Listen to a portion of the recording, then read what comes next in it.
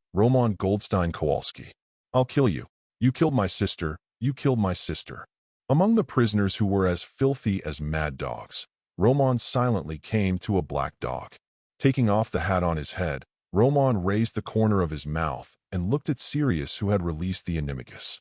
Classmate Black, I really didn't expect that it would be 13 years since the trial of me by the god of spring, and it would be 13 years since we met again.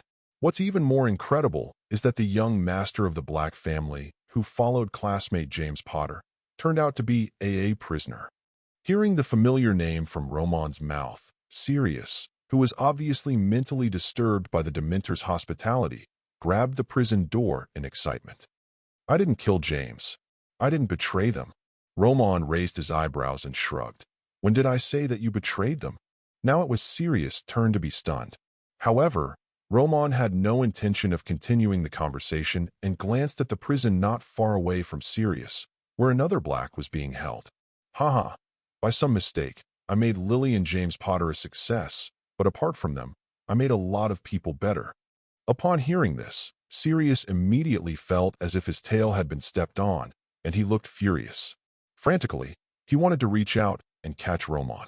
Damn it, I'm going to kill you. Roman Goldstein Kowalski. I'm definitely going to kill you. Ha ha ha ha. Chapter 7. Ha ha. After all, some people have even been neighbors here with me for 13 years, so some reluctance is inevitable. Seeing a man in a straight suit walking out of the gate of Azkaban, he was able to say such words shamelessly even in the face of abuse that could not be blocked by soundproofing magic. Fudge gritted his teeth, but still didn't say anything. Looking at Dumbledore aside, Professor Dumbledore, I still say what I said.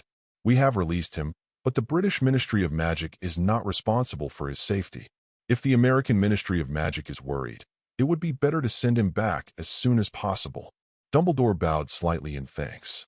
However, just as the two were preparing to take Roman away from the island, amidst the bursts of crashing sounds, and as the air cooled down instantly, the heads of several people were instantly covered in darkness. As soon as he raised his head, Fudge's expression suddenly changed. He took out his wand from his arms, and a little white light lit up the tip of the wand. This is the performance of using the God-calling guard. What's going on? What are you going to do? This prisoner has been pardoned. Fudge shouted a warning. However, the surrounding Dementors not only showed no intention of dispersing, but instead gathered more and more. Fortunately, they seemed to be worried about something. They only surrounded a few people, but they were always controlled within a very safe range. Dumbledore's eyes swept over these Dementors, and after a brief consideration, he couldn't help but look at Romon beside him. When he looked at it, he instantly saw Romon's slightly guilty expression. Mr. Romon, so in addition to the good neighbors who are imprisoned in Azkaban and can't bear to leave you, do these Dementors who serve here also have a deep relationship with you? Romon coughed twice and couldn't help but look away. Maybe. 13 years of getting along is really a long time. Professor Dumbledore, you know, memories are the most tormenting of each other, so the long-term pain is not as good as the short-term pain. I think we are still leave quickly. With that said, he stepped forward to leave. However, this simple movement of taking a step instantly aroused the alarm of the entire Dementor race, and one by one they tightened their already tight surroundings again. At this time, Dumbledore and the two were still unclear about what was going on. Fudge looked gloomy. Mr. Romon, I think in your current situation, it's better not to do anything drastic. After all, there are so many Dementors, and it's difficult for Dumbledore and I to protect you. Also, if you don't want this matter to become a big deal, it's best not to let your strange magical creature take action. Romon sighed helplessly and looked at Dumbledore beside him. Seeing that the latter didn't speak, and knowing that the other party couldn't help him through this difficulty, he had no choice but to open his suitcase in front of the two of them and fumble around inside. Take out a basketball-sized sealed glass bottle. When they saw the contents of the glass bottle, the entire group of Dementors couldn't help but feel restless.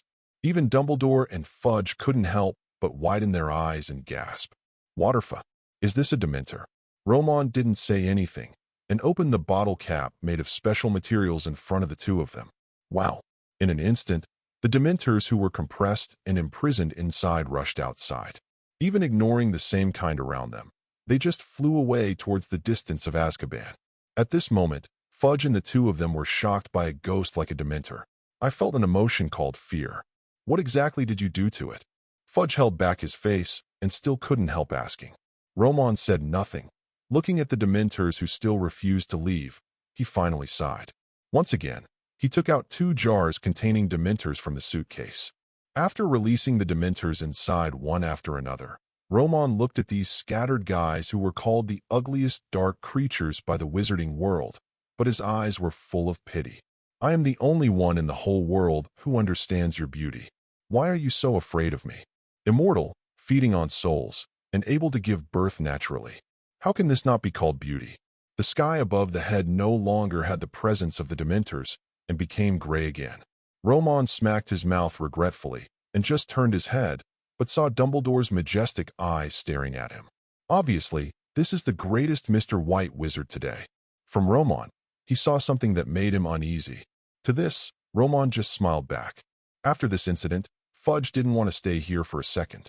He hurriedly emphasized some things with Dumbledore again and immediately returned to the Ministry of Magic. It is foreseeable that he will face a lot of troubles next. Even with the threat from the U.S. Ministry of Magic as an excuse, releasing Romon, a guy whose hazard factor is more terrifying than Voldemort, will definitely make him face a lot of troubles. But fortunately, these things will not affect his position as minister. Your wand has been destroyed by the Ministry of Magic, and you were the most outstanding student in the school that year. You also know some basic common sense. Although I don't know why you don't want to go back to the American wizarding world, it's your freedom to stay here, but, as Fudge said, Mr. Romon, we are in a lot of trouble now, so you can't expect me to bring you out of it again. On top of a magic carriage pulled by the Thestrals, Dumbledore kept nagging in Romon's ear, but Romon kept looking at the Thestral who was pulling him. To be honest, he was equally curious about this magical creature. Although there is no special ability, the characteristic that only those who have experienced death can see has successfully aroused some curiosity of Roman.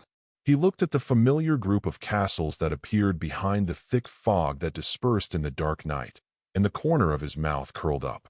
"So, Headmaster Dumbledore, what are your plans for bringing me to Hogwarts?" Dumbledore took a deep look at Roman, focused on Elizabeth on his wrist for a while, and said quietly, "For now, Hogwarts is definitely the safest place in the British wizarding world for you, and letting you stay in Hogwarts is also the meaning of your godfather and parents." Having said that, Dumbledore had a smile on his face and held out a hand to Roman. "So, Mr. Roman, who is known as the best potions wizard in the American wizarding world, is willing to be my professor of potions at Hogwarts School of Witchcraft and Wizardry." Chapter 8. The Yetchi carriage slowly stopped in front of the gate of the castle. Looking at the several figures standing at the door, the corners of Roman's mouth could not help but curl up slightly, and he opened his arms happily towards one of them. "Wow, Professor McGonagall, you were able to welcome me here. To be honest, I never thought of this." Professor McGonagall was caught off guard and was hugged by Roman. She, who was already rigid, was taken aback by Roman's bold move and pushed him away hastily, with an even stiffer expression on her face. "Then I might really disappoint you, Mr. Roman. Actually, I am not waiting for you, but for Principal Dumbledore, who did not even consult us when we did such a big thing. Albus, you are too impulsive. How big of a mistake has Roman made? Don't you think do you know?" Roman's smile remained undiminished, and he was not annoyed by being scolded so much by the other party. He stood aside and watched the good show with his chest folded. While Dumbledore and Professor McGonagall were arguing about Roman's situation, Roman's eyes suddenly fixed on the few people at the door.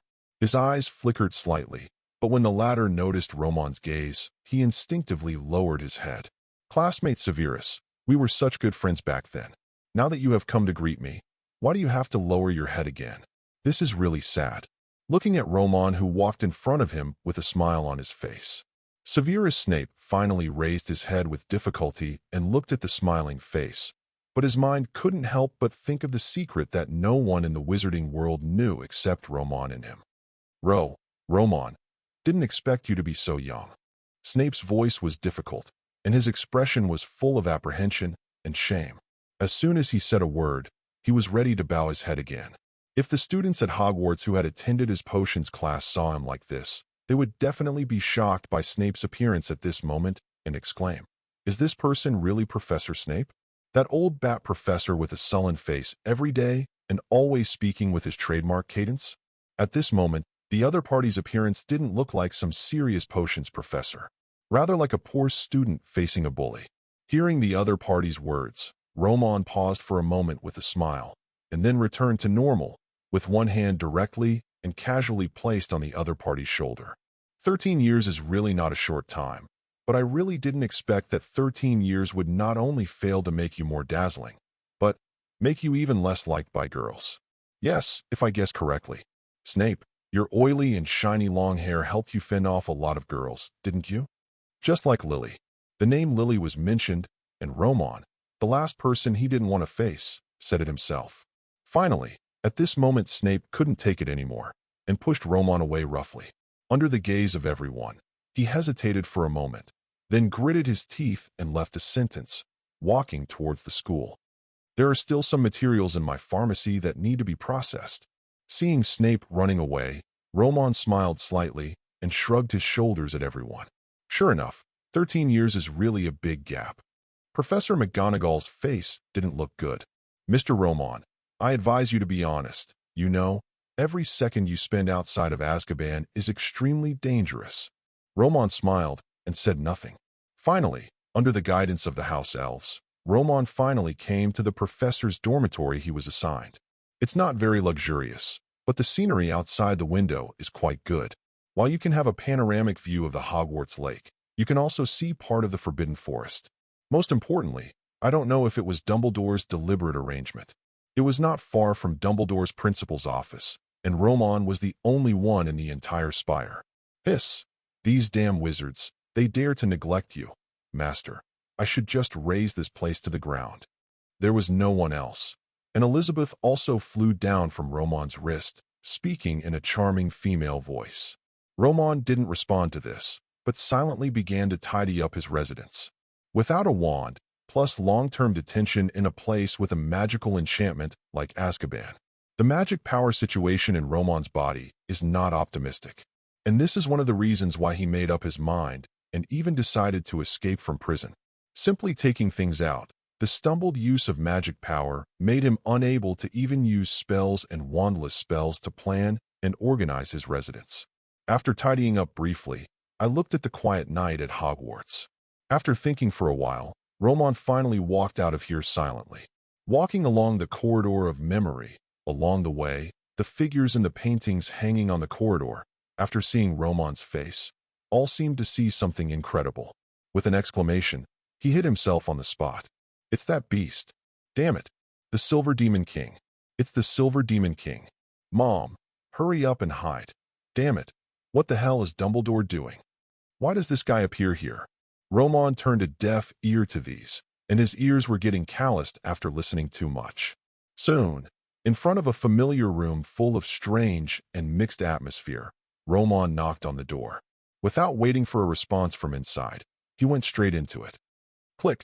Looking at Snape, who was so frightened that he dropped the potion bottle in his hand on the spot because of his appearance, the corners of Roman's mouth curled up slightly. With a slight movement of the tip of the nose, it was immediately possible to determine what the other party was preparing. Hee, blessing elixir. So even after 13 years, do you still think it was just bad luck? Snape, apart from your image becoming less and less attractive to women, you really haven't changed at all. It's still that trash from back then. No wonder he has such a strong talent for spells and potions, but he still lost to that trash Potter. Snape. If someone said such harsh words to Snape, even for someone like Dumbledore, Snape would have just drawn out his wand. However, in the face of Roman, gritting his teeth in silence for a while, Snape finally asked with a stern face, "What's the matter with you?" Roman directly took out a scroll of parchment from his arms and threw it to the other party. "I want you to prepare 10 copies of the above materials." Snape took the list and frowned instantly. Every material on it was quite rare and precious, which meant he had access to it. However, just as he gritted his teeth and nodded in recognition, Roman in front of him spoke again. "In addition, get me another 100,000 gold galleons." Walter. Chapter 9. In addition, get me another 100,000 gold galleons. Walter. Snape looked up in disbelief, even though he was as calm as he was. At this moment, he couldn't help but wonder if there was something wrong with his ears. However, looking at his arms crossed, with a look of determination on his face, and repeating this request again, Snape was so angry that his face was distorted. He wanted to scold the other party loudly, but he seemed to be worried about disturbing other teachers at Hogwarts in the dark or some other concerns. He couldn't help but lower his voice. Asked coldly, 100,000 gold galleons? Roman Kowalski, do you think that since you have been imprisoned in Azkaban for more than 10 years, gold galleons have become so cheap in the wizarding world? Stop being stupid. However, facing the furious Snape, Roman slowly put away the smile on his face. Take a step forward, like a dueling bull. More than 10 years, you have the nerve to come up with this number. My dear classmate Severus, do you know how I have spent these 10 years? Azkaban, haha. I should have gone in to experience what it means. Who are the people in the wizarding hell? Do you know how I lived in Azkaban for more than 10 years? Do you know? Immediately, Snape, who was still aggressive, drooped his head as if he had turned into a frustrated rooster. But I also helped you a lot during this time. I tried my best to get the potions and books you wanted for you. However, Roman sneered, not letting the other party go at all. So just these, let our classmate Severus get rid of all the guilt. Snape. In the end, in the face of such an aggressive Roman, Snape, who already had a fatal grip in his hands, could only succumb. 100,000 galleons is too much, and now all my savings add up to less than 50,000. However, before he finished speaking, he was interrupted unceremoniously by Roman. 100,000 gold galleons, not even a penny less. Snape was out of breath. Roman, you are too strong. This number. Do you want me to rob Gringotts? Roman narrowed his eyes slightly, and the curved corner of his mouth made Snape's heart twitch instinctively again. Snape, in 13 years, you have never found a way to come to me, but I know everything about you. Such as you and our Headmaster Dumbledore. What a sad love scene. Instantly, Snape's pupils shrank, and he looked at the determined Roman in front of him in disbelief. In his heart, he wanted to strongly deny that Roman knew his secret. However, Roman knew him too well, and he also knew the brightest star at Hogwarts. He is extremely disdainful of using bluff. Sure enough, the next moment, Roman sneered. Whether it's the Order of the Phoenix or the Death Eaters, you must have a way to get me this money easily. 3 days. I only give you 3 days, no matter what means you use. Seeing that the latter was silent, Roman's face slowly revealed the previous gentle smile. He took a step forward and patted the other party's tense shoulder. Relax, Snape. We were classmates before, and we will be colleagues in the future. By the way, as far as I know, just this year, Harry Potter, the savior who survived, will enroll in Hogwarts. Yeah, seeing the cold glint in Snape's eyes, it looked like he was being touched, but it instantly scratched Roman's itch. He really couldn't stop. 13 years of imprisonment eventually caused him to develop some abnormal problems. For example, like to be a B****ch? Harry Potter, haha. If you had succeeded in that matter, I think this child's name should be Severus, right? Tisk, TSK, it's really sad, Snape.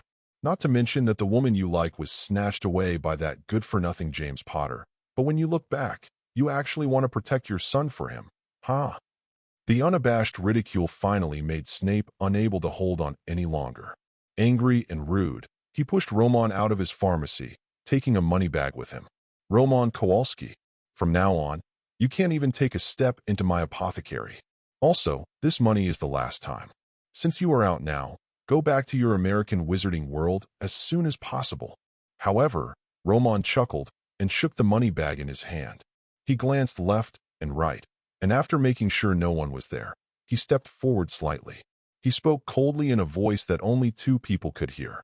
The voice was full of teasing and defiance. For the last time, Snape, don't be stupid again.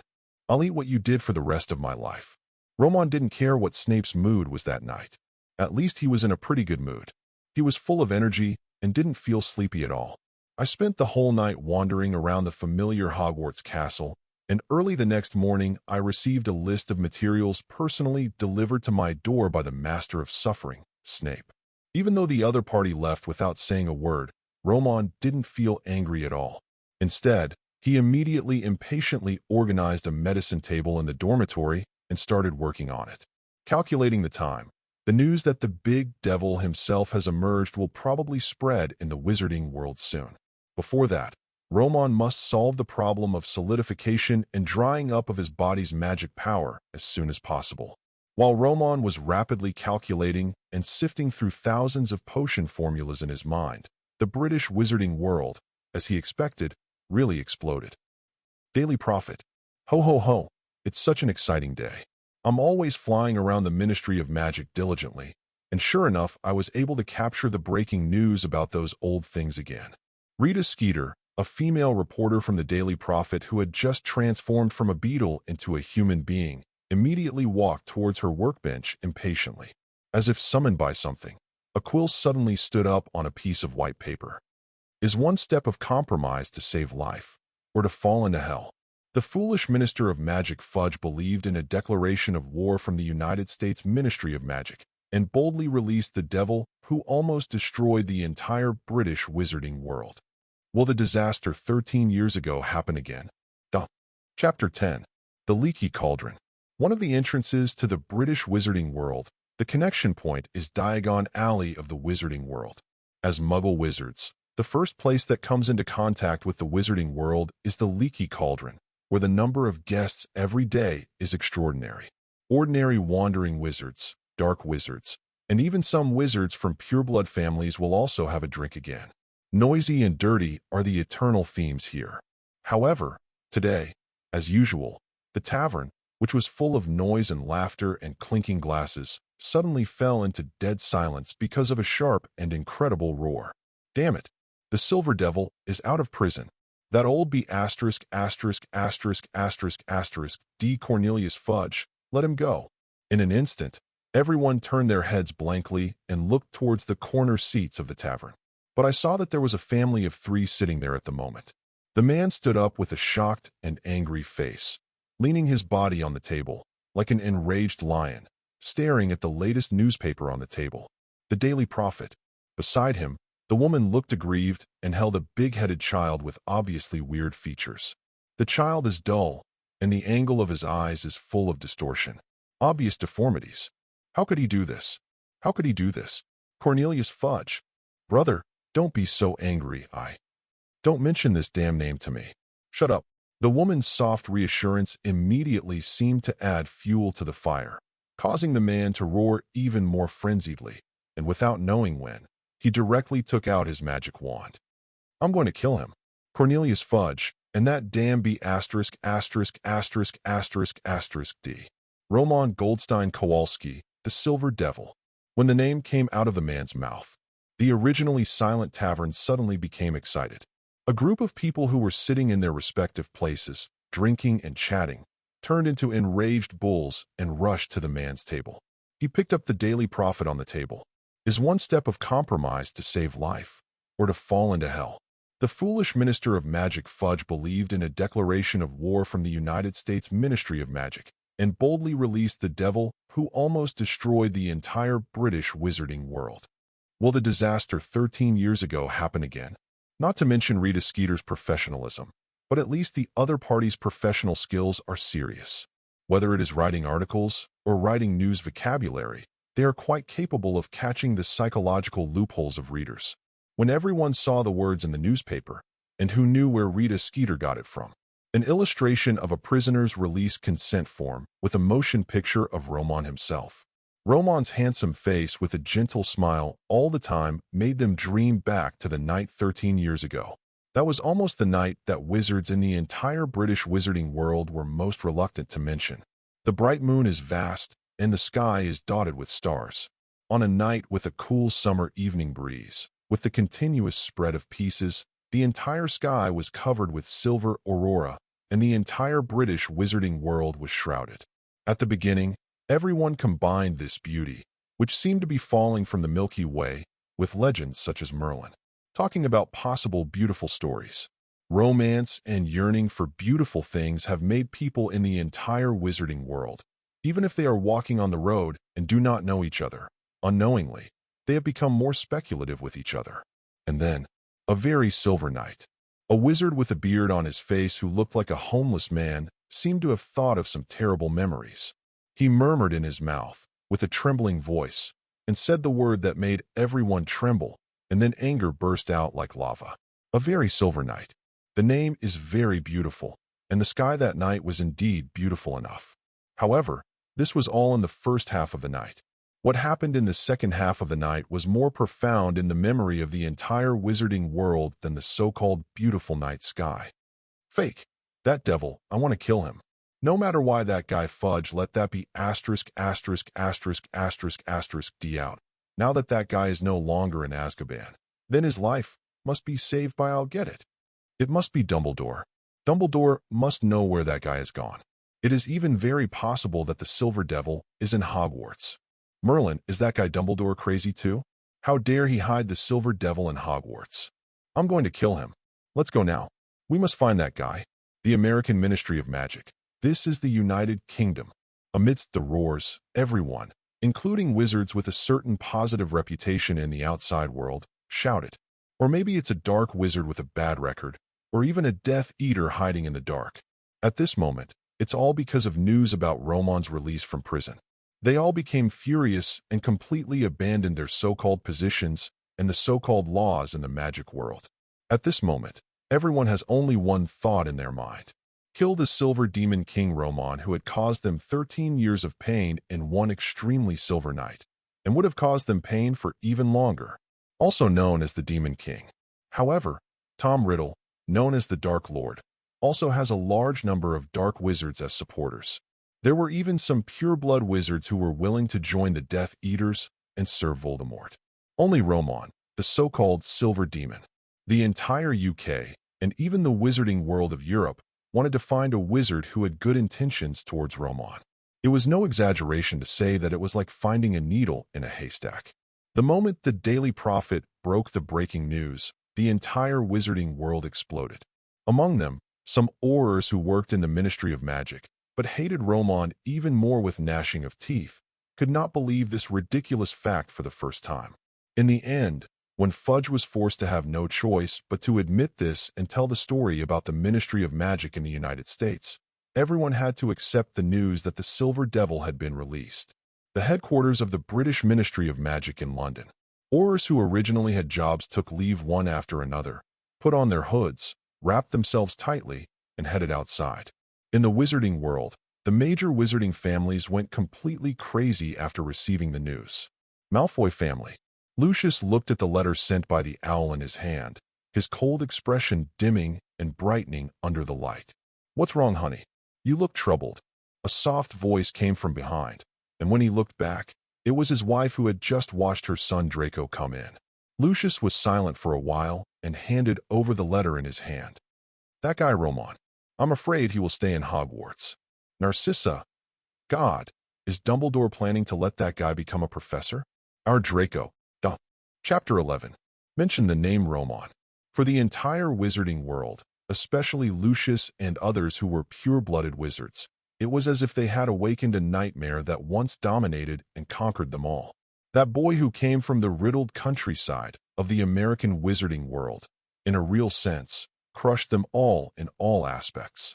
Shatter the pride and dignity passed down from generation to generation. It crushed their origin and family, which they had always been proud of. God, no, that kind of guy was released, but he was brought back to Hogwarts. What on earth is that guy Dumbledore trying to do?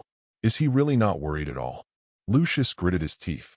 Under the candlelight in the study, his lips could not help but tremble when he spoke. In his pupils reflecting the firelight, he seemed to see him walking into the dirt in embarrassment in front of Roman. We must not let that guy stay in Hogwarts. There are definitely countless people who have the same idea as Lucius in the entire British wizarding world. Not even an exaggeration. Almost 80% of wizards have this idea. Some of them were irreparably damaged by that crazy night. But the vast majority of them are still in fear and hatred of Roman. So they join this huge wizard struggle that can even be described as out of control. British Ministry of Magic. Mr. Minister, so even though your secretary chose to oppose it, and even directly joined in the siege of Roman Goldstein Kowalski, you still acted arbitrarily and chose to force the release of the Silver Devil? Rita Skeeter, the gold medal reporter of the Daily Prophet, looked at Minister of Magic Fudge, who looked aggrieved and even had to prepare his own manuscript, with a ferocious light on his prey shining in his eyes. In her eyes, whether the Minister of Magic has breaking news is what she needs to pay attention to. In the bright light of the camera, there was not even an auror from the Ministry of Magic who came to stop him in Fudge's office at this moment, like a bad old man abandoned by everyone. However, Fudge, aggrieved as he was now faced with sharp questions from Rita Skeeter. But he nodded without hesitation. Amid the uproar and Rita Skeeter's golden eyes, she chose to speak without hesitation. "Yes, Miss Reporter, who came uninvited, and not only that, I must also say that it is not just me. Even if I am dismissed from this position at this moment, the newly appointed minister, whoever he is, will definitely, I dare not support such crazy things now.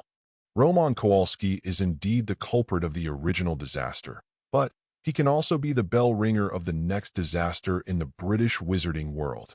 Fudge stood up slowly, and the aura exuding from his body made everyone present change their expressions.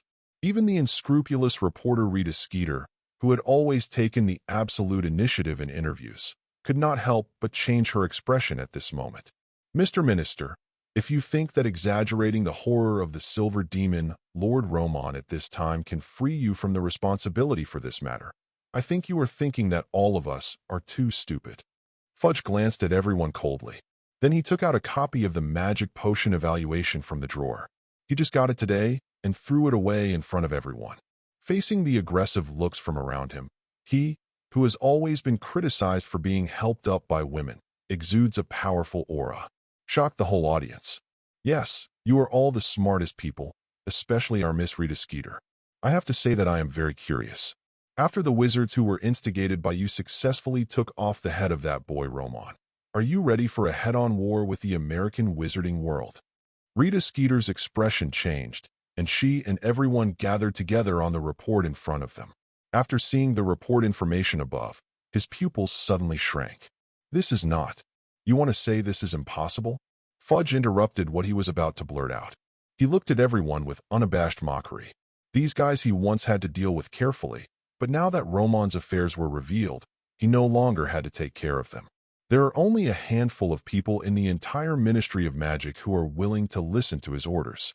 One thing to say, at this moment, Fudge wanted Roman to die in the British wizarding world even more than those present, even those wizards who were frantically searching for clues about Roman. In this case, there is no doubt that Fudge will become the great man who tries to prevent disaster in times of crisis. He will become someone more than Dumbledore, become the future Merlin of the British wizarding world.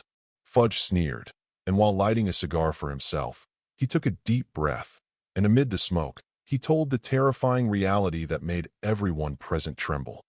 Unfortunately, this report is the result of having people from the Potion Development Department study it overnight. And more than a month ago, this report has been circulated among the major wizarding families in the American wizarding world. Roman Goldstein Kowalski. In our British wizarding world, everyone wants to kill the Silver Devil, but in the American wizarding world, he is the reincarnation of Merlin. Boom! A huge explosion exploded in Roman's residence. The huge movement, even though it was isolated by a curse, immediately attracted the attention of the teachers at Hogwarts. However, after just a moment, even Dumbledore turned his head away. In the principal's office, "Albus, are you really sure? I don't deny Roman's excellence. He was a legend in the school. Even now, those students in his class will never forget it, but he's really too dangerous." After a slight tremor, he ignored the grumbling portraits of curses on the wall of the principal's office. Professor McGonagall began to persuade again with a look of unwillingness. However, after Dumbledore felt that there was no danger to Roman, he lowered his head again. He only responded with a smile to Professor McGonagall's persuasion. "McGonagall, I understand your concerns, but I must reiterate that yes, Roman's joining Hogwarts is a fact that has been determined. Not only you, but also the school board of directors can't stop it." As he said that, he raised his hand. The words were so fierce that he even threatened to remove his school board notification letter. And at the same time, in the residence where Roman is located, Roman, who was obviously charred and slightly embarrassed, looked excitedly at the potion in his hand that seemed to have the Milky Way flowing through it. There was a bright golden light in his eyes, as if there were unknown words constantly flowing through them. "Elizabeth, you succeeded. 13 years of imprisonment will be completely ended at this moment." Chapter 12. Hiss, Master. I can feel that this is more pure and terrifying than the potions you prepared before. The power contained in it is like an unbreakable eye of the storm. Elizabeth wandered around Roman. A pair of snake pupils stared at Roman's hands, changing the light and shadow at that moment, like a potion containing a universe full of human shock and admiration.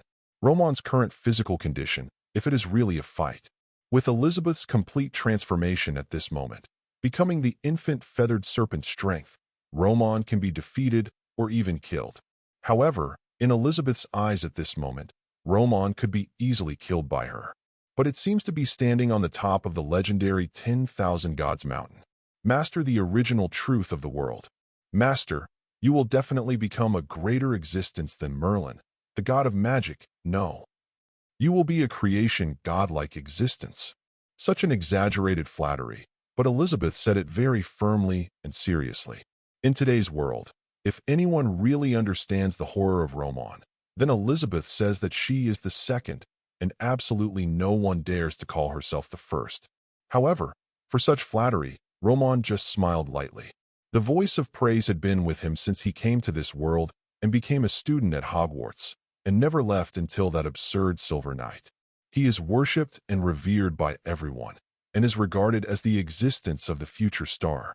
To be able to have such ability and accumulation today, in addition to being unusual as a time traveler, Roman's own gold finger is also inseparable. Roman's eyes with a holy golden light stared at the potion in front of him. The transformation factor is 0.872%. This ratio is really difficult to grasp. It took more than 10 years of research and matching of countless potions, plus 10 consecutive failures, to finally achieve this. A legendary alchemist like Nick Mailer will never be able to refine the ingredients of these potions to this level. Roman muttered to himself, speaking words that Elizabeth could not understand, but did not understand. And what she didn't know was, in Roman's eyes, this bottle of potion at this moment was completely unusual. Heart of all wisdom, even a Roman doesn't know how to get the gold finger. An existence similar to a super-intelligent brain. Not only can it provide Roman with super learning assistance ability, it can also make him feel like a god in terms of research and new field development. This is why, at such a young age, Roman could be regarded as a ruling demon king in Hogwarts at that time, and even among the younger generation of the British wizarding community. In the Defense Against Dark Arts class, all kinds of combat magic were basically learned in front of him once and twice, and later on, he could learn them from angles that no one could have imagined. Make preliminary improvements to it. In the boring history class of the wizarding world, the professor who was a monk striking the clock for a day, because he sat in the classroom, he felt like an enemy every day. As for the charm class and potion class, Roman is the nightmare of the professor. Glancing at the quiet, forbidden forest night outside the window, the corners of Roman's mouth twitched slightly. He couldn't help but murmured in a low voice, "Hogwarts, your devil, is back." This rare bottle of potion, officially named Rebirth by Roman, was poured into his mouth. As the potion was instantly activated in Roman's body, Roman instantly became a blue light source in the dark night, and the bones, meridians, and flesh of the body seemed to be seen through. However, in such a terrifying scene, Roman not only did not have the slightest fear. Instead, he suddenly began to chant, a chant full of sacred and religious feeling. With the echo of the wind caused by the whistling magic power, bursts of Sanskrit sounds instantly began to spread around the entire Hogwarts. Wow! The figures of Dumbledore and Professor McGonagall instantly appeared outside Roman's residence. Looking at the door that was blown to pieces by magic, and Roman who seemed to be transformed in that room, even though Dumbledore was well informed, he still had the first-generation Dark Lord as his friend. At this moment, my mind went blank. And just when he was stunned, a figure that looked like a black bat suddenly appeared. When he saw Roman's image change drastically and his whole body turned into a bright star, especially when he heard the strange spell from the other party's mouth that was unheard of in the entire wizarding world. Snape's expression couldn't help but tighten. He had also heard this strange chanting spell 13 years ago, and absolutely cannot forget it. As the movement on Roman's side became louder and louder, soon all the teachers at Hogwarts gathered here nervously, until the light on Roman gradually dimmed. The body gradually returned to normal and slowly fell to the ground. Everyone cautiously stepped forward. "Mr. Roman, you are now." Roman smiled slightly. "I'm fine, Principal Dumbledore. I feel better than ever at this moment." The jet-black eyes were as deep as black holes. The calm words, accompanied by the magic power that shook the air, went from boiling to gradually calming down. But it made Dumbledore, a great wizard, shrink his pupils. This fluctuation of magic power can rarely be emitted by even my good friend unless he is in an extremely abundant state.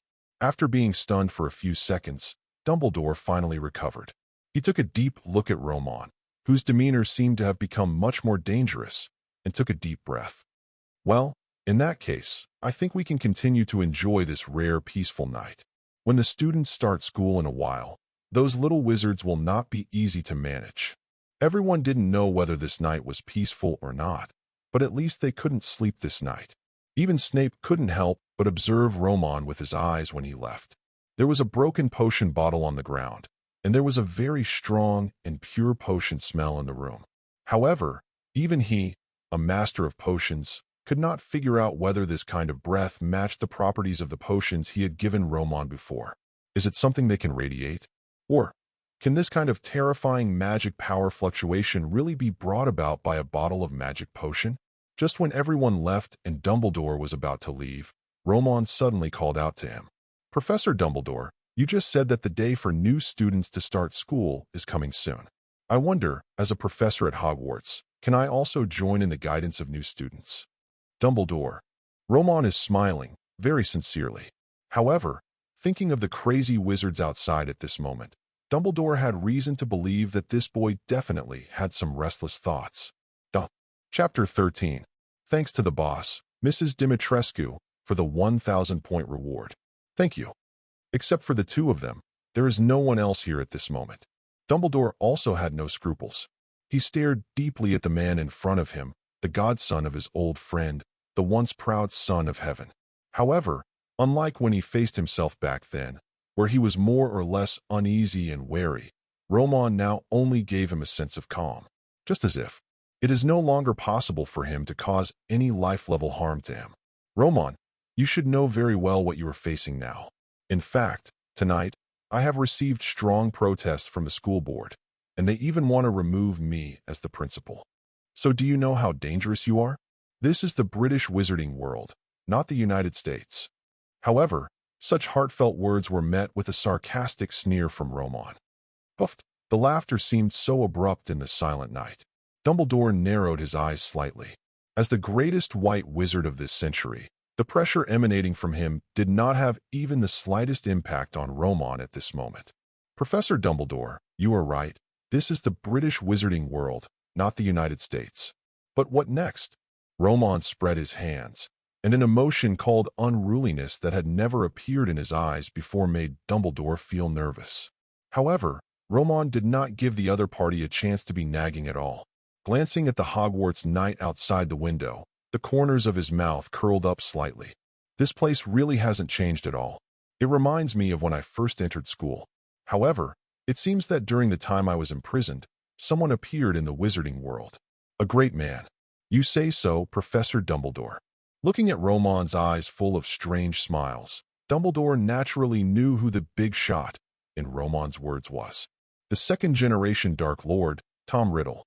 Professor Dumbledore, I heard that Mr. Dark Lord is also a very good human wizard. You know, I like to deal with good people the most. Dumbledore's eyes flickered briefly, and then he snorted coldly. Roman, Voldemort is dead.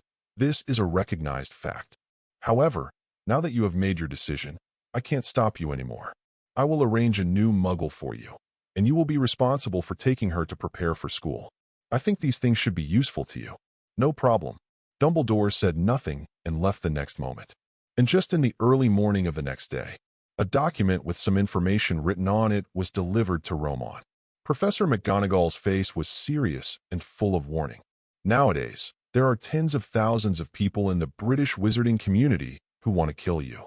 Mr. Roman, the most important thing you should do at this time is to use your intelligence and leave the British wizarding community rationally. However, Roman was not interested at all. Looking at the name of the new student on the document in his hand, the corner of his mouth curled up. Finally, when he came to this world, he had already begun to prepare for this day. Although that incident happened during this period, and it became the biggest surprise. But fortunately, now I have caught up again. Hermione Granger, one of the three protagonists of Harry Potter. The future Miss Know-It-All. Roman put the documents away, smiled at Professor McGonagall, and once again rejected the other party's kind proposal. With a wave of his hand, he carried his space-folding box and headed outside Hogwarts.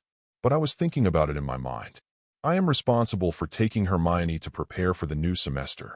So Hagrid, who disappeared yesterday, must have gone to find our savior Harry, just like in the original work. In addition to this, Hagrid also shoulders another task given by Dumbledore. Magic Stone. Master, I can feel that there are many eyes around Hogwarts. They think they are hiding well, but in fact, in the sky, Elizabeth's body shape changed. She spread her wings and shuttled Roman through the clouds. But the Hogwarts campus behind him and below was rapidly shrinking at a speed visible to the naked eye. Further and further. Hearing this, Roman casually glanced at the thick clouds below. The golden light in his eyes flashed, and as the magic power surged, it was like a surveillance satellite, monitoring everything in the mountains and dense forests below. All insights. Haha, there are at least 200 people, Aurors from the Ministry of Magic, and Death Eaters. Haha, I think the British wizarding community should award me the greatest peace award in history, for no other reason. Only I can make these two sides, who can never stand together, live in peace." And while Roman was full of sarcastic whispers, in the dense forest outside Hogwarts, two groups of wizards wearing masks and tight black robes were gathering together. The atmosphere is a little weird. Whether it's the horrors of the Ministry of Magic or these Death Eaters running rampant in the underground world. Basically, when the two parties look at each other, they can roughly guess the identity of the other party. However, no one present did so. We are responsible for guarding the west side. As soon as that D comes out of Hogwarts, we will send a signal as soon as possible. The first man, whose actual identity was the top Auror of the British Ministry of Magic, spoke first. In one sentence, the Death Eaters opposite looked at each other and nodded slowly. Then we are responsible for another intersection. One thing must be made clear. No matter who it is, if you find that guy, you must not kill him as soon as possible. The Auror nodded, the hatred and murderous intent in his eyes almost revealed in reality. Of course, it's so cheap to kill this kind of guy so easily. He doesn't even deserve to go to hell. However, they were completely unexpected. Even though they had made preparations to encircle the sky around Hogwarts, they were in front of Elizabeth, an existence that had been transformed by Roman and could already be called the Western Divine Beast. It is useless. While these guys were still gritting their teeth here, staring at the professors coming in and out of Hogwarts, gritting their teeth and telling the comrades around them about the tragic situation of being tricked by Roman. In the suburbs of London, England, in an ordinary house that is not too gorgeous. A few days ago, Hermione, who had retrieved the letters in her inbox at Mrs. Granger's request, finally received her Hogwarts admission notice. Hogwarts School of Witchcraft and Wizardry, Headmaster, Albus Dumbledore, Sir Merlin, First Class, Chief Wizard of the Wizengamot, President of the International Federation of Wizards, Dear Miss Granger. Chapter 14. Dear Miss Granger, we are pleased to inform you that you have been admitted to Hogwarts School of Witchcraft and Wizardry. Enclosed is a list of required books and equipment. Semester is set to start on September 1st. We will be waiting for your owl to hear from you by July 31st. When the Grangers read the letters in their hands, they all looked in disbelief. Almost without hesitation, they attributed all this to a prank that they didn't know who the instigator was. Magic. If there really is magic in this world, then I am afraid that I, an old dentist, will be the first to be laid off. But this setting of Hogwarts School of Witchcraft and Wizardry it's kind of interesting. It looks like it was made by some rascal living nearby. Mr. Granger curled his lips and casually tossed the letter aside. He got up and picked up his coat and was about to go out. Mrs. Granger, who was sitting on the sofa beside her, also shook her head helplessly. It was Hermione at the moment, lying expectantly by the window, looking out at the courtyard with fallen leaves. His eyes were full of anticipation. Magic, let alone a child, even an adult, who can refuse it? But this has a greater lethality for Hermione, who has a stronger desire for knowledge. A few days ago, when her parents didn't believe it, Hermione secretly wrote a reply to her letter in the middle of the night and gave it to the owl that had been staying by her window. After watching the owl cleverly pick up the letter, it flew away immediately. Hermione inevitably looked forward to the agreed day when Hogwarts would send freshman tutors. It will come, magic, if it doesn't exist.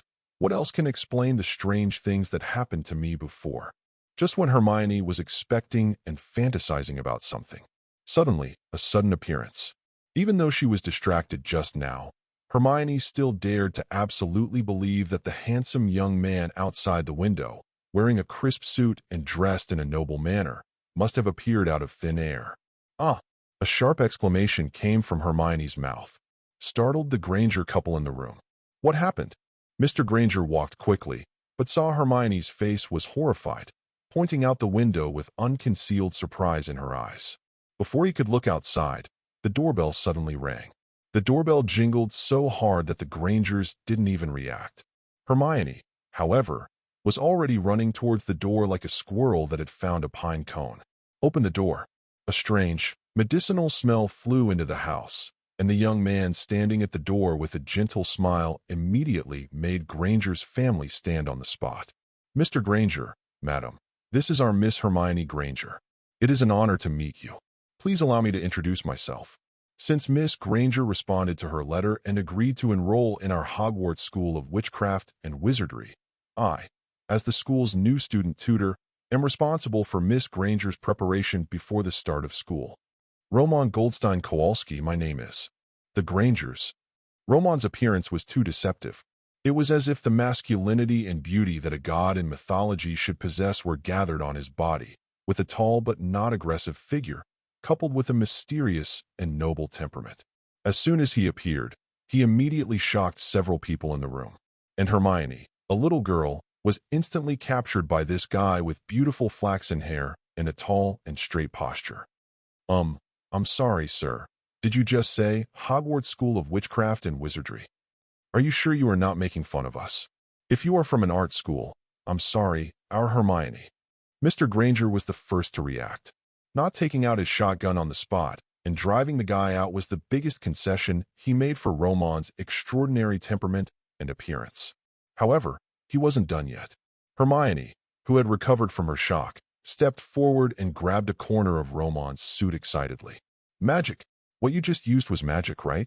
It just appeared so suddenly and out of thin air. That's magic, right?" Roman was slightly startled by the excitement of Hermione, but then he smiled slightly and nodded. Looking at the confused Granger couple, Roman's lips curled up slightly. "You too. I know you have a lot of questions now, but I wonder if we can sit down and answer these questions while drinking tea. Today's regular customers of Mr. Granger's clinic are destined to be let go."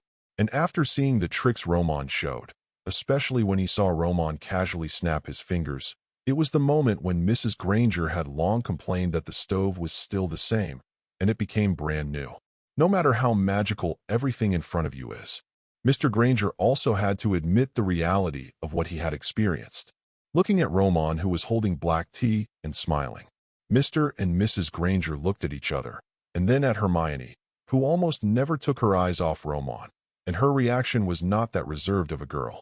After hesitating for a moment, he spoke.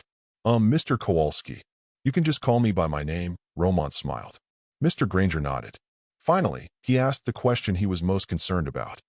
"Mr. Roman, so what status does the wizard you are talking about belong to in the UK? Noble? Or what? You know that before this, we had no idea that we would encounter this kind of thing. Even in our opinion, wizards are something made up." Roman is naturally aware of the concerns of the Grangers. Such concerns are also an important choice that young wizards from Muggle families have to face. However, what Mr. Granger said, which even reminded him of royalty and nobility, was destined to come to nothing. Roman put down the teacup in his hand helplessly. "I'm sorry, sir. What you said is not only impossible. If Miss Hermione becomes a wizard, there is a high probability that her future life will be in the wizarding world. As for Muggles, it's just ordinary people. Wizards are not allowed to perform magic at will in front of ordinary people," Roman said, looking at the stove not far away that still exuded the new luster of bueling, and added, "At least that's the rule." Chapter 15. After hearing Roman's answer, especially when they heard that even if they learned magic in the future, they would not be able to cast it at will, the Granger couple's already unsteady ideas suddenly became more shaken. But at this time, Hermione expressed strong proactive emotions. "No, Mom and Dad, I'm going to Hogwarts. I'm going to become a wizard. Please, magic, that would be so cool."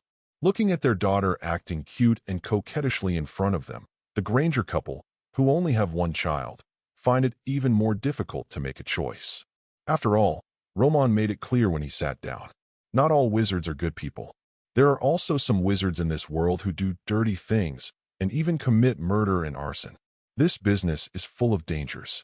If my daughter, seeing the reactions of several people, Roman raised his eyes slightly, suddenly reached out, and raised his hand to Granger in front of him.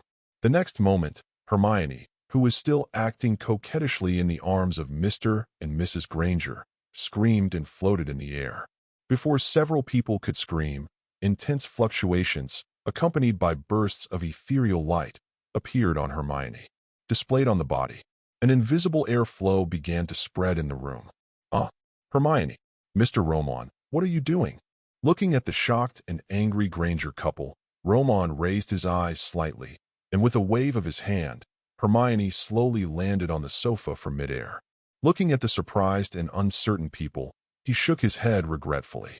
Unfortunately, Mr. Granger, my appearance is not accidental.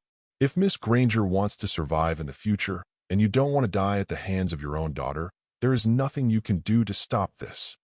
The fact that I can appear here proves that the power of the wizard in Miss Granger can no longer be allowed to exist naturally. It must accept human guidance. If you don't learn magic in time and tame this power. Roman paused and raised his hand again. A burst of light appeared from his hand, and the magnificent light and shadow moved around, turning into a burst of void images. It was a person, a man with a crazy look. He seemed to be struggling in pain.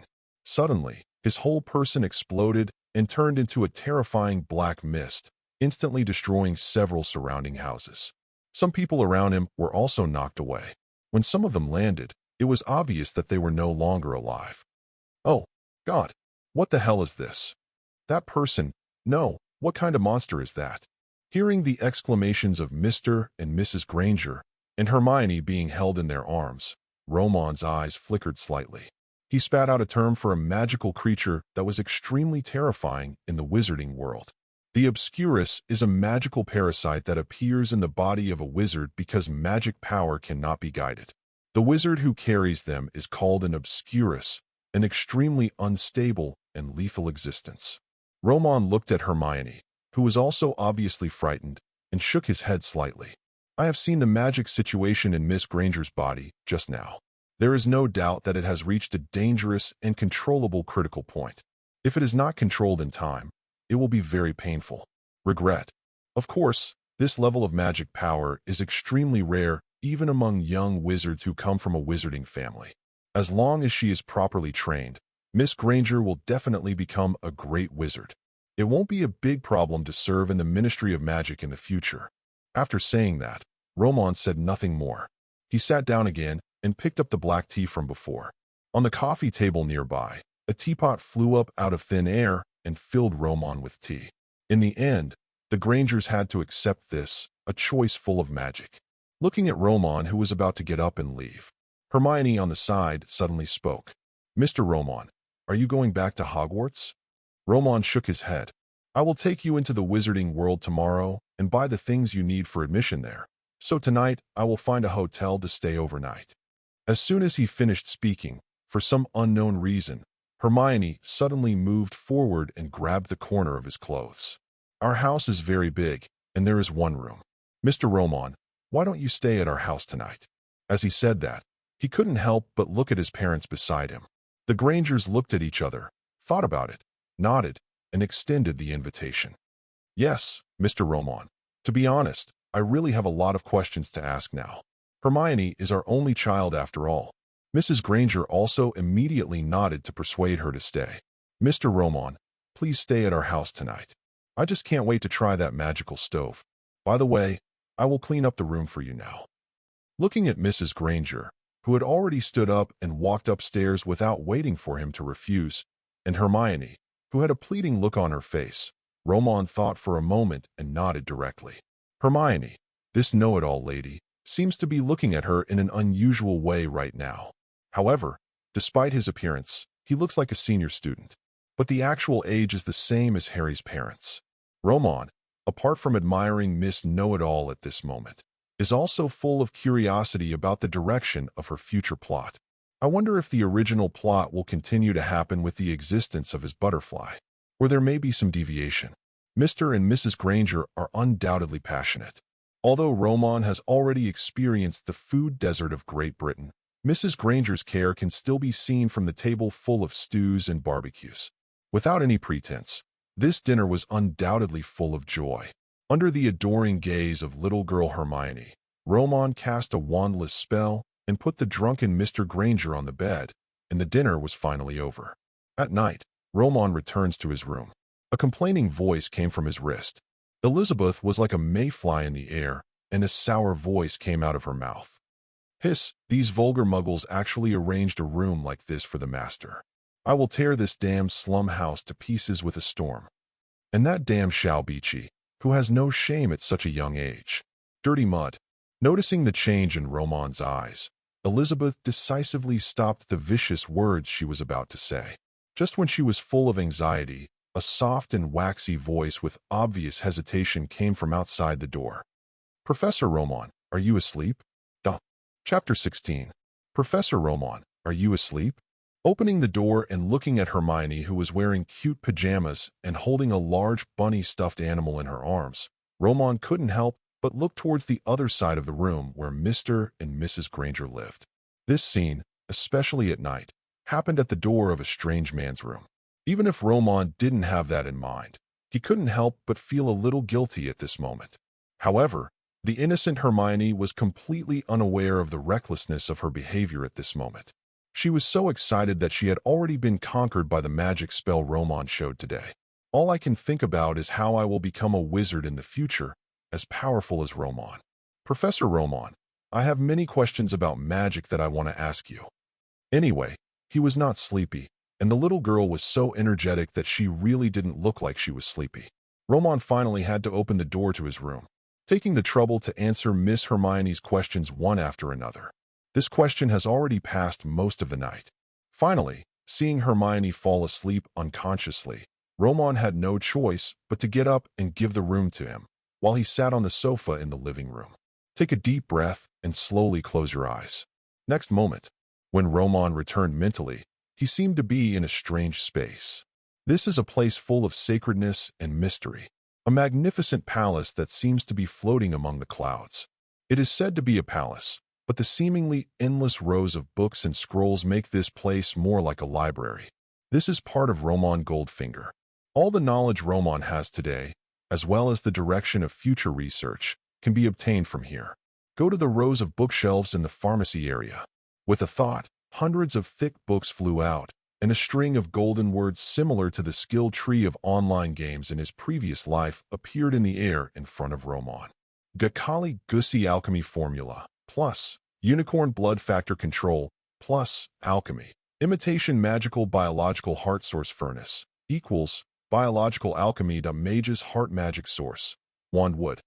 Hundreds of essences, plus detailed explanation of wand course source, plus research on 307 kinds of advanced essence materials of magical creatures. Sad Face Biological Alchemy to Mage's Blood Magic Source.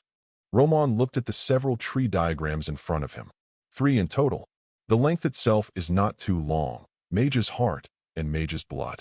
And just a few days ago, Roman used the bottle of top magic potion Rebirth to officially activate the completed original magic mark. For these 3 research results, the previous premises are not too many.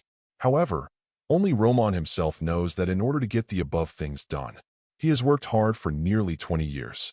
It can even be said that before entering Hogwarts School of Witchcraft and Wizardry, when he learned that his godfather was Newt Scamander, known as the Hufflepuff Headmaster, at the same time as Dumbledore and the first Dark Lord Grindelwald, Roman had already begun to fight for his own. In the future, efforts and plans have been launched, and now his efforts have finally paid off. Except for the super magical creature, Feathered Serpent, Elizabeth, who was created by him on his wrist. Roman's current body is his greatest masterpiece. Mage's Heart. Let his own magic power increase without the limitations and nodes of human existence, and he can grow himself wantonly. Blood of the Mage greatly increases the fusion of the magic power in his body and the various tissues of the body, so that the magic power truly belongs to him, and there will be no loss of control. When necessary, he can even independently launch magic defense for Roman. As for the last, it is also the most critical. Original magic power imprint forms an extremely perfect cycle of the magic power stored in the body. While increasing the natural growth rate of magic power can also carry out higher-level life transformation on Roman's own body. The me now, even if Dumbledore doesn't let go and confronts me one-on-one, I can easily withdraw and leave. Even in a duel, I can guarantee at least a 50-50 split. Roman murmured contentedly. Roman was not uninterested in the treasures, spells, and magical creatures in the original Harry Potter books. However, as a time traveler, especially when he saw that people like Dumbledore were about to die. He set the direction of development for himself early on. Life transformation. The power of wizards in this world, in Roman's view, is a bit low-level after all. Except for alchemists like Nicole Flamel, who have made a certain improvement in the span factor of the life level, the others are very low-level. Just a bunch of ordinary humans who can use strange magic. Roman doesn't want to be a wizard. What he wants to be is the mage in his own mind, even the god of law. For this goal, I need to learn and research, and there are too many. Thinking of this, Roman couldn't help thinking. The next moment, more and more books flew out of thin air, and in the void in front of him, golden text gradually appeared. Simplified equation of 1,000 kinds of spells, 38% completed. Plus research on the degree to which different magic wands induce magic power, 69% completed. Plus silent spell increase equation, 100% completed.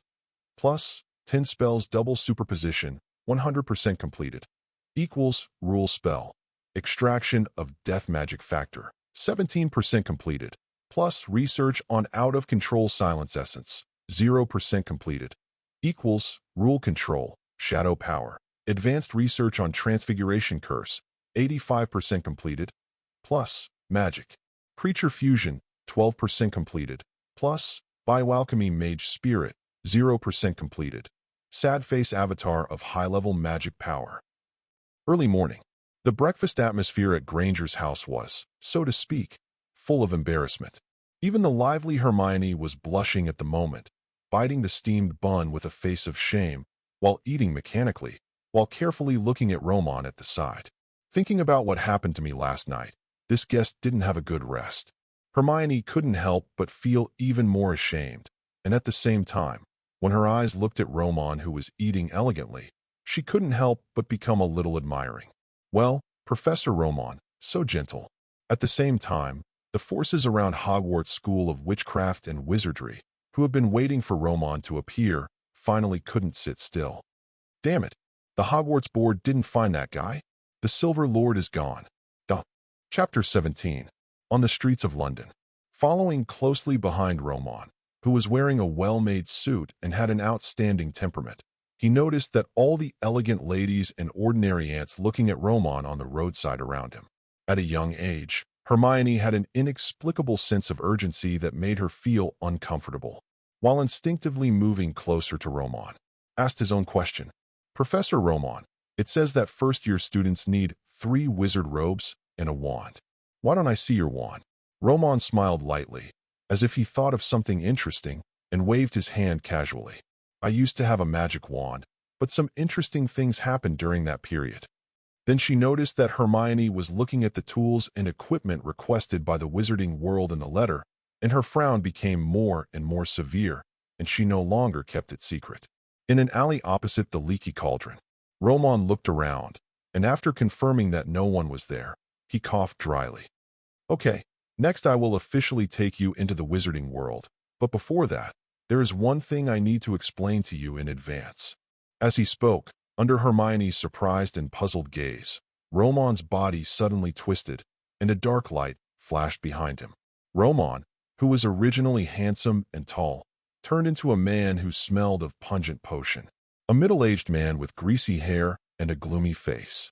The black bat-like robe was said to be worn on the other person's body, but Hermione felt more at the moment that it was growing on the other person's body.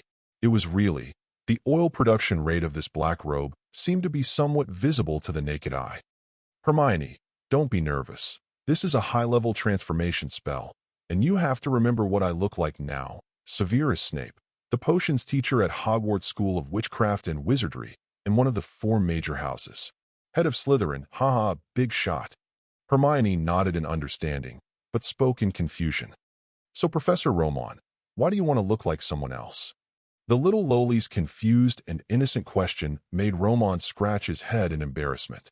Thinking of those British wizards who wanted to cut themselves into pieces, Roman ended up telling a white lie. Hermione, you have to know that sometimes fame is not necessarily a good thing. It is very tiring and requires a lot of unnecessary trouble. As he said this, he didn't give little Hermione a chance to think clearly.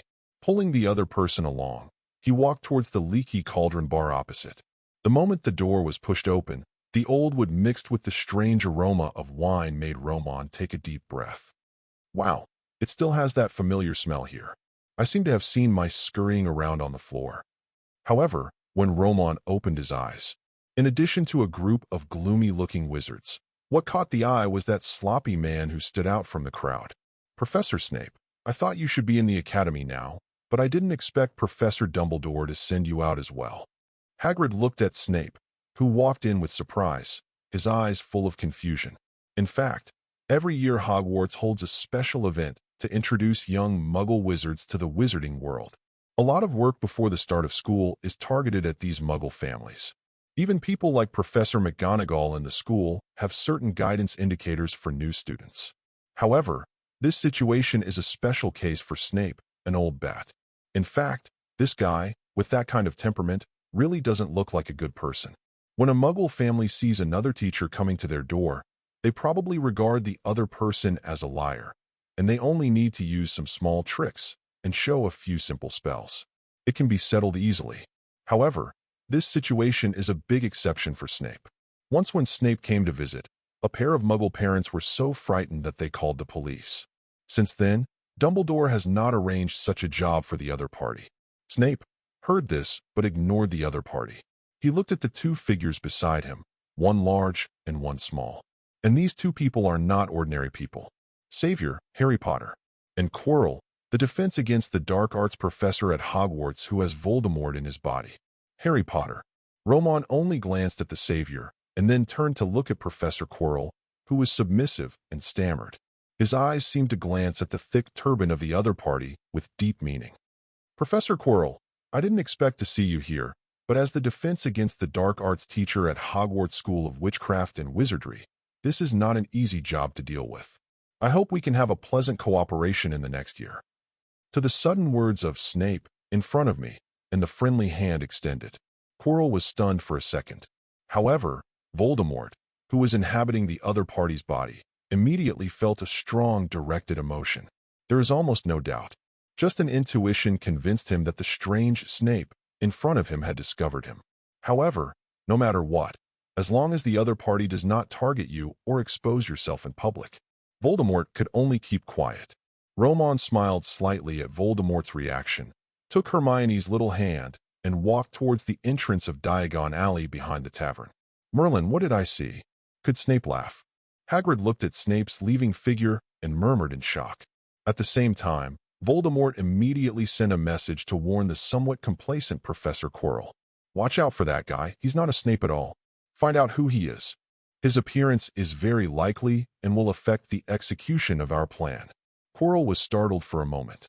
Yes, Master, I will do it as soon as possible. At the same time, who was that big tall guy just now? God, I've never seen anyone stronger than him. He looks like a giant. Hermione asked curiously. Her little hand was held by Ronald, and she ignored her at the moment. Roman smiled slightly. Walking to a wall, he tapped a few bricks with a finger. The next moment, a brand new world appeared in front of the two of them amidst Hermione's exclamation. Welcome to the wizarding world, Diagon Alley, Hermione. From today on, not only are wizards with giant blood like Hagrid, you can even see giant dragons, if you are confident enough. Roman's eyes flickered and he murmured something like a sigh. Eternal life will also start from this moment, waving to you from afar. Chapter 18. Diagon Alley was crowded with people. This time is not just the day when new students are admitted to a magic school called Hogwarts. There is more than one magic school in this world. So, when Hermione saw people wearing various colored wizard robes, or people of the same age accompanying each other, or accompanied by their parents, they were shopping in one store after another, and there were many things that she had never heard of. Hermione froze on the spot. The little hand held by Roman was also nervously holding onto Roman's hand. This is Diagon Alley. Wizards basically come here to purchase things. All the teaching materials, equipment, wands, and other things that young wizards need must be purchased here. Hearing this, Hermione swallowed and nodded dully. But then, something seemed to come to mind. Hermione couldn't help but look up worriedly. But, do I bring enough money? Roman waved his hand. Hogwarts naturally has ways to deal with young muggle wizards like Hermione. Every year, Gringotts has a fixed amount of exchange of pounds for gold galleons for muggles. However, Roman's current situation makes it difficult to enter such a place. Because of that night, Gringotts' security, which had not had any problems for thousands of years, was full of loopholes, and thousands of vaults were looted. Anyway, even Roman still doesn't know who looted these vaults. However, the blame fell on him, the Silver Demon King. If Gringotts hadn't helped, Roman would have been extradited to the United States Ministry of Magic. It's not like being imprisoned in Azkaban for more than 10 years. Roman shook his head, and the corners of his mouth curved slightly. Don't worry about money. Miss Hermione, I think I have reason to introduce to you. The relationship between Professor Snape in front of you and me is extraordinary, and he happens to be the richest person in the wizarding world, an outstanding potions expert. Well, the most important thing is that he has a heart that is willing to share. I prefer to call him the #1 philanthropist in the wizarding world. Listening to Roman's words full of recognition, Hermione, who was confused, suddenly felt a strong admiration for the Snape that Roman had transformed into before her eyes. The other party doesn't look like a good person in image, but in fact, he is such a person who is willing to share. I will definitely work harder in his class from now on. On Roman's side, he was walking towards Ollivander's wand shop with Hermione. At the same time, Hagrid had also brought Harry Potter to Gringotts. We are here, Gringotts Wizarding Bank. Except for that accidental night more than 10 years ago, there has been no problem for thousands of years. As Hagrid said, he seemed to have thought of something, and his expression became a little weird. Like anger, like shame. Harry, remember not to say a name when entering here, otherwise. Before Hagrid could finish speaking, a voice came from the other side. That's enough. Agatha, stop messing around. You don't need a broomstick like Nimbus 2000. I won't waste a gold galleon on those things. If you continue to disobey me, the Silver Devil will appear in your room tonight and eat the disobedient little wizard. Moment. When such a somewhat irritable rebuke came from a corner in the hall, Gringotts, which was originally busy, fell silent for an instant. Everyone's movements seemed to have pressed the pause button instantly. The goblins who were originally holding quills and writing furiously were now raising their ugly faces one by one, looking at the source of the sound with vicious and fierce eyes. Silver Demon? Where is the Silver Demon? Kill him. Sudden roars came from the mouths of several shopkeepers' goblins. The next moment, before Harry could see clearly what happened, he was nervously pulled behind him by Hagrid. When the bursts of fierce reprimands and apologies ended, Harry emerged from Hagrid's arms and saw the family, together with a money bag, being thrown out of Gringotts by several goblins. Door. Gringotts will not provide any services to rude wizards. Finally, when Harry Potter was brought out by Hagrid after withdrawing the money from Gringotts. After looking around, he finally couldn't hold it back and asked, Hagrid, who is the Silver Devil and why does everyone seem to be afraid of him? Hagrid was startled. Afraid? How did you see that? We want to tear him alive. Harry was shocked. We? Hagrid, you mean, you also want to kill the Silver Demon? Why? Has he done anything to you? Hagrid's expression froze, and anger rose in his eyes, but he was able to suppress it in an instant. Okay, stop talking about these unpleasant things. Next, we are going to buy the things you need for school. After finishing all this, I will send the things back to Hogwarts as soon as possible. Ollivander's wand shop. Hermione was trying out the appropriate wand one by one under Ollivander's guidance. Roman, who transformed into Snape, was scanning a shelf in the wand shop without leaving any trace. I have endured loneliness and devoted myself to research and study for more than 10 years. Add the buff of your own gold finger, Dharma Temple. Today's Roman, in addition to his potion skills that are well known to the outside world and have deep experience. Alchemy is also a skill of his that is not inferior to potions. And skills like alchemy, wand circuit, allow him to create a wand of his own without any hindrance. However, for him now, the ordinary wand has long been meaningless. On Roman's side, he took Hermione one after another to buy almost everything, and he also thoughtfully bought a lot of magical books for the future Miss Know-It-All, and was about to return. Roman's expression changed slightly. Glancing at Hermione, who was still excited and chirping about what she was happy about today, She sensed that there were more than a dozen hidden and extremely careful things around them at the moment. But Roman still clearly sensed the malicious gaze. It seems that the Snape from Hogwarts appeared at the same time as the Snape from my side, and was noticed by those guys. Roman paused, looked at Hermione, who raised her head in confusion, and raised the corners of his mouth in a slight arc. Hermione, would you be interested in seeing a show? A real magic show? Duh. Chapter 19. Take Hermione out of Diagon Alley. After some wandering, I came to a deserted suburb of London. Just as Roman's footsteps stopped, there were a few clatters. More than a dozen wizards dressed in black robes, with obvious evil intentions, appeared around Roman and the others. As soon as he appeared, he was instantly surrounded by the two of them. Silver Lord, Roman Goldstein Kowalski, we know it's you. Lift your ridiculous transformation spell. With a fierce roar, Roman looked around at the wands pointing directly at him. The corners of his mouth curved. He didn't say anything, but his body suddenly twisted. The next moment, the greasy black-robed man in Hermione's eyes turned back into the handsome and noble Roman. Although I really want to praise you for being able to find me so quickly, I must still state that my transformation spell is not ridiculous. Low-level wizards like you can do it without using Polyjuice Potion. Come on, do you want to become someone else? Roman said with a smile. However, at this moment, his face has hardly changed much after more than 10 years. But in an instant, the dozen or so dark wizards who came to the door were reminded of the face in the wizard's court. Fake. You son of a b*****ch. I will chop you into pieces and feed you to the dogs today. I will tear you to pieces with my own hands. Looking at the dozen or so wizards around who were dressed in evil costumes and whose faces were as ugly as drug addicts, Hermione nervously shrank into Roman's arms. Facing the lights that lit up more than a dozen wands, I couldn't help but close my eyes in fear. Split into pieces. Collapse. All petrified. A series of magical rays of light instantly hit Roman. And that was this moment. Roman's sonorous voice sounded. Armor protection. Blessing of mountain giants. Rumble, rumble.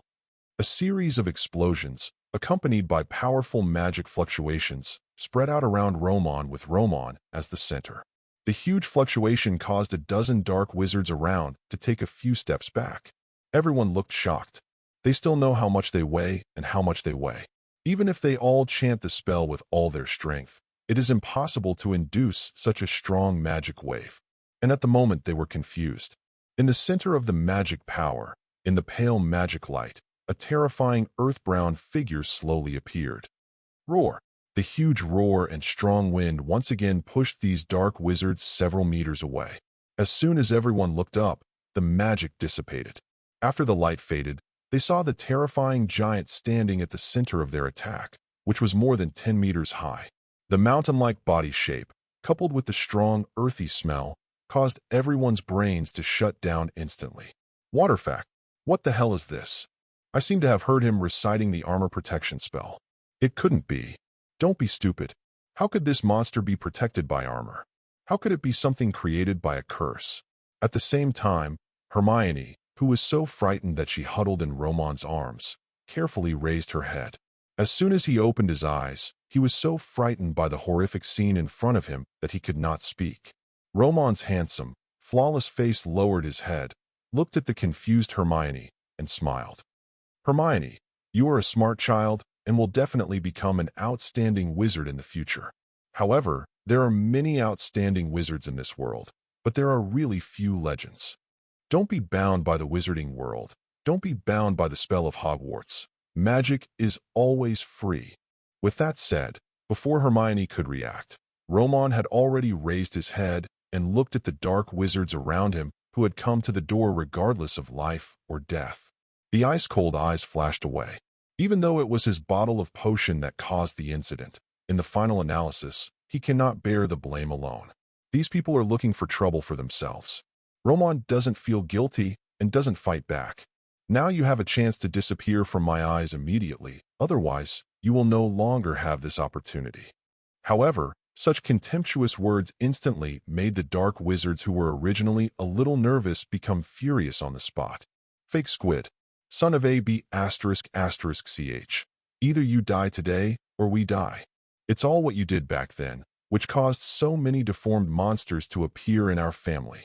You must die today. You must be buried with our horned family." Roman's eyes were fixed, and his brows were slightly raised. "I've heard a little bit about the horned family, but it's not that famous, and it's not a pure-blood wizard family. At most, it's just a family formed by a bunch of wandering wizards. This situation abounds in the wizarding world.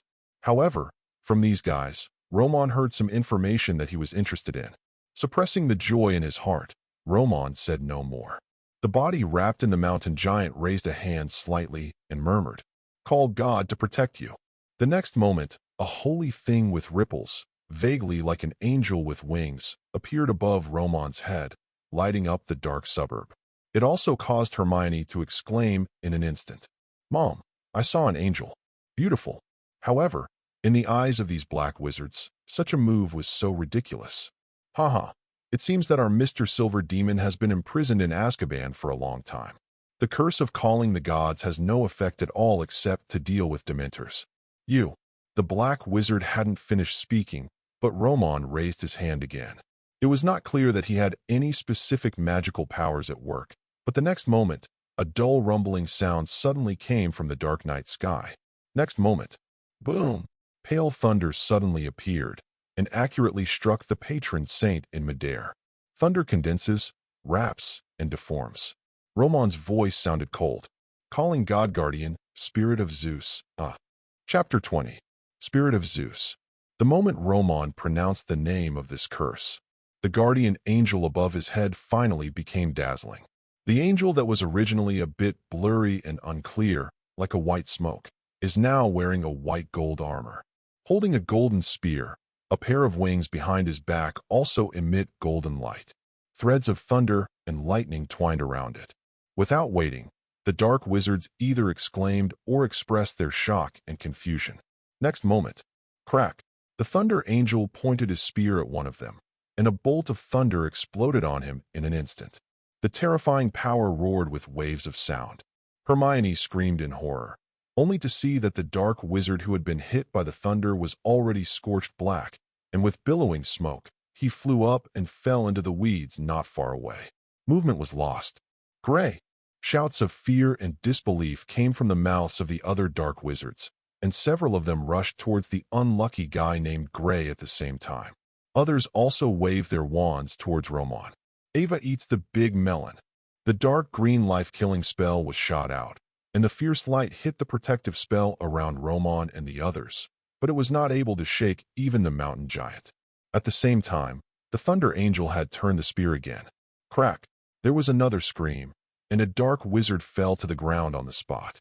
Roman's cold voice echoed in Hermione's ears, matched with the most direct and bloody battle in front of her, for this little wizard who had just entered the wizarding world and was full of endless yearning for the wizarding world, opened up the underground world of wizards. Hermione, although in the next few years, you will basically come into contact with professors at Hogwarts and other young wizards around you, but don't underestimate the horror of the wizarding world. The cruelty in the darkness is no less than the battles in the Muggle world. Crack! The thunder above the head continued to bloom and roar amidst the miserable howls of the dark wizards. The dazzling white lightning reflected Roman's face, flickering in and out.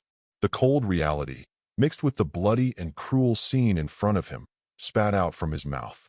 The wizarding world is not about treating guests to dinner. It is about life and death. When the thunder dissipates, Roman dispersed the spell around him. At this moment, all the original 13 dark wizards were lying on the ground.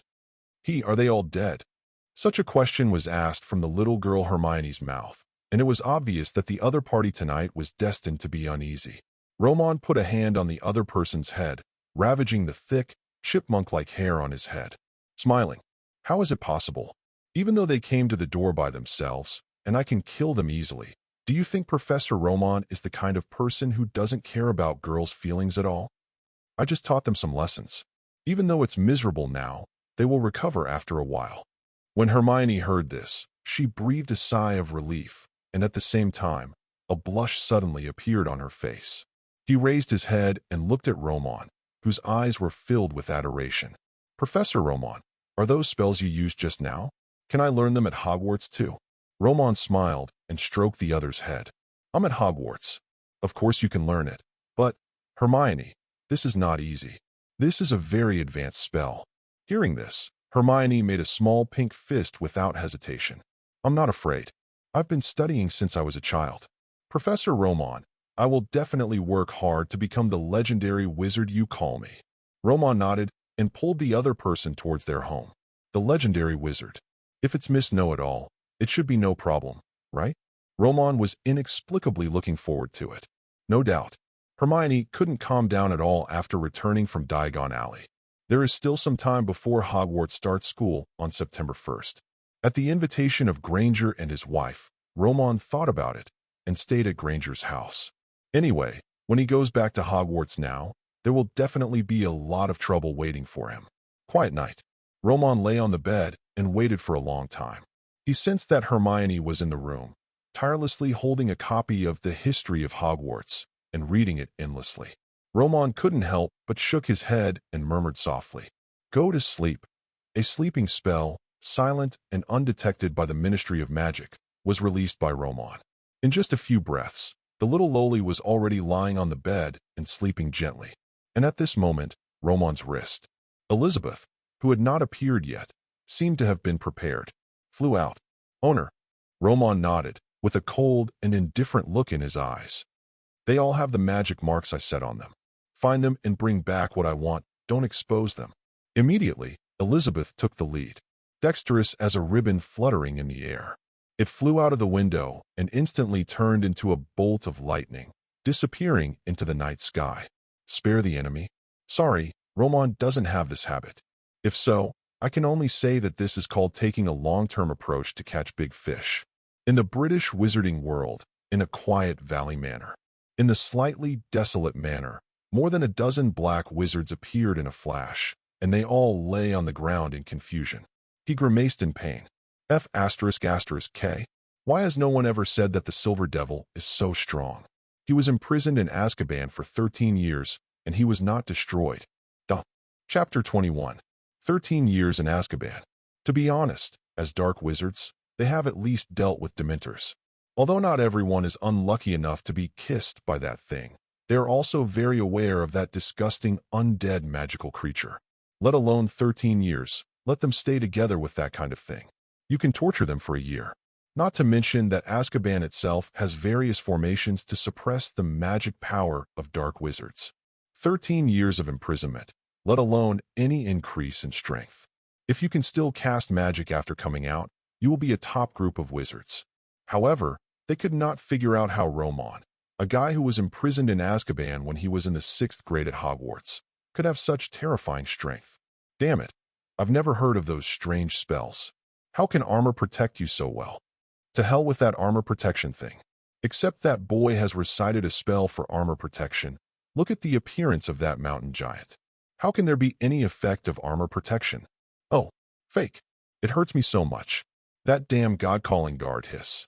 The 13 dark wizards of the Horn family either cursed angrily or gasped, all made extremely uncomfortable by tonight's actions.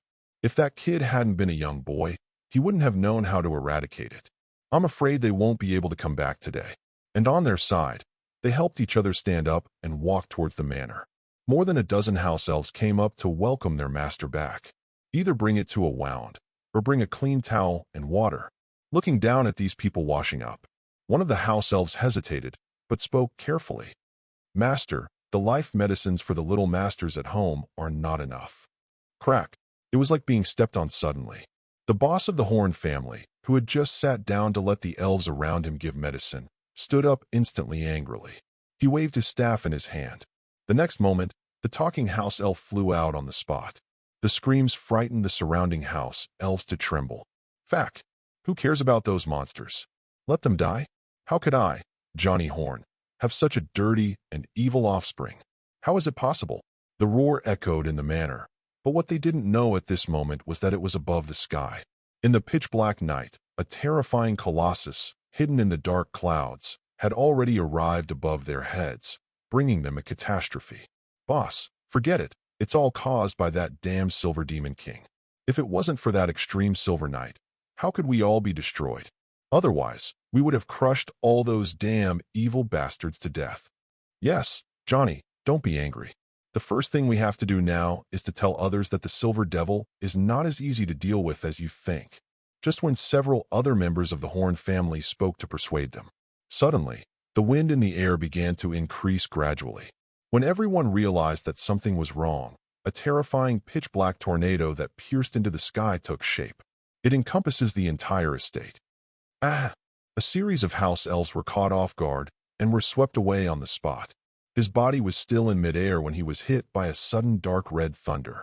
Under the gaze of everyone on the spot, it turned into a handful of coke and then dissipated in the air. Fact. What the hell is going on? Quickly change shape. Withdraw. Someone is attacking us. Damn it. Could it be the Silver Demon King? I can't control that much anymore. Run. Just when several people were frightened and wanted to use apparition, the next moment, terrifying wind blades suddenly appeared. Several people who were already injured had no time to react. The next moment, they were all hanged on the spot with their eyes open. The flesh and blood scattered on the ground caused the house elves to roar in fear, but what they responded to was the dark red thunder that almost engulfed them. Wait until everything stops. When Elizabeth came to this devastated manor, both the dark wizards from the Horn family and the house elves had already disappeared. The wind blades cut their bodies, the thunder smashed them into pieces, and the powerful tornado rolled them everywhere. Ho ho ho, the capable Elizabeth, the master's favorite. Elizabeth hummed an off-key tune. Powerful magic waves radiated out, and she found what Roman needed in an instant. In a dark basement, for children lying on the bed, their bodies exuding the smell of various strange medicines, barely able to be called human beings, came into view. Elizabeth spat out the snake letter. I found you, cutie. When Roman sensed Elizabeth's return, it was already late at night. The figure flashed, disappeared from Granger's house, and reappeared in the wilderness of the suburbs. In a woods, Roman saw Elizabeth and the 4 deformed children she brought back, the products of the Silver Knight. Looking at the 4 painful and twisted things, Roman's eyes remained calm. No guilt at all. After all, in the final analysis, the accident was not caused by himself. The fluctuations in magic power are already quite strong.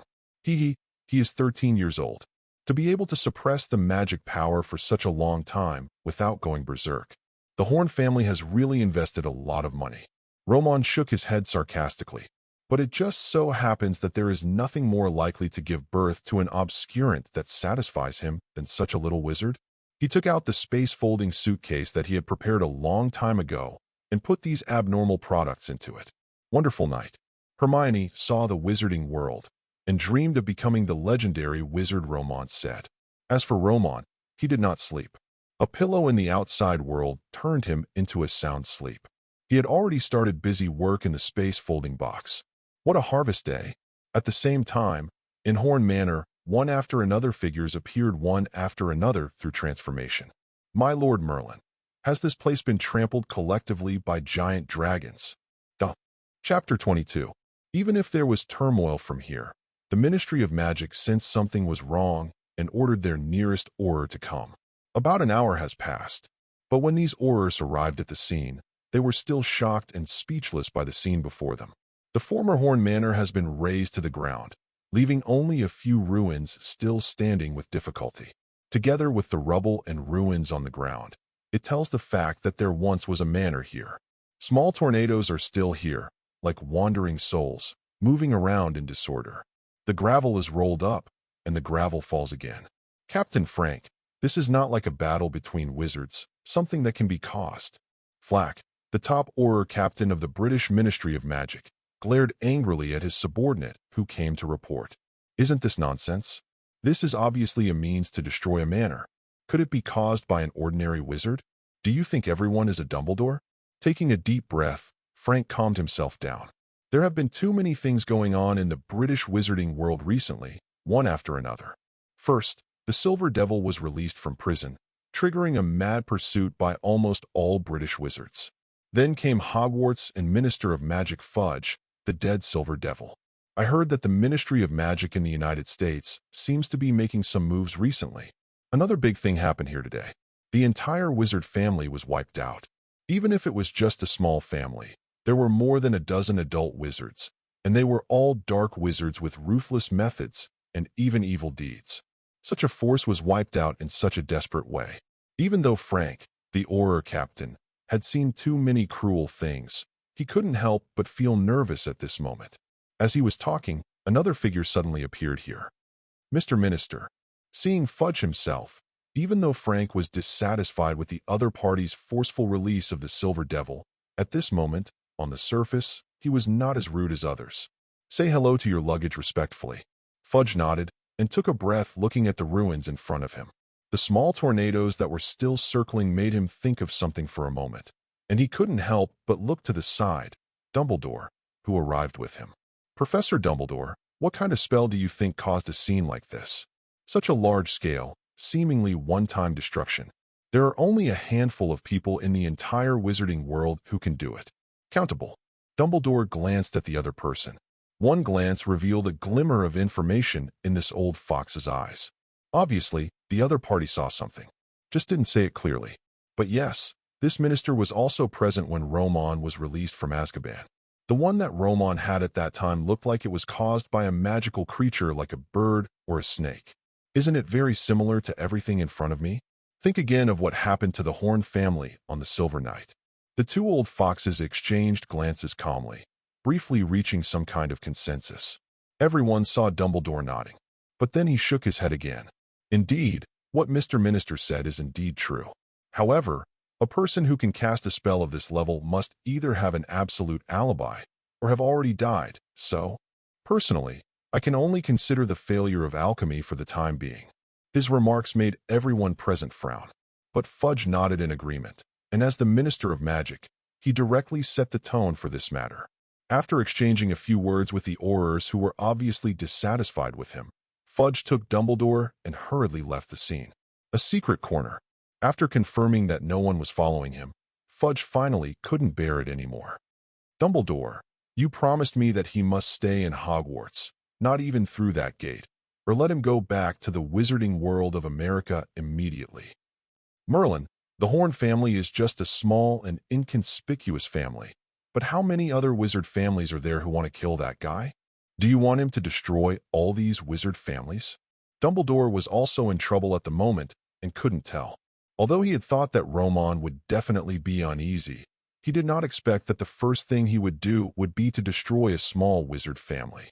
Fortunately, no evidence was left behind in this matter, otherwise it would be really difficult to deal with. Mr. Minister, this matter was my negligence, but Romon has always been very careful in his work. You don't need to be so angry. You have seen the situation just now. Your subordinates are quite dissatisfied with you. Fudge stared and gritted his teeth. Isn't that thanks to your damn Hogwarts? I have to say, Professor Dumbledore, Hogwarts really deserves to be the most famous magic school in the wizarding world. It is really good at cultivating characters like Demon Kings. Before, the Mystery Man has not it's clearly over, and now there's a Silver Demon King who's even more difficult to control. God, why did I become this damn minister at this time? Fudge cursed, but Dumbledore didn't stop him. When the other party was done venting, he spoke again. Fudge, the U.S. Ministry of Magic has confirmed the visiting team. This time it is for Romon. If you want, maybe they have a way to extradite that child back to the U.S. Ministry of Magic, but I don't recommend it. You do it. Fudge remained silent, waiting for Dumbledore's explanation. There is a saying in the mysterious East, you have to tie the bell to untie the bell. What happened in the Silver Night has already happened, and Romon cannot be detained by the British Ministry of Magic. So why don't we consider letting that child roam on? How about making up for everything that was caused back then? You know that at a young age, he has already researched the potion to solve the squib problem.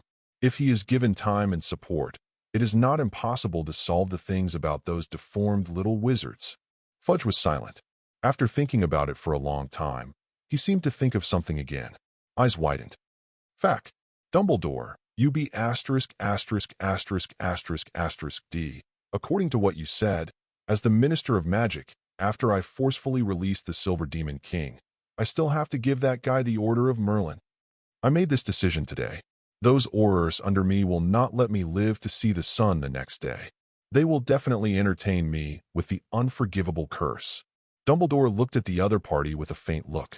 But if it succeeds, our Minister Fudge will not only become the first hero to contain the possible outbreak of war, but also bring a world-leading top potion master to the British wizarding world. Fudge. Chapter 23. At the moment, Roman doesn't know. I had been sold once again by Dumbledore's old glass without knowing it. After all, the history of the British wizarding world is here, and naturally it cannot be compared with the relocated households in the American wizarding world, although the gap between the two has gradually narrowed over the years. Dumbledore still saw through Roman at a glance and preferred to stay, or rather live temporarily, in the British wizarding world, and in this case, extract certain benefits from Roman. That is naturally what Dumbledore, an old man, has to consider. After all, the Savior Plan has been officially launched. In order to prevent Roman from becoming the biggest obstacle to this plan, Roman must also join in the execution of this plan and become Dumbledore's pawn. However, even Roman knew what Dumbledore was thinking. In fact, at most, he responded with a disdainful sneer. Dumbledore has the strength of Grindelwald, but unfortunately, he does not have the other's ambition to conquer the wizarding world, plus the limitations of his own world on his vision. After there is no new way to improve the strength, the so-called Savior Plan can be said to be everything to the other party. Not so with Roman, however. Space to fold in a suitcase. Even though it looks like the inside of a box, there is a lot of space inside, and it is divided into different areas by Roman. There is a medicine park for growing magic potions, a breeding area for free-range magic creatures that need to be used, and a medicine area and a magic test area that Roman needs, etc. The area where Roman is now is newly divided. The area he named the Obscure. And what is locked up here are the 4 magically deformed children brought back from the Horn family by Elizabeth. He is about 13 years old, but due to deformity, he is curled up like a large silkworm chrysalis. Under his pale skin, clear blood vessels can be seen. Buzz buzz. A blood sample detection machine modified by Roman's alchemy was in operation. After a while, when Roman saw the file data in his hand, even a knowledgeable person like him was surprised. They couldn't help but take a deep breath at the physical condition of the 4 deformed children. The blood magic factor content of Obscurus number 1, 49.7%. The blood magic factor content of Obscurus number 2, 48.2%. The blood magic factor content of Obscurus number 3, 52.1%. The blood magic factor content of Obscurant number 4, 47.7%. 4 pieces of data. Few people in the wizarding world except Roman can understand them.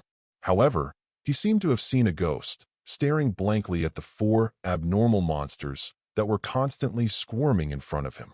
Magic factor, a substance named by Roman, found in the bodies of magical creatures and wizards that can produce and attract trace amounts of magic from the outside world. It can be said that the more magic factors a person has in his body, the more likely he is to become an excellent wizard. Ordinary muggles also have this kind of thing in their bodies, but the content is very low. At most, it can only allow them to perform various fantastic behaviors in their dreams when they dream at night. However, even so, the higher the data, the better. Roman has never seen anyone, especially an underage wizard, with a magic factor exceeding 20%. Back then, even before he completed his own transformation, his magic factor was only less than 25%. I really don't know what those guys from the Horn family have done in this matter. They were able to suppress it for so long without losing control silently. Roman threw the data aside, as if looking at each treasure, and looked at the 4 obscurants in front of him. That's right. Under Roman's detection, Obscurus had already been born in the bodies of these 4 deformed children, but it was still in a stage of explosion, but not yet. Thinking of Moran's almost immortal power and destructive power in the original work, Roman couldn't help but have a flash of fire in his eyes. This kind of terrifying power, in his own hands, coupled with the knowledge and assistance of Dharma Temple, will definitely be able to bloom even more terrifying power. Roman is staying at Granger's house temporarily. In addition to teaching Miss Know-It-All some common sense about wizards, I devote myself to research every day. 4 or 5 days passed in the blink of an eye. Research on the essence of out-of-control silence, 89.9% completed. closing his eyes and entering the Dharma Temple. Looking at a research project on his synthesis formula that was becoming more complete, the corners of Roman's mouth could not help but slightly rise. The obscurus number 3 has clearly reached its limit, and the magic factor content in his blood has also reached its peak. It seems that it is time to prepare for the final step. Just when Roman's consciousness had just withdrawn from the Dharma Temple, a gentle tapping sound came from the window. When he opened his eyes, he saw a big fiery red bird with a letter in its mouth, standing at the window and staring at him. What the hell? Is this the phoenix from Old Glass? Roman's eyes widened, although Roman really didn't agree with the phoenix in front of him. However, it is undeniable that under the rules of this world, this thing that looks like a flamingo has the power of nirvana like a phoenix. Open the window and take the letter from Fox. Roman's eyes moved, and a hand popped out instantly. However, it still caught an empty space in an instant. Seeing Fox flying in midair with flames still appearing on his angry body, Roman withdrew his hand embarrassingly. Open the letter. The letter was written by Dumbledore, but it did not directly say anything was going on. Instead, it gave Roman an address and asked him to go there immediately to meet him. Roman shook his head speechlessly. Although I am going to conduct silent final research right now, in order not to be disturbed in the future progress, and to see if I can get some wool. In the end, he silently pinched his nose and admitted. In the wizarding world, in a seemingly inconspicuous tavern, when Roman arrived, he found that not only Dumbledore himself was waiting for him, but also the Minister of Magic Fudge whom he had just met a while ago. Minister Fudge, I am relieved to see that you are still so healthy. Sure enough, good people should live long. Looking at Roman, who was sitting across from them with a smile on his face, Fudge was so angry that he almost vomited blood. Hello, Uncle. Damn it. A rundown rogue from America. Although Roman was already scolding bloody in his heart, when Roman asked about today's events, Fudge still honestly stated his purpose. Mr. Roman, we have thought of a way that you can stay in the British wizarding world without worrying about being hunted down in the future. If you are willing to use your outstanding potion science skills to research some potions that will benefit the public to make up for the mistakes of the Silver Knight, we can also make the wizards less hostile to you. Chapter 24. Roman looked in front of him with a smile on his face, as if Minister Fudge had made great efforts. He looked to the side again, smiling the same way and nodding slightly at himself, as if encouraging himself to take on the responsibilities he should shoulder. In just a moment, a speechless expression was written on his face. So, I can understand that this is the plan to turn me from a prisoner to a slave? How about I get myself another collar or something, like those house elves at Hogwarts? Roman's tone was quite cold, and there were faint magic waves emanating from his body. In an instant, Fudge, who was sitting directly opposite him, had a horrified expression on his face. He looked at Dumbledore aside with horrified eyes, almost instinctively wanting to question him loudly. Are you sure that the guy sitting in front of you is the kid we brought out of Azkaban a few days ago? Why does the magic power emanating from this guy make me feel like I'm facing a dragon? If Roman heard Fudge's thoughts at this moment, he would definitely laugh 3 times. Comparing yourself with a giant dragon? If it were a dragon from another world, Roman might be more cautious. But those Western lizards in this world, Roman really didn't pay attention to them. Not to mention him, even Elizabeth hovering on his wrist can easily deal with a group of giant dragons. Dumbledore raised his hand to signal Fudge not to panic. Roman, you don't have to react so fiercely. If you do something wrong, you will naturally need to bear the responsibility. However, before he finished speaking, he was interrupted by Roman waving his hand. Professor Dumbledore, I would like to correct you on one point. You're obviously talking idealism to me, but unfortunately, I'm a very realistic person, as you can tell from my godfather. Everyone makes mistakes, I don't deny that, but... Roman leaned forward slightly, his amber pupils exuding a powerful aura that made people breathless. The whole person looked like a prostrate tiger ready to pounce. The strong make mistakes, and the weak bear it. The weak make mistakes and bear their own responsibility. Roman spread his hands slightly, with undisguised arrogance on his lips. I'm sorry, I may have to bear the responsibility a few days ago, but now, I am not a weakling. Dumbledore was also stunned by Roman's terrible remarks and was speechless for a long time. He stared at Roman for a long time, but did not find any meaningful flaws from him. Today, Roman is a genuine top wizard who can stand in front of him and challenge him. In the end, Dumbledore could only sigh helplessly and shook his head. You are better than I thought. Even that person can't compare to you. Fudge was not interested in giving any verbal praise to Roman here. Look eager. So, what do you have to do to help quell the anger of the wizards? Now the entire Ministry of Magic has a problem even running. Snapped. Roman snapped his fingers. His eyes finally became less aggressive, and he gave Minister Fudge an appreciative smile in front of him. I like Mr. Minister's words very much, especially the help. Of course, I am a future professor of Hogwarts School of Witchcraft and Wizardry who was pardoned and released, and an international friend from the United States Department of Magic. Why should I bear the responsibility for the mistakes made by the Silver Demon King? Fudge, Dumbledore. Young, strong, and without any shame. Once such a guy grows up in the future, who can compete with him? Wrong. The two looked at each other and saw the helplessness in each other's eyes. The boy in front of him has obviously grown up. Although I haven't seen the opponent's specific combat power, everything revealed now has been made clear. The Silver Demon King is also the real Demon King. He was called the Demon King not because of his terrible destructive power, but because of his own strength. But fortunately, this guy is still willing to sit at the negotiating table, unlike the previous 2 generations of crazy Dark Lords. Tell me what you think, Mr. Roman. If your matter is not resolved, I think that even when the school starts, very few wizards will be allowed to return to school. The corners of Roman's mouth curled up slightly. It's not that I can't research potions that improve the wizarding world, and even cure those deformed children, but you can't let me contribute for nothing, can you? In an instant, Fudge and Dumbledore understood instantly. Rip off. Roman's purpose is already quite obvious, combined with the other party's identity and information. Whether it's alchemy, research on magical creatures, or research on potions, they are all big, money-burning projects. Ordinary wizards are already very strapped to maintain one item alone. For a company like Roman that blooms like 100 flowers, the hole in funds and resources is definitely not small. However, just when they thought it was that simple, the next moment Roman's lips curled up slightly. He said something that made the expressions of both people present change. I will take out my potion authorization when the people from the U.S. Ministry of Magic come. At that time, whichever potion authorization is obtained by the other side will not be able to prepare this potion.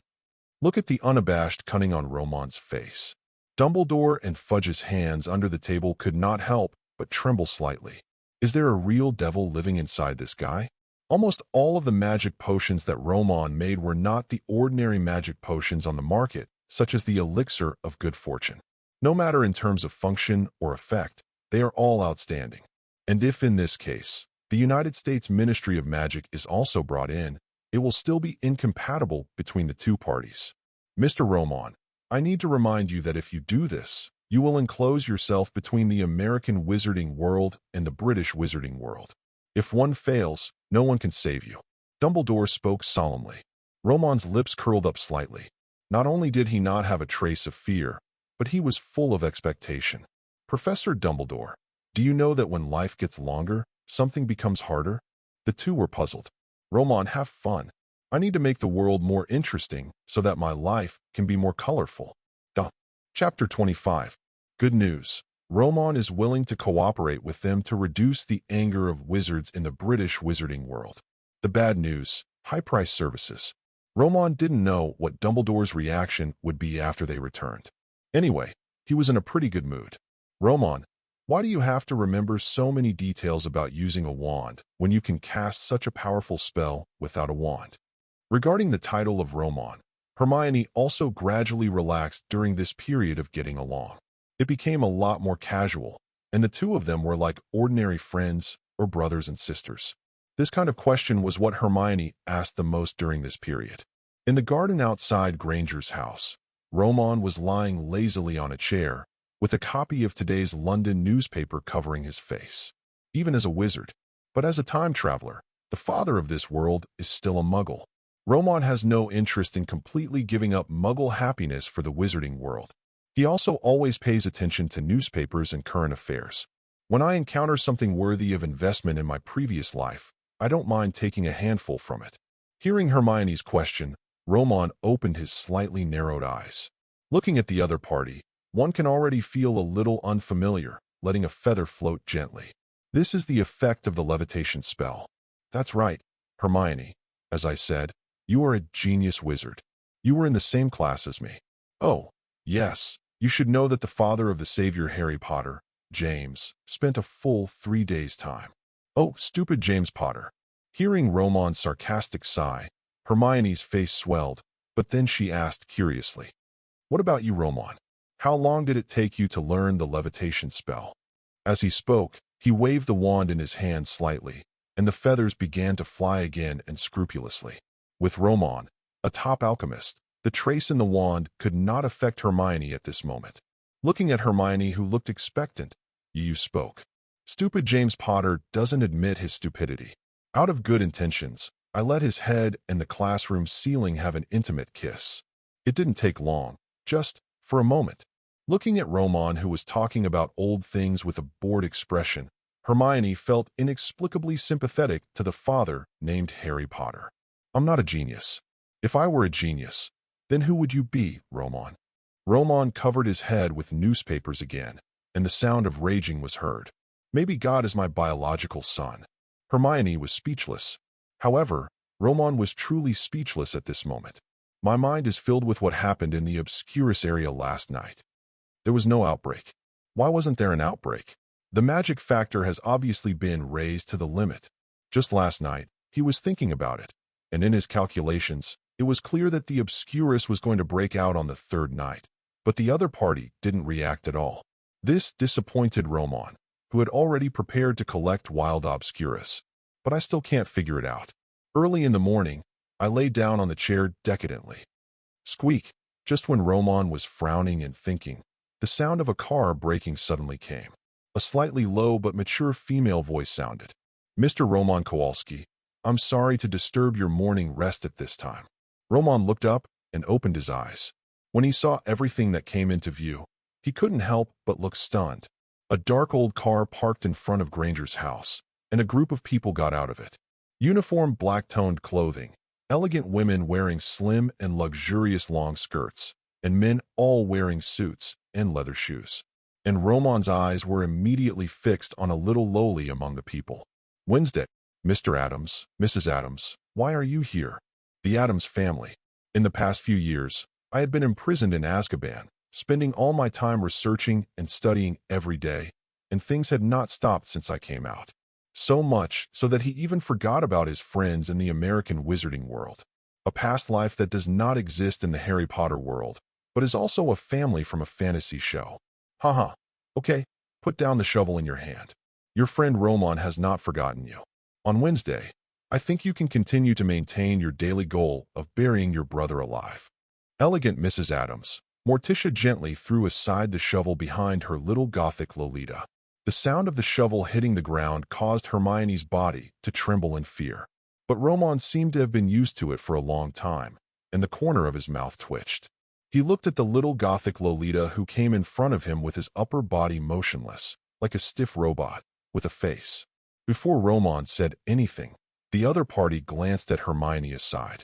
"If you dare to get close to my fiancé again, I will kill you." Her calm words made Hermione receive her first death threat in her life. The latter was so frightened that she backed away. If Roman hadn't pulled the little goth girl aside, she might have scared Hermione to tears. Roman smiled bitterly. "Mrs. Adams, I mean, aren't you over there in the American wizarding world? Why are you here in London? And the whole family is here, even bringing little things."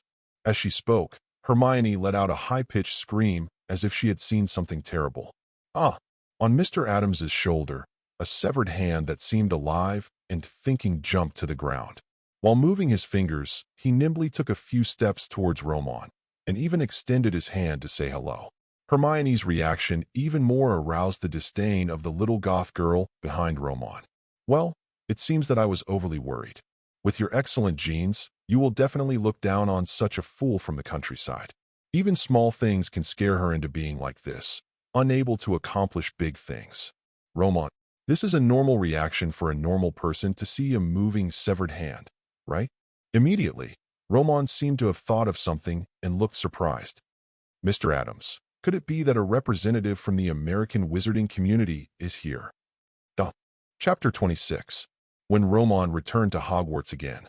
Although Hogwarts hasn't started school yet, there are obviously a lot of people here.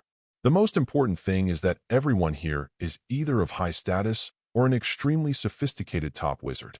The huge restaurant, which was originally supposed to be used for students to dine, was temporarily transformed into a place similar to a conference hall.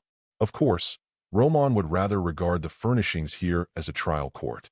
Roman understood what was left in the middle position, as well as the looks from the wizards in the British wizarding world who wanted to tear him alive. I want to achieve my goals today. Just relying on words and exchange of interests is definitely not enough. But, in just a moment, the crisp sound of Roman's polished expensive leather shoes and the floor could be heard calmly in the hall. This young man, who looked like an ordinary young wizard who had just graduated, was under the watchful eye of a pair of top aurors from the Ministry of Magic, a hidden elite of the Death Eaters, or the head of a pure-blood wizarding family. He walked calmly to the lonely location. He calmly placed the suitcase in his hand at his feet and unbuttoned his suit. Sitting there calmly, before Fudge, Dumbledore, and others sitting in the seats above could speak, Roman said something on the spot that caused an instant uproar in the place. The weather is nice today, and it seems like a good choice to watch the Ants' sad comedy, so please start your show. One sentence instantly ignited the anger of the already extremely repressed wizards in the British wizarding world. Fake. Shameless B****************************** D. You're already here, and you still dare to be so arrogant? Fudge, execute him. Execute him immediately. Yes, execute him immediately. Such a filthy maggot is not even worthy of being in Azkaban. I must let you taste my unforgivable curse. I want your life to be worse than death. Roman Kowalski, sitting in the seats of the American wizarding delegation, the Addams family, Little Gothic Wednesday, looked at Roman sitting elegantly in the judgment seat, as if he was sitting in the seat of a god. The look of mocking and teasing ants. With a dark and vicious personality, the corners of her mouth not only turned up in a happy arc at this moment. Silver Knight, Roman Kowalski, you are truly a born genius and a bad guy, and you are worthy of being my favorite spouse. The soft murmur was heard by Mrs. Adams on the side, who not only did not object at all. Instead, he spoke in a low voice with a look of approval and even encouragement. My dear little cutie, when faced with such a man, all you have to do is to take him down early before the little b*** around him are aware of it. Youth is not a problem. After saying that, Mrs. Adams hugged her husband in public with a happy face and kissed him deeply. Dear, you are really the best gift Satan has given me. Such flirtatious behavior is quite shocking in the American wizarding world. The wizards around him turned their heads away. Seeing the scene that was almost out of control, Fudge, who was sitting on the seat, slammed the table anxiously. Quiet, quiet. I don't know how long I shouted, but the abuse directed at Roman finally gradually died down. However, almost everyone in the British wizarding world looked at Roman with clear murderous intent in their eyes. Among the crowd, Lucius stood together with several wizard patriarchs of pureblood families, looking at Roman with gloomy eyes. Why does this guy look almost unchanged even after more than 10 years? On the contrary, they all looked like uncles and aunts. That be *********** D. Roman is too dangerous. Even in Slytherin, there will never be anyone more dangerous than him. I will never allow my child to study in the magic school where he exists. A patriarch gritted his teeth and spoke. Lucius said nothing, but his eyes were equally wary. That was a warning against Roman, the former ruler of Hogwarts. This guy, during the 6 years he was in school, suppressed all their colleges by himself and could not hold his head high. Mr. Roman, please pay attention to your words and deeds. Although we have arranged for your personal protection here today, it does not mean that you can rub salt on other people's wounds at will. Fudge was talking about the situation, but he didn't dare to answer Roman's words for the next moment. Get to the point. Although, Mr. Roman, you caused huge irreparable losses to the British wizarding world, The matter has been done, and now we can only try to make up for it. When Fudge asked Roman to take out a more effective potion and share it with the public to reduce his guilt. Although some people immediately protested at the scene, he shouted loudly that he didn't want the potion and wanted to execute the Silver Demon King. However, it is clear that a large number of people chose to remain silent. This phenomenon made Fudge, Dumbledore, and others unprecedentedly happy. The extreme Silver Knight affected a wide range of people, but after all, only a small number of people suffered irreversible consequences. For example, the Weasleys present, after hearing Fudge's proposal, were very dissatisfied with Roman's intervention, which caused them to give birth to a young son without preparation, making the family's life even more difficult. However, what if there was a magical potion that was cheap and could benefit them? It's not that they can't let go of their grudges. After all, even now, the British wizarding world, even wizards all over the world, and the top potion masters have united, but they have not been able to crack the ridiculous potion of the Silver Knight. Even, at one point someone thought so. The source of the extreme Silver Knight is a bottle of potion, which is simply nonsense. Everyone cursed and hated Roman, the Silver Demon, but they had to admit it. In terms of potions, the other party said that he was second. It was really not easy for the entire wizarding world to find a first. However, just when most people were in such a mood and were ready to let go of their prejudices against Roman, Roman's words once again caused an uproar in the scene. I saw him shaking his head repeatedly after Fudge finished speaking, with a sarcastic smile on his face. It is undeniable that Minister Fudge is very sincere in your proposal. But unfortunately, I don't like your choice of words. Fudge was taken aback for a moment, his face flushed with embarrassment. Roman didn't give the other side face at all. I have a lot of potions, and as long as I have enough materials, I can make potions that increase lifespan without side effects. But my potions will not be used for so-called compensation. I, the Silver Devil, Roman Kowalski, will not give any compensation to any ant. Want to buy potions from me for nothing? You might as well try to see if you can remove the head from my neck first. Chapter 27. Lucius Malfoy. F***K, this madman. Wednesday Addams. Cool, Mr. and Mrs. Weasley. This damn, dirty B************* D has no human heart at all. Did Fudge get played by that woman too much at night? He actually let such a B********** D out. At the moment Roman said these words with obvious provocative meaning, the entire hall was engulfed in unprecedented fierce abuse. The terrifying sound waves made Fudge and the others feel overwhelmed. Even Dumbledore stopped him several times and signaled everyone to be quiet, but with little effect. On the other side, representatives of the American wizarding community became nervous when they saw the British wizards becoming increasingly angry. Under the look of the leader, a top Auror captain in a suit, he moved closer to Roman without leaving any trace. At the same time, some people were covering each other, and some people were secretly preparing to release magic spells such as armor protection at any time to help Roman withstand the sudden attack that he might suffer next. In fact, the British wizarding community here is indeed obviously out of control. Among them, in addition to some dark wizards, Jason Vincent, the patriarch of the Vincent family and one of the patriarchs of the pure-blood wizard family, reacted the most intensely.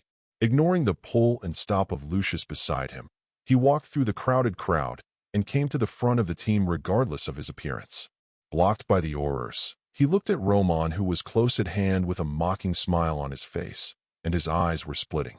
That's the B************************** D. That's the B************** D. Only on that extremely silver night would something like that happen to his wife and his brother. FAQ. Roman Kowalski, I challenge you to a duel. I'm going to have a wizard duel to the death with you. You little son of a B*******************************************************************************************************************. Even Fudge and Dumbledore will never be able to protect you. A series of angry roars finally made Roman's eyes turn to him. I saw the other party finally getting up from the lonely seat. Wow, wow, wow, Senior Vincent, with your appearance now, if I hadn't seen your family's emblem, I wouldn't have recognized you. Where's your hair? The way you look now is like a big peeled potato, Well, a purebred potato. Jason Vincent's face turned red with anger, and he immediately took out his wand regardless of the obstruction of the aurors around him. Damn be asterisk asterisk asterisk asterisk asterisk D. If you have the guts, come to the duel with me. I must let you damn Yankee know that without these two old bastards Fudge and Dumbledore, you are nothing. Jason was furious when he thought about his son, whose biological father only his family knew. The thought of killing Roman made him even more crazy. Even Lucius and several other pureblood family patriarchs who were held back by the crowd were suddenly startled when they heard Jason's voice. If they had such a direct conflict with Dumbledore, the strongest white wizard, they might not have enough strength to deal with it. Without waiting for Dumbledore to say anything, this time it was the American wizards who came for Roman, and they were the first to become unable to sit still. The leading Auror captain stopped directly in front of Roman, with sharp eyes warning the crazy Jason in front of him. This gentleman, please pay attention to your behavior. The person you are facing, Mr. Roman Kowalski, is the 4-star potion chief of our U.S. Department of Magic, who enjoys the same level of treatment as the minister of the U.S. Department of Magic. Every drop of spit you spit out now will become an unforgivable curse on other members of your family in the future. The stern warning was something no one expected. What surprised everyone present was even more. Roman, this silver demon actually has the same identity as the United States Minister of Magic. This scene, let alone the wizards present, did not expect it. In fact, even Roman, Fudge, Dumbledore, and others on the stage did not expect it. And this Auror captain, also in front of everyone's astonished eyes, solemnly took out a document from the space-folding pocket, which had a gold-plated dragon skin and a document of a ferocious thunderbird printed on it. Handed it to Roman. Sir, originally in our plan, this document was to be handed over to you after the end of today, but the current situation, for your safety, please return to the United States with us Wizarding World. Please rest assured that we have a total of 100 elite Aurors present. They all left suicide notes when they left the headquarters. Even if all of us lose our lives, we will definitely protect you, sir, and return safely. The sonorous and powerful voices and the powerful aura exuded by these 100 American Aurors as soon as they finished speaking made the British wizards present secretly gasp. Elite. Must be elite. Regardless of the degree of concentration of magic power or the sense of oppression emanating from one's own spirit. There is no doubt that these people are truly the elite of the American Ministry of Magic. Watch it. Those rednecks in America, are they really crazy? For a silver demon. God, I must be out of my mind. How could anyone be willing to take the lives of so many elites and give them such high treatment, just to compete for such scum? The low-pitched exclamations and various discussions made the scene chaotic in an instant. Fudge, who was sitting on the stage, finally realized that the situation was not good and hurriedly pulled Dumbledore aside. Professor Dumbledore, did I hear you wrong just now? That person said, 4-star potion master? Is there such a position in the United States Ministry of Magic? Dumbledore shook his head, but after thinking about it casually, his complexion couldn't help but become a little dignified. Fudge, I'm afraid, we still underestimated Mr. Roman, the allure of the American wizarding community. The situation in the U.S. Ministry of Magic and ours has always been similar, and the job levels are also divided into 3 levels, including the same goes for the ranks of the Order of Merlin. This 4-star potion general staff is probably specially set up to win Roman to work for the American wizarding world. Hiss! Fudge gasped. He stared blankly at the calm young man in front of him, who could still deal with all kinds of accusations and abuse around him at will. Although the other party's equal treatment with ministers is worth a lot of money, it is open to question. However, there is no doubt that the young man in front of him has successfully reached the same height as them. Chapter 28. At the scene, the Auror captain of the United States Ministry of Magic took out the certificate of appointment for Roman and read it in public. No matter how reluctant they were to believe it, everyone present had to admit it. They wished that the silver demon who had broken his bones and sucked his marrow, the demon who created the terrifying Silver Knight more than 10 years ago, had really become a big figure in the United States Ministry of Magic, who would try their best to protect him even if there was a war. But here, Under the personal service of the Auror captain, Roman put on a cape with a golden sun pattern and a suit that showed nobility. The patriarch of the Vincent family, whose looks are not good enough and extremely vulgar. At this moment, he was facing Roman, who was still smiling and staring at him calmly, as well as the meaningful glances of the American Aurors beside him. They suddenly became hesitant. Although that stupid sun crab is not his son at all. But fortunately, it was also the child of his wife and his biological brother, and she had a certain blood relationship with him. In addition, Vincent's family is not very good-looking, and outsiders have no idea of these secrets. When I thought about being here today, I would break up with Roman and start fighting. He will bring terrible disaster to the family immediately. Senior Vincent, it seems that you were among the outstanding graduates of that Slytherin class. Wow, I'm really looking forward to it. Roman's words made Jason sweat instantly. The mind that was previously overwhelmed by anger also woke up immediately. I mean. Roman raised his eyebrows teasingly. Are you scared? You must be kidding, right? Senior Vincent, I was already in Azkaban when I was in 6th grade. You don't have the confidence to deal with me like this, right?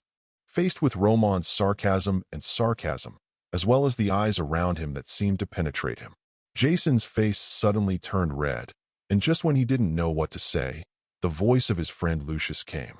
Mr. Roman, I think I want to apologize to Jason. In fact, it's all my fault. This guy is really not good at drinking. Lucius smiled, trying to calm down. However, there was no smile on Roman's face. With his arms folded across his chest, there were so many American Aurors standing around him, with calm faces, looking at each other as if they were clowns. Seeing that the other party finally stopped laughing, he sneered and spoke. What a nostalgic face. Wow, wow, wow, wow. Malfoy, a voice full of weird accents, accompanied by words that made Lucius's face turn slightly pale, as if he thought of some painful memory, came out of Roman's mouth. To be honest, after losing you, I have to suffer every day. Roman took a step forward and gently pressed a hand on Lucius's shoulder. I wonder if Roman is too powerful. Or maybe Lucius was mentally suppressed in some way.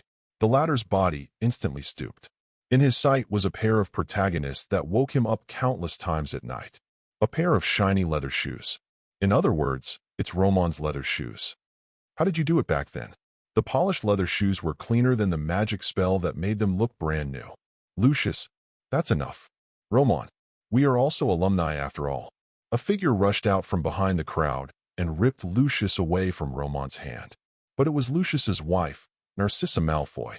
But at this moment, the people around him were shocked to find that the person from before was in the eyes of outsiders. One is associated with words such as arrogance, viciousness, arrogance, etc., like Lucius, a poisonous snake that can bite people at any time. At this moment, it seemed as if he had been greatly frightened.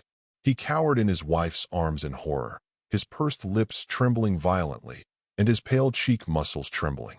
Roman curled his lips in boredom. I won't continue to pretend. Haha, Silver Demon King? Good devil. A good reputation can be tiring if you have too much of it, but a bad reputation can save you a lot of unnecessary trouble. He looked around, and his eyes rested on Minister Fudge, who was on the stage and no longer knew how to control the situation. Mr. Minister, I would like to put the matter on hold for today. Compared with the development of pharmaceuticals, I think there is a way to make it easier for these ignorant fools to understand how to accept reality. Fudge was helpless. Roman had already turned to look at the British wizards behind him. There were at least 1,000 people gathered here at this moment. But even so, it was only a fraction of the total number of victims who had actually endured the extreme Silver Night. Roman's eyes swept over everyone. The wizard family members who appeared in the plot all had obviously something wrong with their auras, and they should be Death Eaters who had sneaked in. There are also some shop owners in Diagon Alley, as well as individual wizards and the like. After seeing Roman's gaze, these people first looked back angrily, and then hurriedly turned their heads aside as if they had some concerns. One by one, their heads are like the blown wheat fields. As Roman's eyes swept across, they all swayed uneasily. Mrs. Weasley also felt that something was wrong in the atmosphere at this moment. The couple hid at the back of the crowd, but they knew exactly what was happening in front. What do you mean? What is this Roman going to do? Is he planning to let the Aurors in the United States take action against us? Arthur Weasley shook his head. This idea was crushed by him at the first opportunity. Based on their understanding of this junior, Roman is not such a fool. He wouldn't be unaware that those American Aurors would only be responsible for his safety and would not fight directly. Instead, he immediately took him and evacuated to the American wizarding world. As long as they don't hunt them down, Roman won't be able to use the power of the United States Ministry of Magic to take revenge on them. However, even after thinking this, the uneasy feeling in my heart became stronger and stronger. I, the Silver Devil, Roman Goldstein Kowalski. 7 days later, in the Hogwarts arena. Accept everyone's challenge. You can fight with me alone, you can fight with 2 of you. Of course, you can also fight with 1,000 people or 10,000 people together. Destroy or kill me. I'm waiting for you. Chapter 29. I, the Silver Devil, Roman Goldstein Kowalski. 7 days later, in the Hogwarts arena. Accept everyone's challenge. You can fight with me alone, you can fight with 2 of you. Of course, you can also fight with 1,000 people or 10,000 people together. Destroy or kill me. I'm waiting for you. After deliberately applying magic to his voice, Roman's voice at this moment was even clearer than when wizards had applied amplifying spells. It can be said that everyone present can definitely hear it clearly. However, when Roman finished speaking, everyone present had dull expressions on their faces, with expressions of extreme disbelief. As if they heard something from the Arabian Nights, they just stared blankly at each other. After a brief silence, there was a burst of suppressed whispers or discussions. What shit? Benjamin, did you hear what that guy said? Merlin is here. I think I must have heard it wrong. God, I heard that guy from the Silver Demon King threaten to challenge us all. Ah, this dream is so strange. I must want to kill this guy so much. I must. Ouch. It hurts. Hiss. There was also an uproar at the representative seat of the American wizarding world. Is he really crazy? Gothic little lowly Wednesday, the little madman who plays games every day, either burying his brother alive or playing the dismemberment game with his brother with a big knife, heard Roman's words at this moment. He was also shocked to say such words. Mrs. Adams was already hugging tightly with her husband again nervously. The latter was obviously suffocated by the other party's hug, but the expression on his face was a perverted enjoyment. Mrs. Weasley also covered her mouth in shock at the moment. She stared blankly at her husband, who was also completely confused. Arthur, that kid, I'm afraid he was cursed. Arthur Weasley didn't speak, but his expression showed that he was also thinking about this possibility. Challenged the entire British wizarding world. God, such a crazy thing, let alone Dumbledore. Anyway, Arthur himself didn't believe that Merlin, the god of magic, had such strength. Not to mention, the Silver Demon King in front of him has been imprisoned in Azkaban since the 6th grade.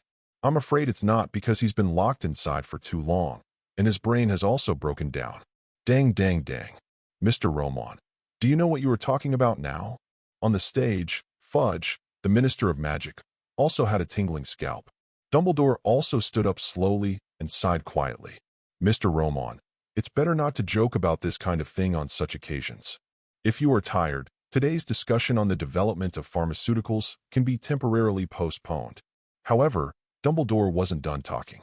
Professor Dumbledore, look at me now. Do I look like I'm joking? Roman's eyes were cold, and the light of reason reflected in his pupils made the voices at the scene gradually become suppressed. Even the American Auror Captain, Smith, whose expression changed wildly at this moment. Pulling Roman, he spoke softly. Mr. Roman, we understand that you are imprisoned, and there is resentment in your heart. But the headquarters has not had any extra power in the recent period, which can cause large-scale conflicts with the British Ministry of Magic. You, Captain Smith, you don't seem to understand what I just said. Roman looked at the other party with calm eyes, and then glanced around the shocked crowd. The sound gradually grew louder. I mean, in 7 days, I will accept the challenge of all the wizards in the British wizarding world by myself. Whether it's a dark wizard or an Auror from your Ministry of Magic, whether it's you yourself or your entire family of wizards. I am alone, waiting for you, all wizards. Roman left, leaving behind explosive news that could shock the entire British wizarding world, and even the wizarding communities of various countries. Back to London. The goth girl Wednesday also followed Roman with her mother's encouragement. As a result, Roman can no longer stay in the Granger family temporarily. However, fortunately, he has a lot of property in the Muggle world, on the outskirts of London, in an elegantly decorated manor. When Roman woke up and had breakfast in the morning, he received a copy of the Daily Prophet from the Wizarding World. The lead writer is still the chief reporter, Rita Skeeter. This annoying woman, the pungent writing given at the beginning of the article made Roman's eyebrows slightly raised. How? It must be terrible, but I have to say that the entire British Wizarding world has been challenged by one person. Regardless of the outcome of this matter, the British Wizarding world will be laughed at by the whole world. While talking on Wednesday, he was cutting the steak on the plate, with a cruel arc on the corner of his mouth, which made Roman think for a while that this girl put his brother on the table. Whatever you want, but I really like the beginning of this newspaper. Wednesday glanced at it. The Daily Prophet. 13 years ago, the Silver Knight brought nightmares to the entire British Wizarding world. 13 years later, the Silver Demon King tried to turn his terror into dark clouds and cover the entire British sky.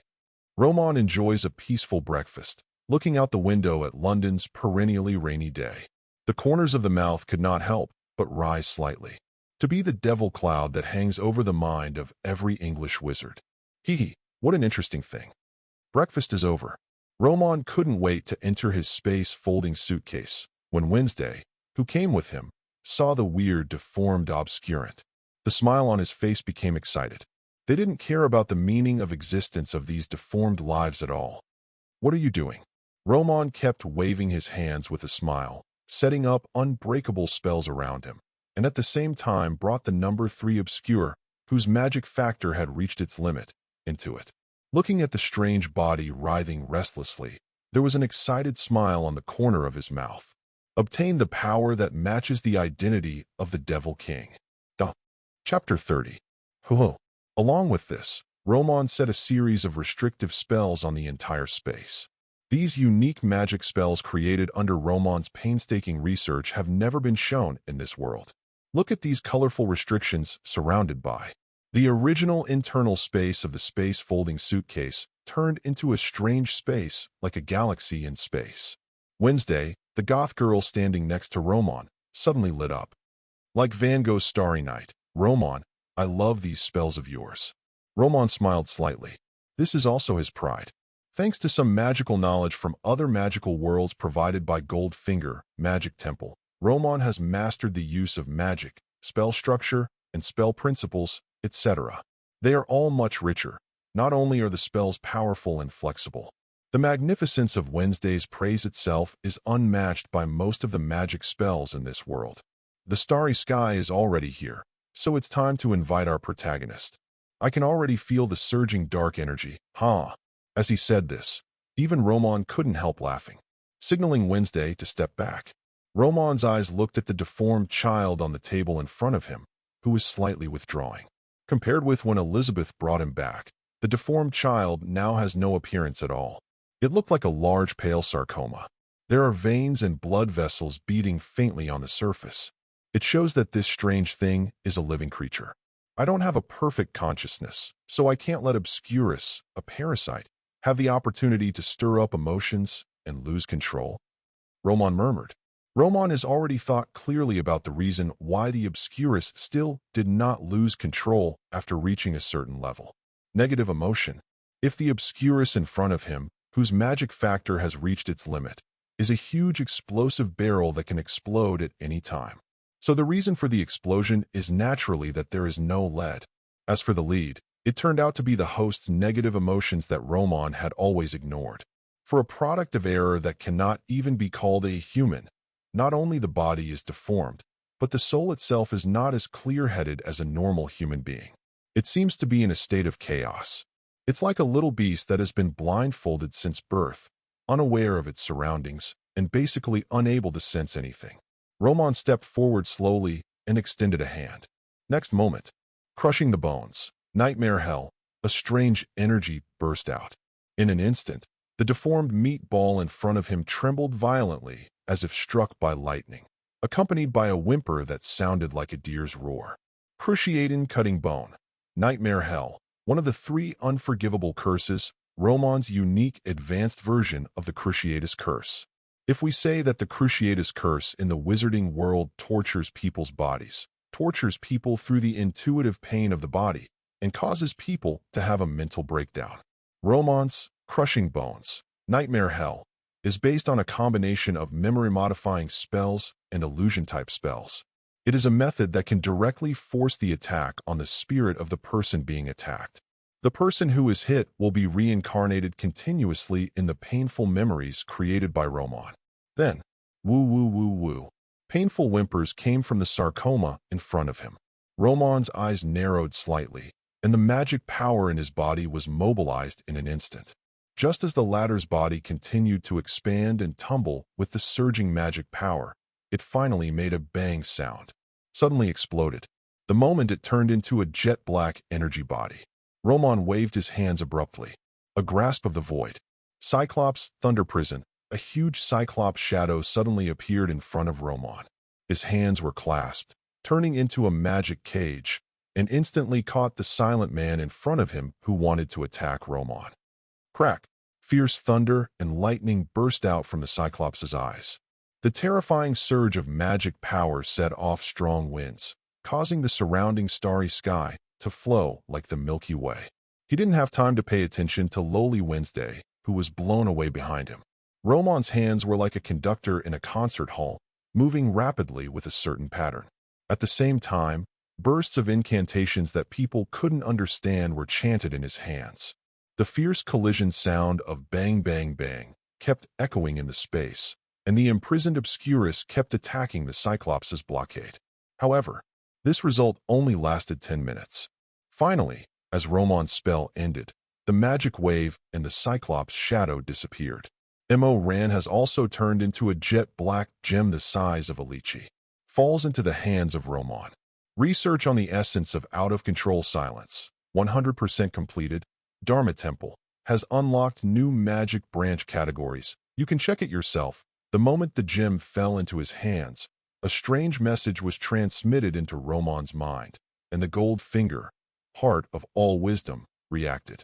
A bright smile of joy immediately appeared on the latter's face. It looks like you succeeded? A somewhat embarrassed Wednesday came over curiously. Roman smiled and nodded. Only the last step is left. The power of Shadow will be perfectly controlled by me, Shadow Demon King. Huh. Albus, why didn't you stop him? Merlin, is there anything crazier than challenging the entire wizarding world by one person? At Hogwarts, Professor McGonagall was not at the school that day and was busy with the enrollment of new students. After coming back, I was shocked by what Roman did. Dumbledore. Calm down, Minerva. It's not as bad as you say. It's just a challenge to the British wizarding community. Just the British wizarding world? Oh my god. Haha. I forgot about Professor Dumbledore, the greatest white wizard of this century. Can you do it easily? Dumbledore. Chapter 31.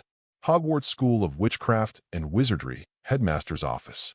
Dumbledore looked at the furious Professor McGonagall in front of him, and for the first time his face showed an emotion called powerlessness. This kind of situation has never happened to Grindelwald, his old friend of the first-generation Dark Lord who took the wrong path. He can always think of solutions and strategies for dealing with problems. This is the wisdom of his white wizard. But I can't see him clearly. That child seems to be surrounded by a layer of fog. I can't see at all what direction he is walking in or where he is going. Minerva, that child Roman exudes an unknown that scares me. Walter. Professor McGonagall was immediately stunned by Dumbledore's words. She stared blankly at the partner in front of her, this Dumbledore whom she had admired and respected since she was young. Now fear actually came out of his mouth. Dumbledore stood up slowly. Walking to a corner of the office, a door slowly opened, revealing the pensieve he had used for many years. He tapped the wand lightly against his head, and the next moment a long string of fluorescent threads representing memory was peeled off and thrown into the pensieve. When Professor McGonagall walked over, what was playing in the pensieve was a scene from Roman's memory when he was still in school. From the 1st grade to the Silver Knight in the 6th grade. I haven't paid much special attention to this child, even though he is the godson of my old friend. But, obviously, this piece of gold is so bright that even if I don't deliberately understand it, I still understand it. Everything about him at school is clear. Dumbledore murmured melancholy. In a pensive, Roman enters Hogwarts, first year. Mr. Kowalski, magic is a profound subject. It is impossible to master it in just a few days. Professor McGonagall, standing next to Dumbledore, looked slightly solemn. In this memory, the person who said such words to Roman was himself. At that time, Roman had a childish face, but he already had the handsome and courageous mold he has today. Professor McGonagall, please test me. However, if I pass your test, I hope you can teach me more advanced spells. As you wish, Mr. Kowalski, but don't expect me to let you go just because of your excellent grades. Roman is in the 2nd grade.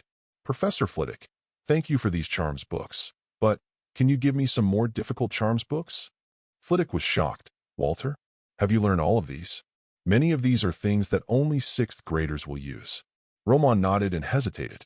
Professor Flitwick, I heard that if there is a professor's guarantee, you can enter the restricted book area to select books to borrow. Roman is in 3rd grade. Christmas dinner restaurant. Dumbledore. In view of the unity and camaraderie shown by the students of Slytherin House this school year, the hard work and enterprising spirit in the classroom, and the positive efforts that everyone has made towards the Sorting Cup, I want to award 100 points to Slytherin Academy. Roman stood up instantly and waved to the stiff-smiling classmates around him with a smile on his face, as if he was receiving some reward. The Slytherin students, however, lowered their heads even though they had clearly won the Academy Cup. It seems like everyone is suffering from some huge shame. Roman is in 4th grade. The then potions master ran to Dumbledore's office. Professor Dumbledore, you must think of a solution. Really, that child Roman is now completely beyond the scope of our teaching. The potions he is now exposed to and researching are more dangerous than the last. If we don't do it right, I'm afraid something terrible will be created. According to my wishes, Professor Dumbledore, please order that Roman be prohibited from entering the Forbidden Forest to conduct any collecting activities. Dumbledore, standing beside the pensive, looked slightly sad.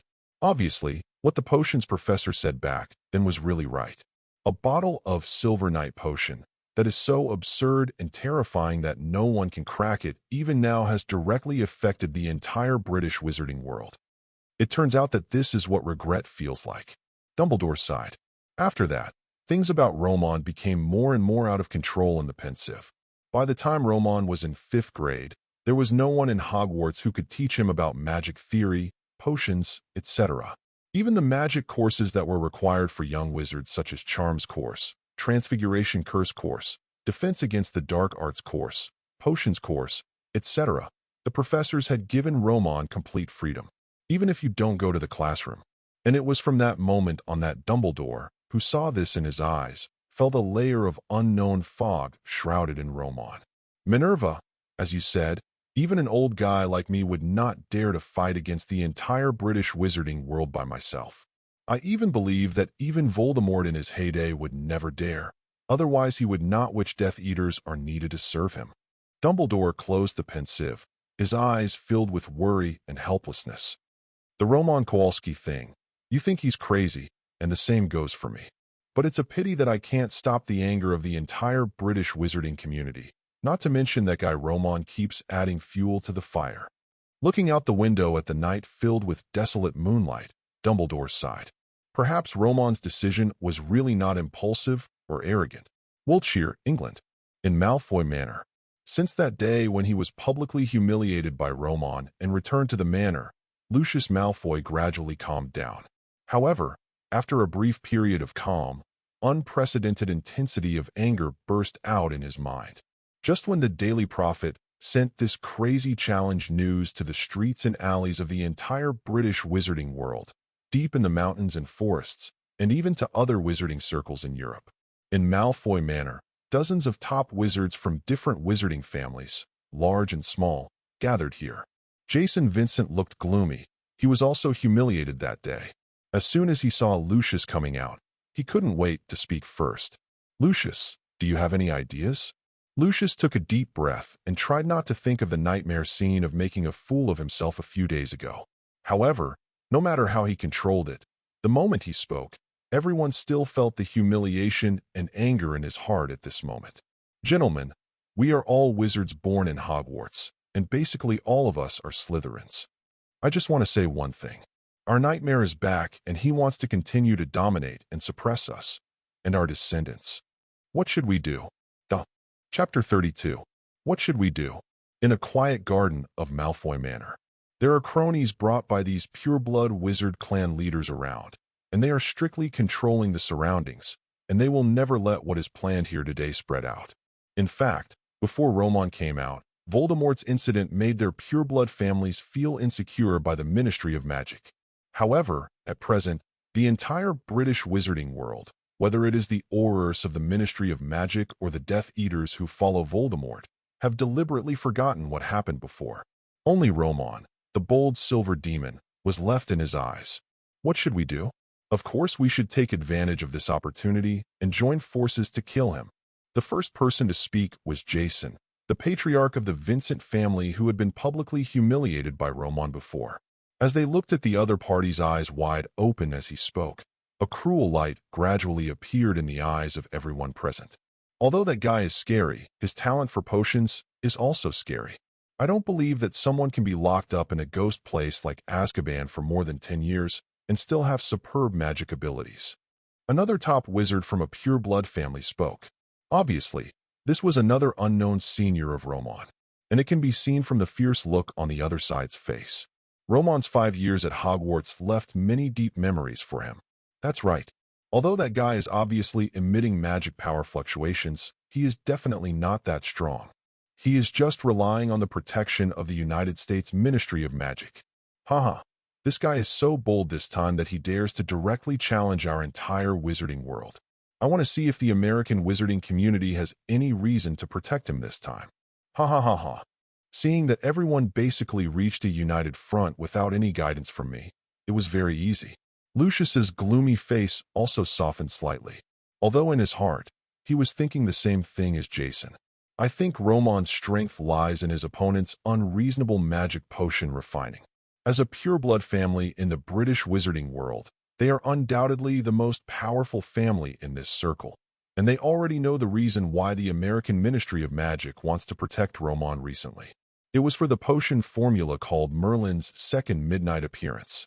However, now that Roman is committing suicide and actively provoking the entire British wizarding world, even if the United States wants to stop him, there is nothing he can do.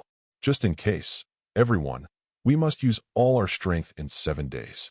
After all, if such a living Roman Kowalski is left to run into the American wizarding world, it will be our doom. Everyone looked at each other with serious expressions and nodded to each other. Master, do we really not want to interfere in Roman Kowalski's matter? Hogwarts, Professor Quirrell's residence. Quirrell took off his turban and asked carefully and flatteringly. No, absolutely don't take action, especially you. Your mission is the magic stone. Everything except the magic stone has nothing to do with you. Roman Kowalski, he is not an easy character to deal with. Voldemort murmured weakly.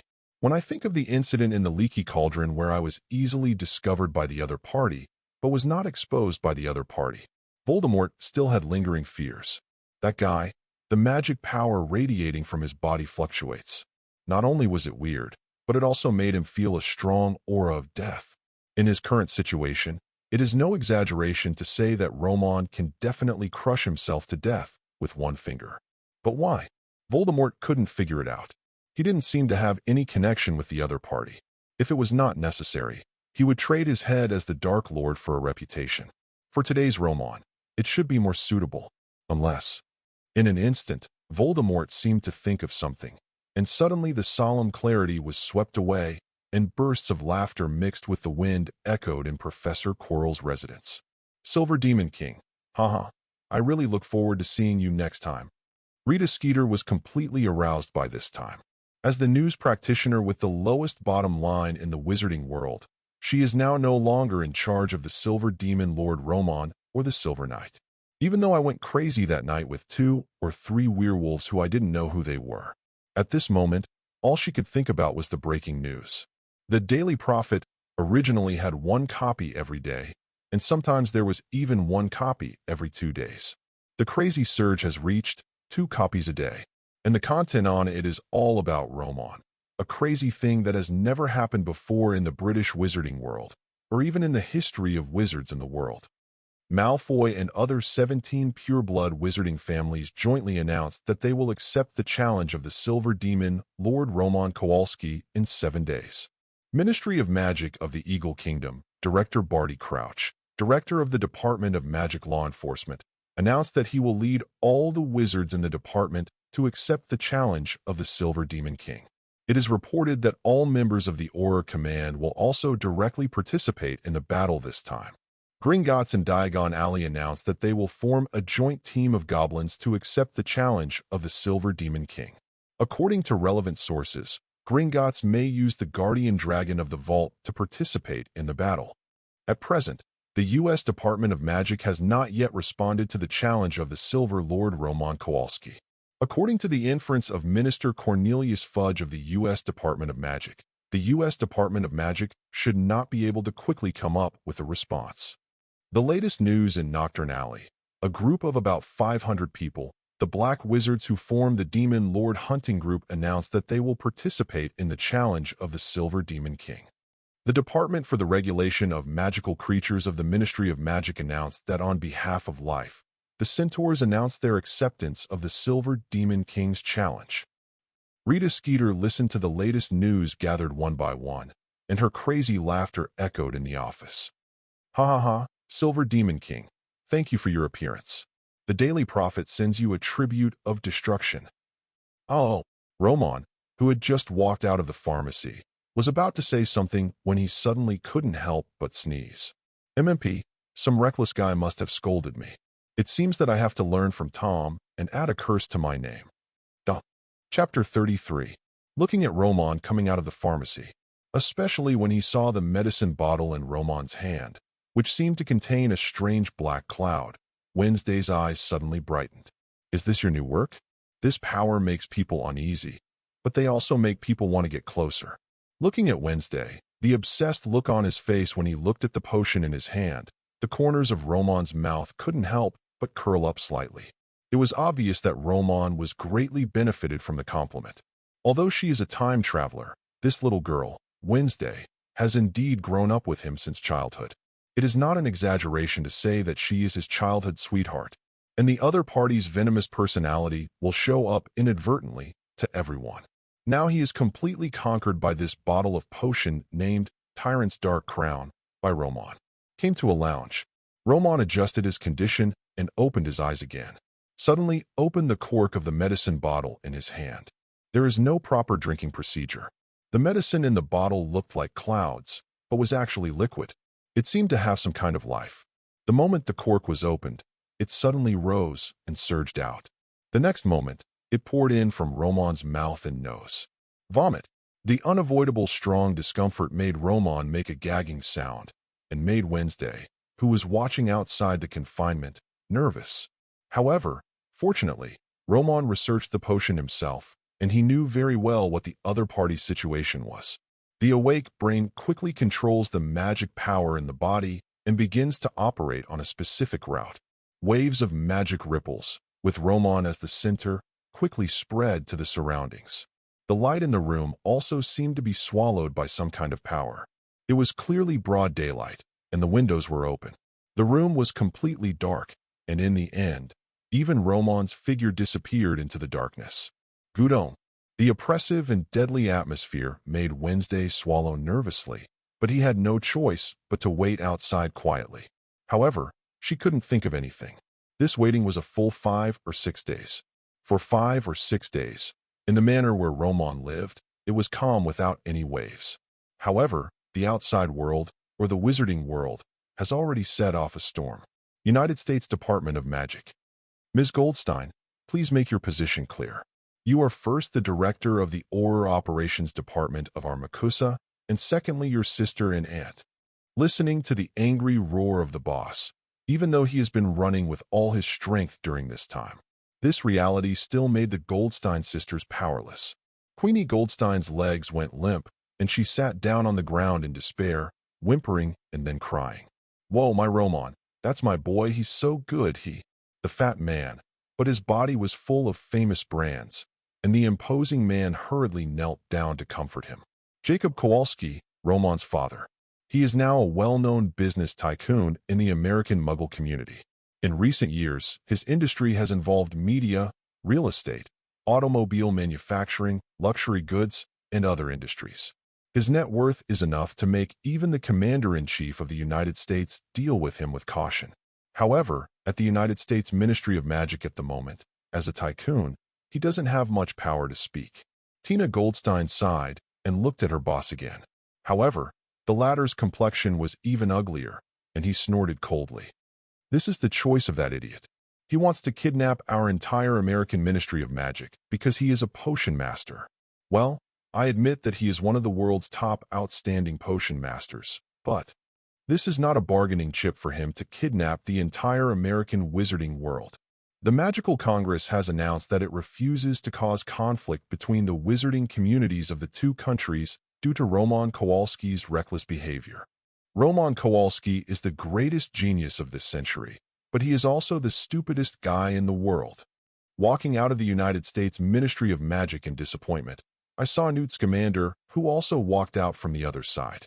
This legendary figure who once worked with Dumbledore to solve the great crisis in the wizarding world is now gray-haired, shaking his head slightly. No, that boy Roman. What he did this time is too crazy, and it is beyond the help of my friends.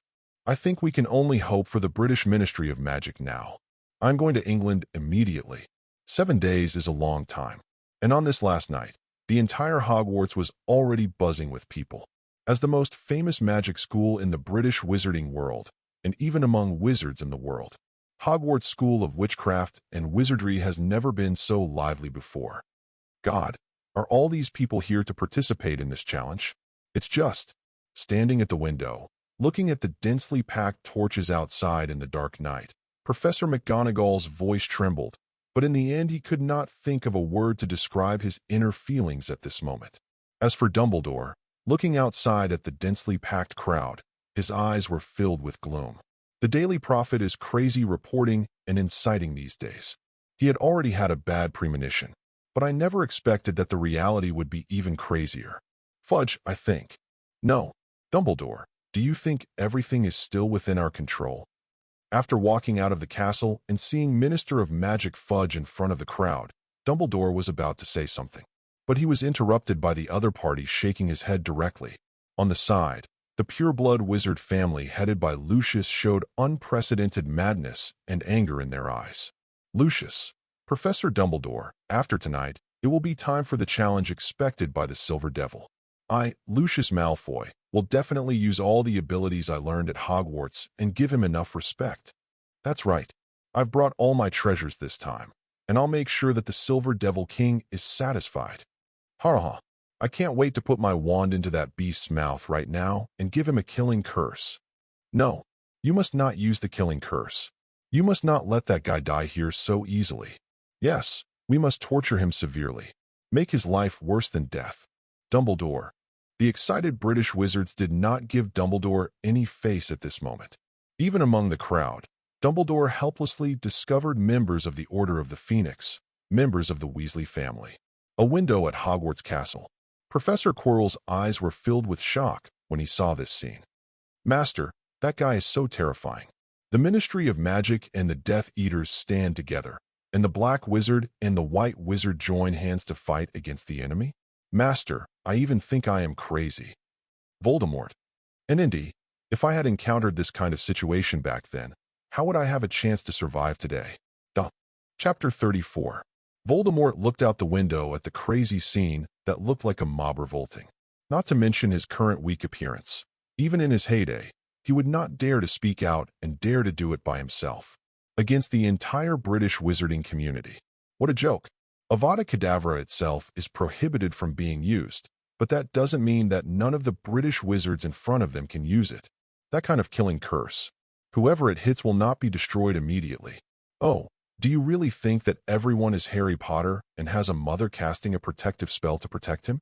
Voldemort was confident that he could defeat these people through his superb magic ability without having a slight numerical advantage. But one man against the entire British wizarding community united? Take a shower and go to sleep. It's such a pity. It seems that our Silver Devil is a bit out of his element. Voldemort said in a low voice. Everything happened today. The moment the entire wizarding world united to accept Roman's challenge, Roman had already been defeated. Professor Dumbledore, we will not pursue you for putting the Silver Devil into the school without consulting the school board in advance. But please don't interfere in this matter now. More than 10 years ago, Hogwarts created the demon Silver Devil. Today, more than 10 years later, the Silver Devil will surely be terminated at Hogwarts. Lucius came out and warned Dumbledore fiercely, who was standing in front of everyone. And at this moment, bursts of sound breaking through the air came. Several black shadows suddenly appeared in the open space, not far away, while changing shapes. Professor Dumbledore. Dumbledore turned around, his eyes widening for a moment. Newt. The visitor is none other than Roman's godfather, magizoologist Newt Scamander, who graduated from Hufflepuff, Hogwarts School of Witchcraft and Wizardry. Behind him were Roman's mother and his aunt, Tina, who also worked at the United States Ministry of Magic. And his father, Jacob, was retching due to apparition. We heard about the situation here and rushed over as quickly as possible. After listening to Newt's words, Dumbledore sighed in shame and helplessness. Everyone looked at the crazy crowd around them and the wands each of these people held in their hands, and their hearts tightened. Newt Scamander, the godfather of the Silver Devil, we know you, but it seems that the United States Ministry of Magic has not given our Silver Devil any protection he expected. Ha ha ha ha. Lucius's sarcasm instantly caused the pureblood wizards behind him to burst into laughter. And the excitement that seemed to have killed Roman on the spot also climbed onto the faces of everyone present. For these wizards present, there was no one from the American Ministry of Magic to protect Roman, which made them win most of the challenge. No, it could even be said. They have already won. It seems that our junior Roman will eventually pay the price with his life because of his pride and arrogance. Lucius said sarcastically. Without the blessing of the United States Ministry of Magic, I want to see how his bold challenge to our entire British wizarding community will end. Hearing this, Roman's father Jacob, who finally calmed down a little, hurriedly stepped forward. Sir, Roman did make some mistakes, but after all, he has been in prison for more than 10 years. This time, I think it is just a small misunderstanding. In this way, I have some industries in the United States. How about I offer you some compensation? Everyone looked at this honest-looking middle-aged man, but after a short silence, laughed loudly. Ha ha ha, damn the Silver Demon. It seems that the Silver Devil's magical source of mysterious confidence has finally been found. Ha ha ha, this stupid muggle actually said he would compensate us. If it weren't for the fact that you are an American, I would shoot a magic spell right now and blow your pig head off. Get out of here, damn muggles. Do you really think that by being with a stupid wizard, you can dictate the affairs of our wizarding world? That's right, if you don't want to die, get out of here. The ferocious wizards roared angrily and scolded Jacob. Under the guidance of Roman over the years, Jacob was also a big shot in the world of ordinary people. This behavior was scolded by a bunch of guys dressed as beggars. It also made him furious, but he still had to persuade him with good words, hoping that these people could let his son go. However, this humble reaction ushered in even more crazy abuse from everyone. Finally, someone who didn't know who it was suddenly stretched out a hand and pushed Jacob onto his back. The somewhat bulky body rolled awkwardly on the ground, causing another burst of laughter. Ha ha, look at this stupid pig. The Silver Devil King's brain must have been inherited from this guy. Ha ha ha ha. Queenie Goldstein looked at these people angrily. If she hadn't been ordered to put down her wand when she entered the British wizarding world, she would have taken out her wand and cast a killing curse on these guys. Amidst the wild laughter, Lucius raised his nose high. In his hand is his snake-headed cane that is always at hand. There is no need to struggle in vain. At the moment of dawn, this will be the burial place of Roman Kowalski, if the anger of the British wizarding community can leave his bones. The ruthless words destroyed the psychological defense of relatives like Roman. Seeing the painful expressions of Roman's parents, Lucius instantly felt as if his soul was about to fly up. He gritted his teeth and raised his head, looking at the sky that was gradually turning fishbelly white. I can't wait to take revenge on myself for the years I was bullied by Roman today. Holding the wand in one hand, he suddenly turned his head, coldly questioned Dumbledore and others in front of him. Silver Demon King, where are you now? Chapter 35. Where did the Silver Demon go? In the spacious arena of Hogwarts School of Witchcraft and Wizardry, the sky is getting brighter and brighter, and the rising sun can be faintly seen on the distant horizon. Lucius once again asked this question dissatisfied. Being stared at by pairs of eyes full of warning, Dumbledore sat in the audience seat and shook his head very simply. Mr. Malfoy, I'm afraid you need to ask Mr. Roman himself. You also know that Roman has not returned to Hogwarts since this announcement was made 7 days ago. Dumbledore, it's best that you didn't hide that guy secretly. Otherwise, we wouldn't mind letting our greatest white wizard of this century try to bear the wrath of the entire British wizarding world. The arena at Hogwarts is large, but even so, it is completely insufficient to accommodate such a large number of British wizards. And with the sky between bright, the night is completely gone. The centaurs in the Forbidden Forest and the goblins from Gringotts also appeared here one after another. Among the noisy voices, there were questions everywhere asking why Roman hadn't appeared yet. On the stands, the Aurors from the United States Ministry of Magic were also here, but I don't know if they were ordered by the United States Ministry of Magic to show up. But there is obviously no wand on the body. Obviously, he will not interfere in today's affairs. Captain, what do you think about Mr. Roman? He obviously has a bright future. Oh my God, a 4-star potion master. Before he appeared, the Ministry of Magic had a 3-star potion master rating at most. I don't understand, but since the higher-ups have given up on Mr. Roman, we are just happy and free. However, those pure-blood wizard families are in trouble. The squibs at home are completely hopeless. That's much better than being a gunman for this stupid brat. Kid? Ha ha. Don't look at his appearance. He is already in his 20s and almost 30 years old. The wizards were discussing, but Captain Smith, the leader, frowned. For some reason, the expression of Roman, who was closest to him that day in his mind, did not seem to mean that he wanted to use the power of the United States Ministry of Magic. However, looking at the densely packed scene in front of me, there were at least nearly 30,000 wizards. Smith finally shook his head. It seems that I have thought too much. Without the help of the power of the American wizarding community, if I want to fight against the entire British wizarding community, even the troubled Dark Lord will never be able to do it. Where is the Silver Demon King? Did he abscond out of fear of crime? At this moment, a huge roar of questioning suddenly resounded throughout the arena. Everyone followed the sound. However, they saw a man dressed as a dark wizard, casting a loudspeaker spell while looking madly in the direction of Dumbledore and others, asking questions loudly. Seeing no one answered, an even more angry roar sounded again. Where is the Silver Lord? Dumbledore, hand over the Silver Devil, otherwise Hogwarts will be destroyed today. The golden morning sun shone on the arena, but it was like falling flames, igniting the explosive barrels present. Hand over the Silver Demon King. Pay the blood debt with blood. Hand over the Silver Demon King. Pay the blood debt with blood. Hand over the Silver Demon King. Pay the blood debt with blood. The loud protests and threats grew louder and louder, and more people followed the shouts. Looking at these wizards holding wands, who may attack Dumbledore and others on the stage at any time, even Voldemort, who is hiding in the dark, is currently possessing Professor Quirrell. I also felt a strong chill. Horrible.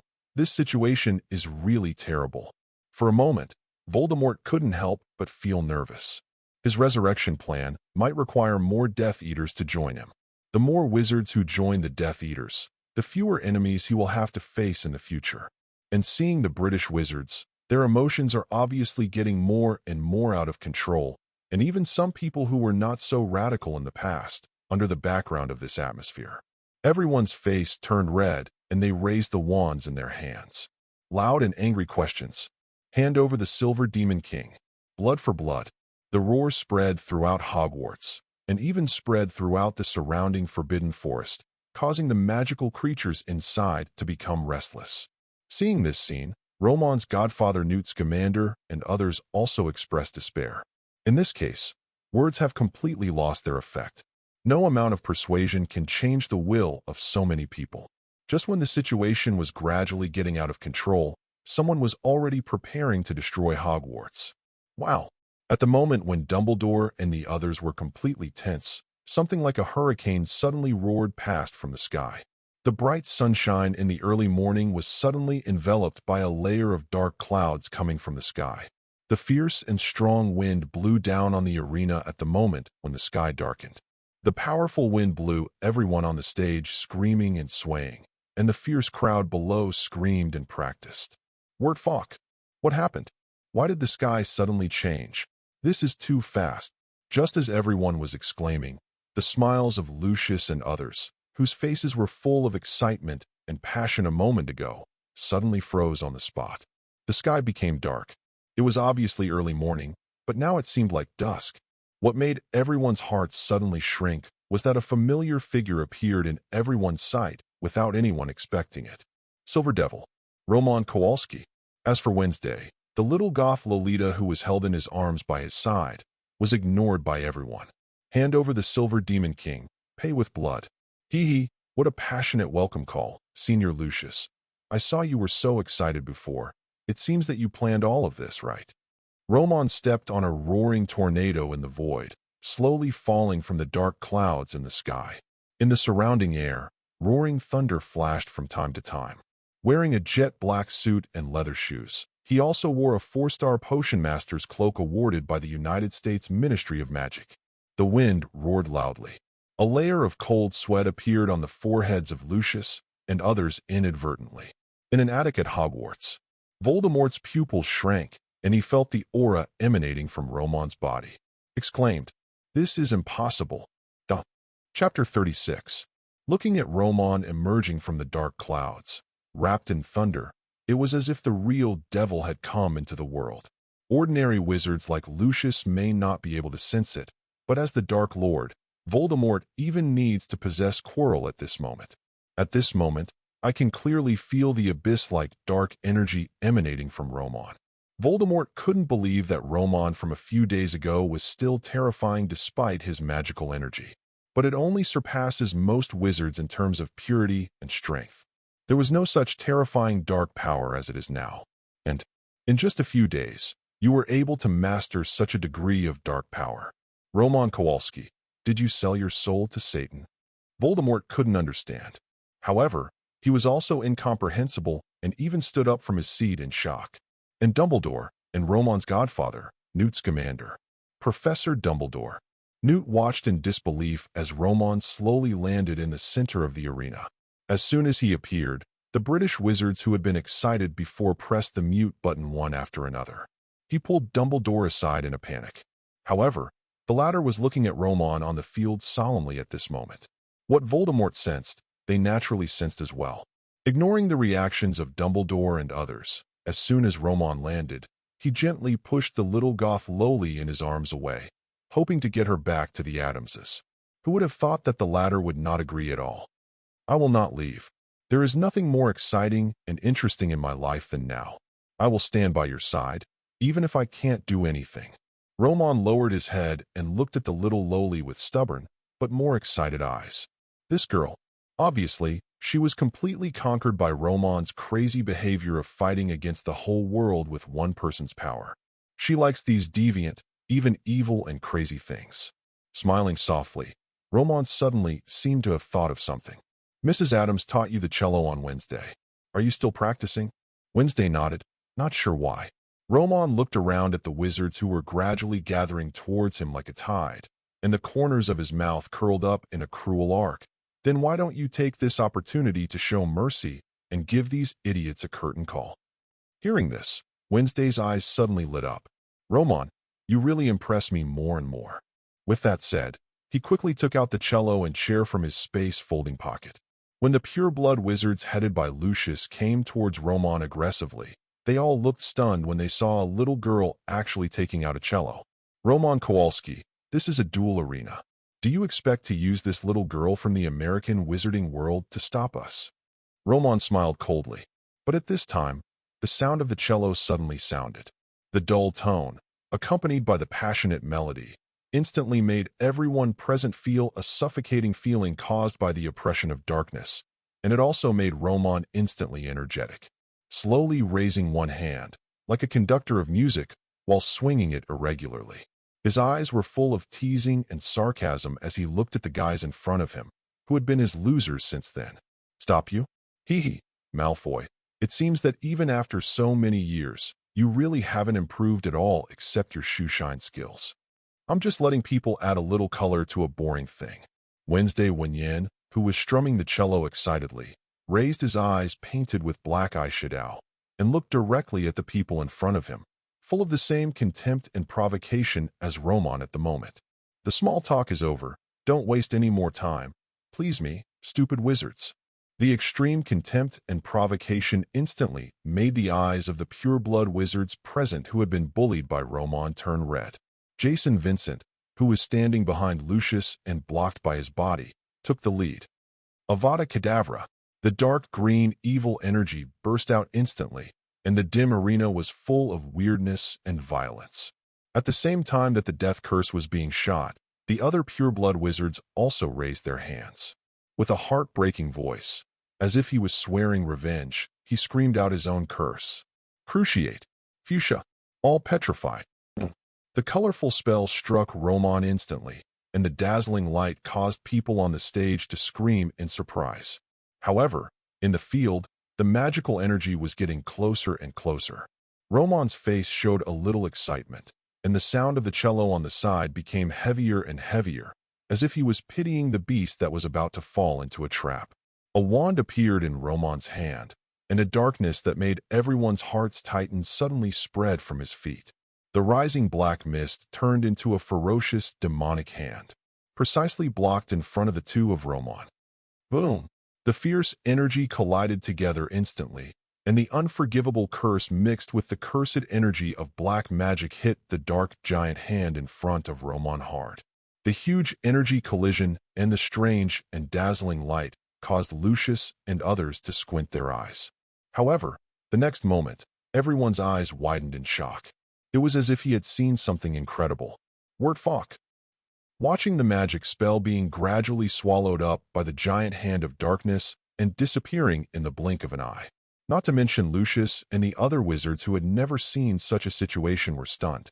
Above the stands, the knowledgeable Dumbledore also showed a look of astonishment. Newt Scamander, the only one standing next to Dumbledore, frowned, as if he was suspecting something, but couldn't be sure at the moment. At this moment, Wednesday, who kept playing cello in the field, had a dark and cruel smile on his face. Roman's voice seemed to be able to instantly cause fear, echoing in the ears of Lucius and others, like a predator teasing its prey. Lucius Malfoy, the darkness beckons. Chapter 37.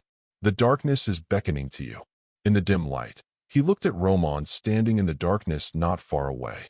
The whole body is surrounded by pitch black, and the dark energy is constantly spreading towards the surroundings. The pitch black energy is like a tide, and it seems to be substantial. I don't know why, but there were still bursts of piercing screams. It was like there were countless Cornish goblins struggling in the darkness, trying to escape. Zershite, what the hell is all this? Back up quickly. Be careful of these dark energies, damn. What are these? Lucius, think of a solution quickly.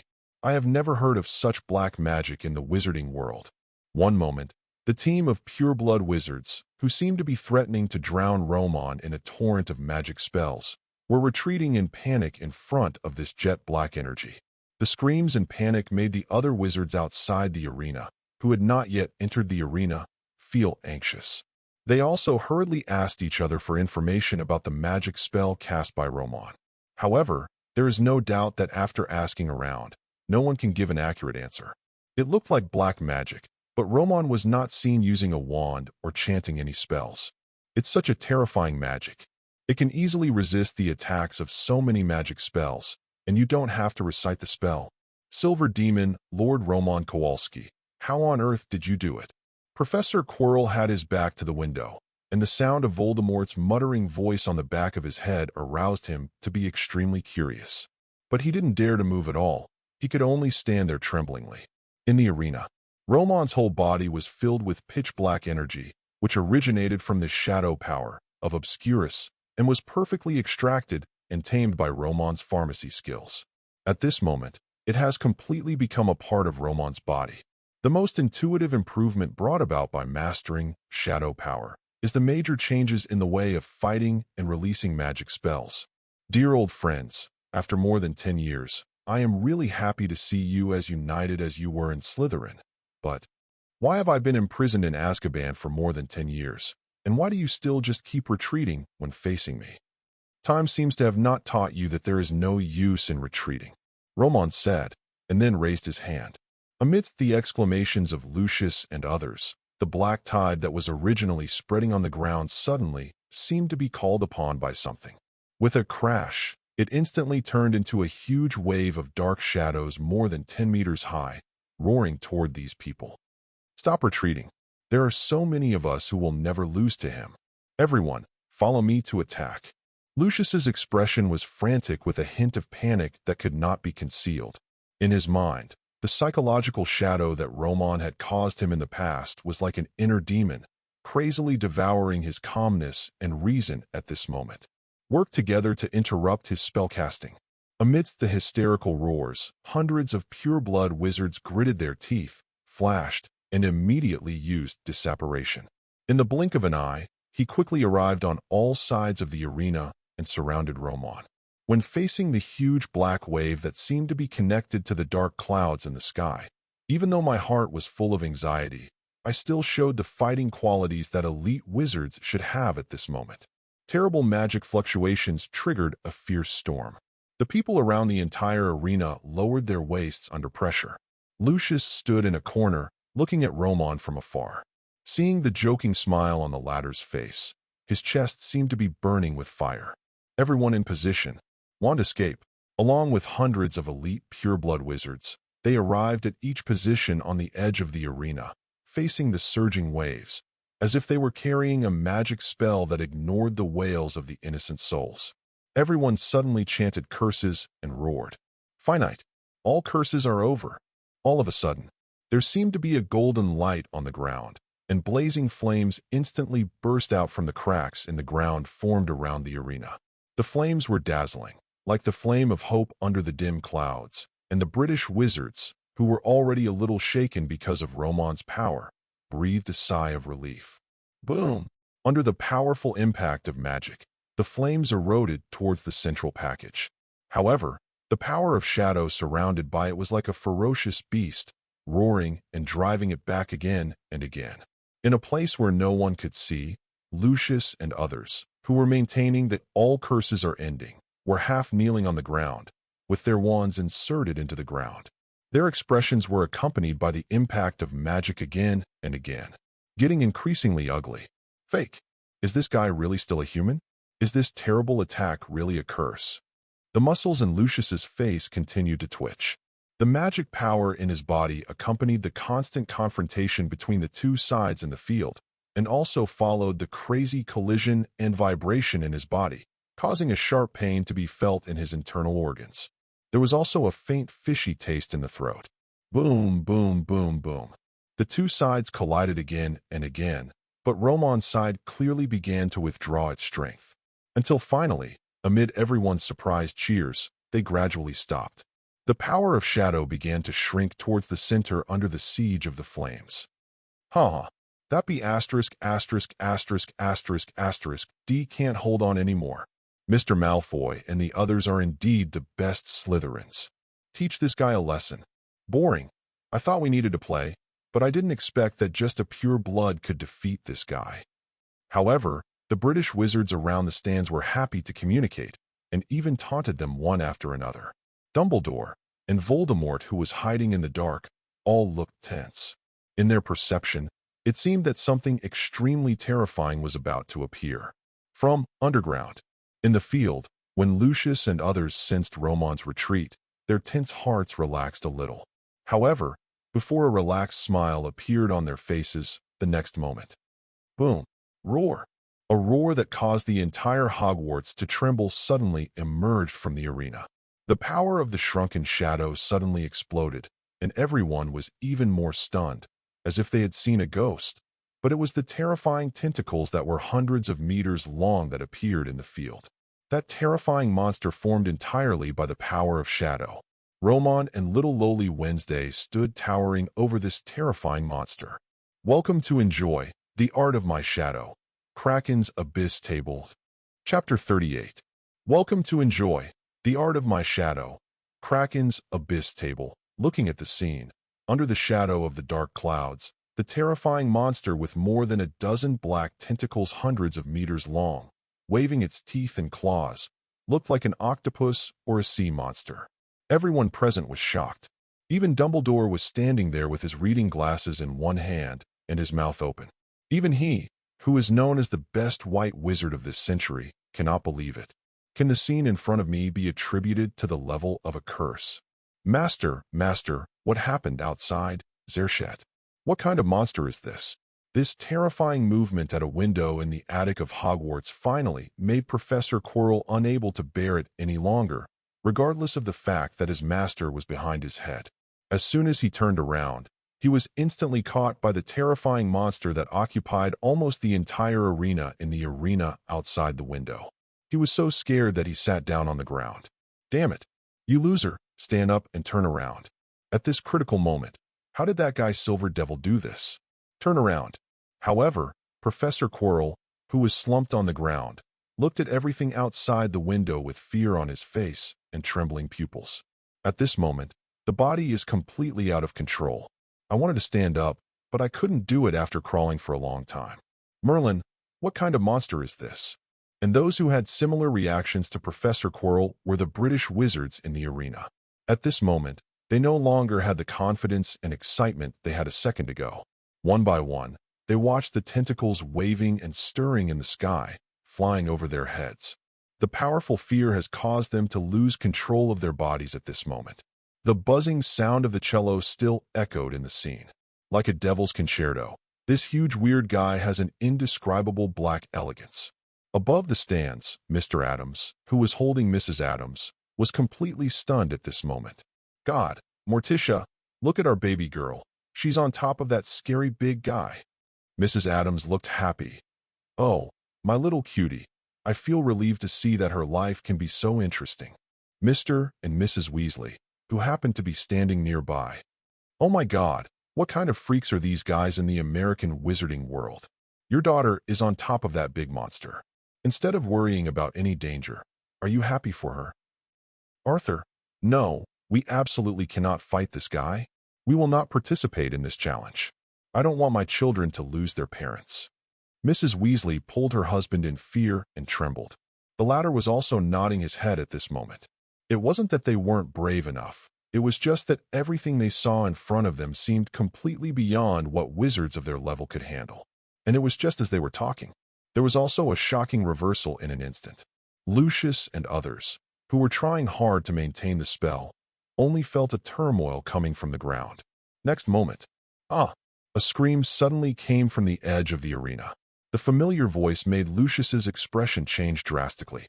The moment he raised his head, he saw a familiar figure suddenly flying out from above their heads. From the far end of the arena, at a height of more than 10 meters, a terrifying pitch-black tentacle flew out.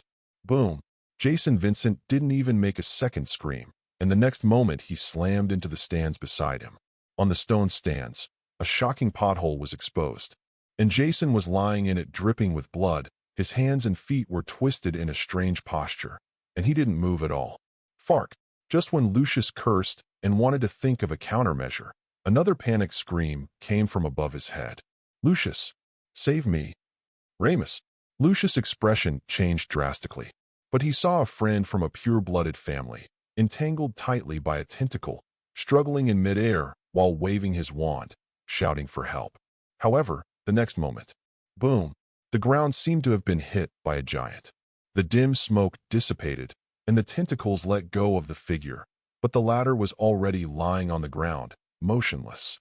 Rams! Roman Kowalski, I'm going to kill you. Lucius went completely crazy.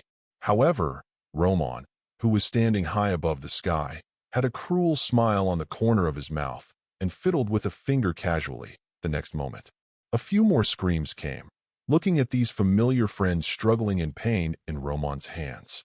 Lucius didn't even have the means to resist and rescue. While angrily terminating all curses end, he suddenly took out his broomstick.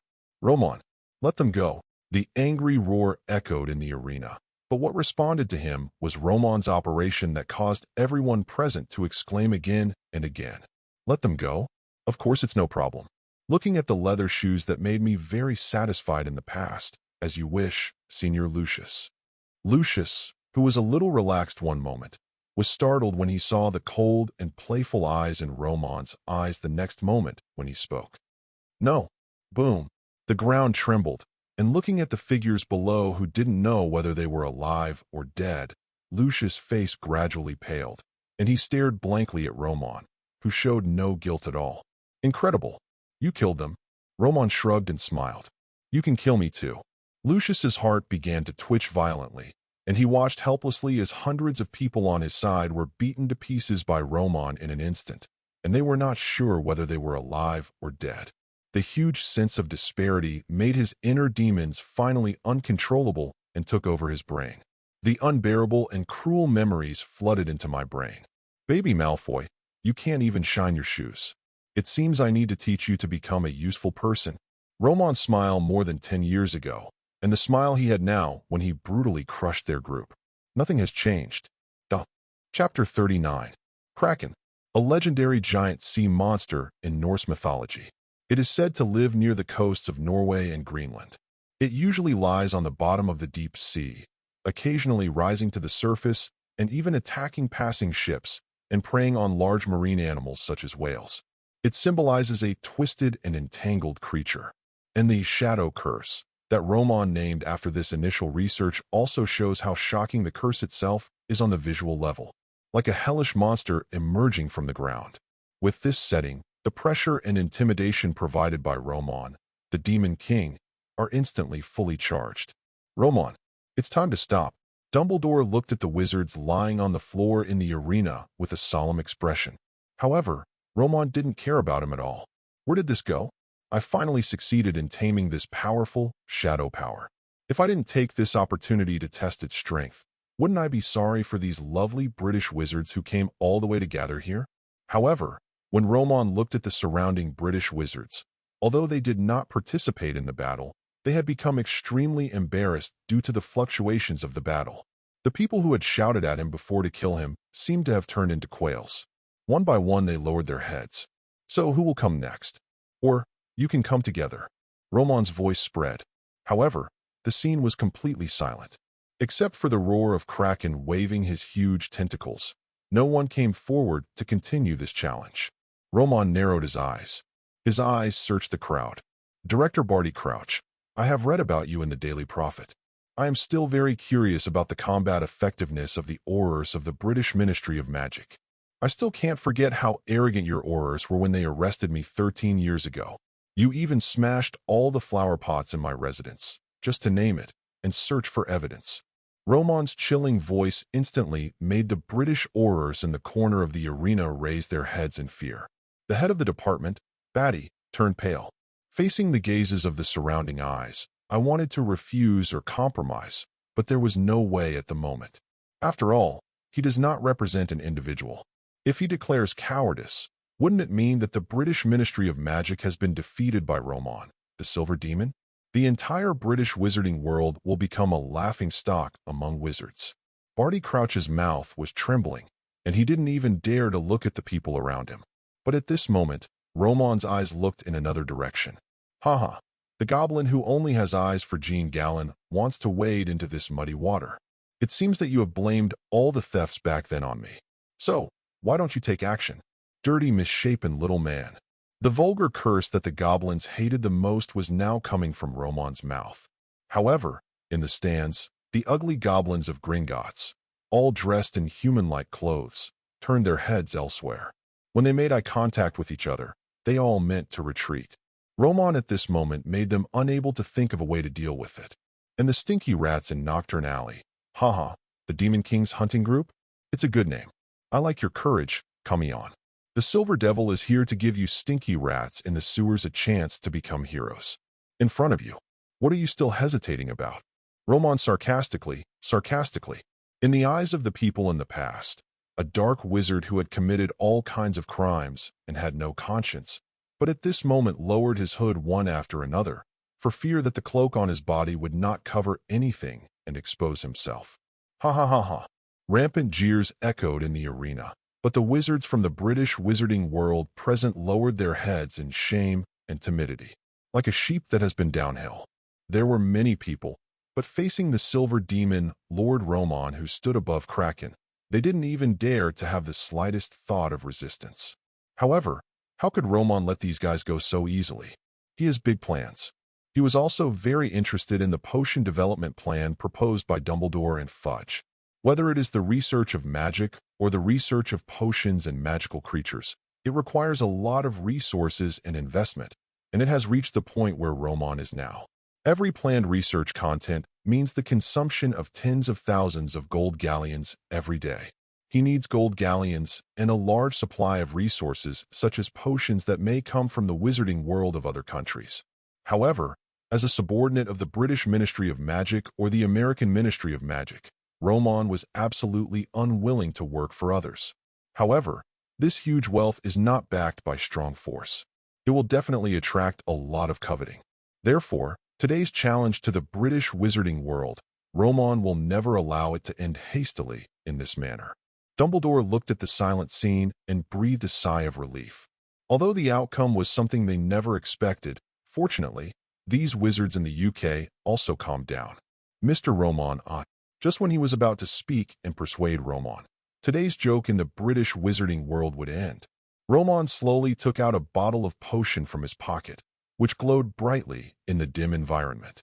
The brilliant silver light, like an aurora, instantly made Dumbledore's pupils shrink, and Snape, who was standing beside him, even lost his composure, sitting down on his seat, trembling violently, as if he saw something extremely terrifying. Romon, what are you going to do? Dumbledore growled loudly, looking flustered, and those British wizards raised their heads cautiously after hearing the movement. The moment they saw the thing in Romon's hand, everyone's facial expressions instantly lost control. Damn it. No, crazy man. He actually produced another bottle of that damn potion. Quick run. I can't run away. That bottle of stuff is enough to spread throughout the UK. Romon shook the bottle in his hand slightly, looking at the silver aurora swaying inside. Everyone couldn't help but tense up and swallowed in panic. Romon smiled evilly. Raise your wand. Challenge me, or I'll let you relive that night 13 years ago. Chapter 40. Raise your wand. Challenge me, or I'll let you relive that night 13 years ago. All the British wizards were shocked. I couldn't believe what my ears were hearing at this moment. This guy is simply a lunatic. The Aurors from the United States Ministry of Magic were also so shocked by what they saw and heard today that they no longer knew what to say. Especially Smith, who is the captain of the Auror, was staring blankly at Romon above the monster's head, if it weren't for the fact that he was still wearing the Potion Master's cloak given by the United States Ministry of Magic. At this moment, he had to wonder whether his eyes and ears, everything he saw and heard, were all hallucinations. Is this still the gentle and elegant Mr. Romon? At that age, he was able to develop the magic spell to this extent? As the Auror captain of the United States Ministry of Magic, Smith was able to be entrusted with the task of taking charge of Romon's side, so one can imagine his excellent abilities. However, he could not in any way connect the Romon of a few days ago with the Romon of this moment, who was stepping on a giant creature.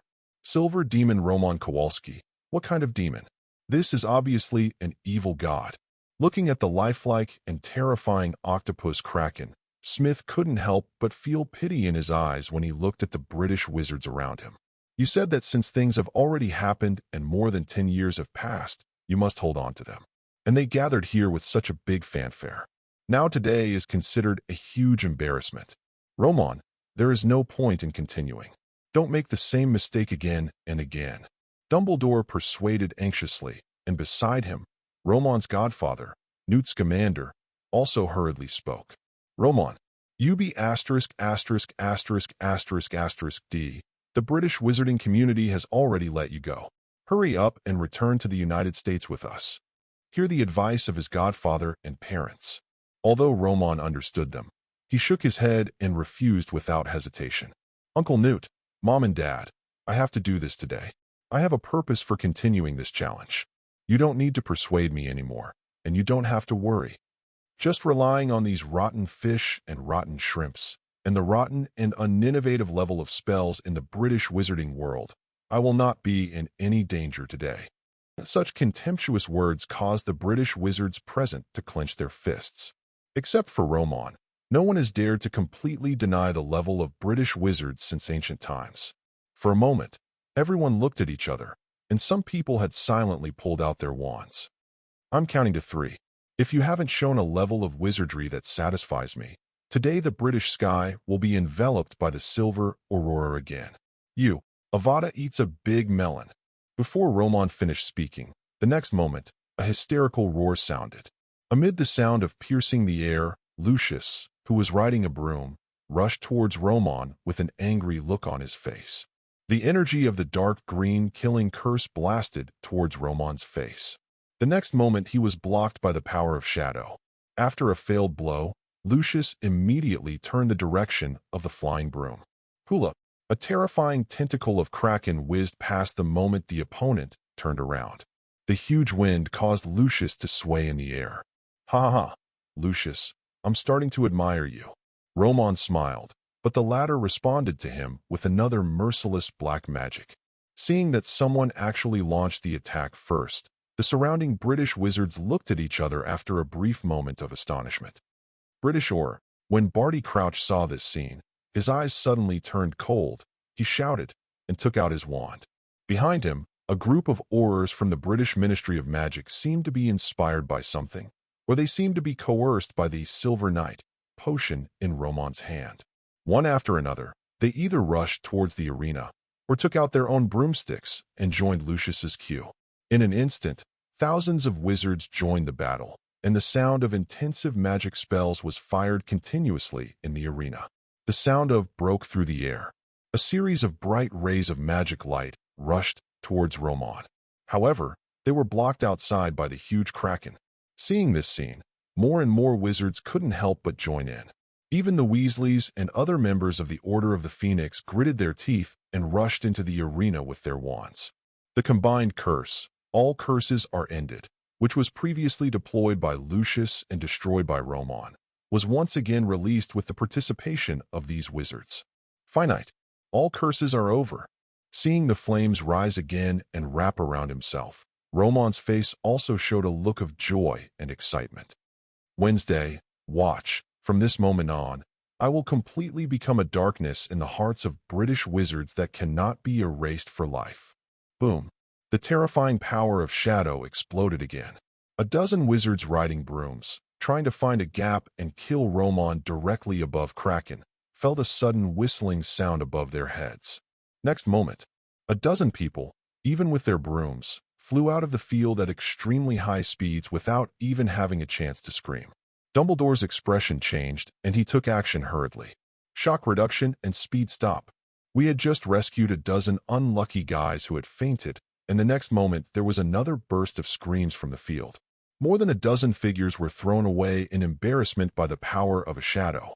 Dumbledore, this guy is provoking our entire British wizarding community. Why don't you take action? Barty Crouch and thousands of wizards joined forces to maintain all curses are ended, and continued to suppress Roman's shadow power. While looking at the figure above the stands, he yelled hysterically. However, looking at Roman on the field, Dumbledore understood that once he was dismissed, the nature of today's matter would completely change. In other words, if even he was defeated by Roman, the British wizarding community can never stand up in front of the world again. Seeing that Dumbledore was delaying to leave the battle, the wizards around him couldn't care less. More and more wizards joined the battle in less than half an hour. The cloudy sky was full of British wizards riding broomsticks. And at this time, on the Gringotts goblin side, an elderly goblin slowly raised his wand and fired a signal spell into the air. Roar! Chapter 41. Roar! There was a deafening growl, accompanied by the goblins of Gringotts in the sky, sending the signal. In the blink of an eye, a huge jet-black monster suddenly appeared in the distant sky. The huge wingspan, combined with the body shape that is particularly obvious even under the dim sky, instantly caused the wizards in the audience to scream again and again. It's a dragon.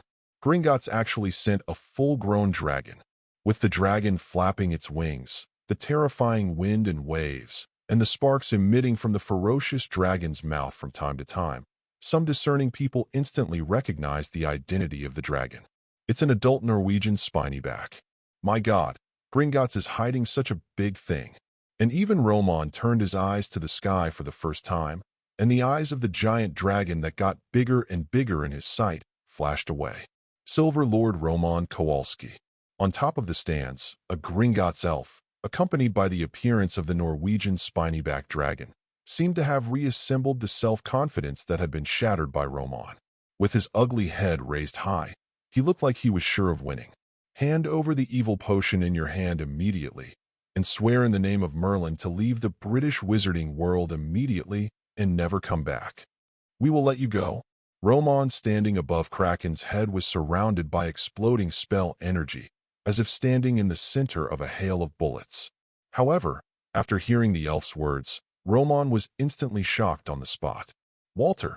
He pointed at the sky with a dazed face, and he had already swooped towards this side.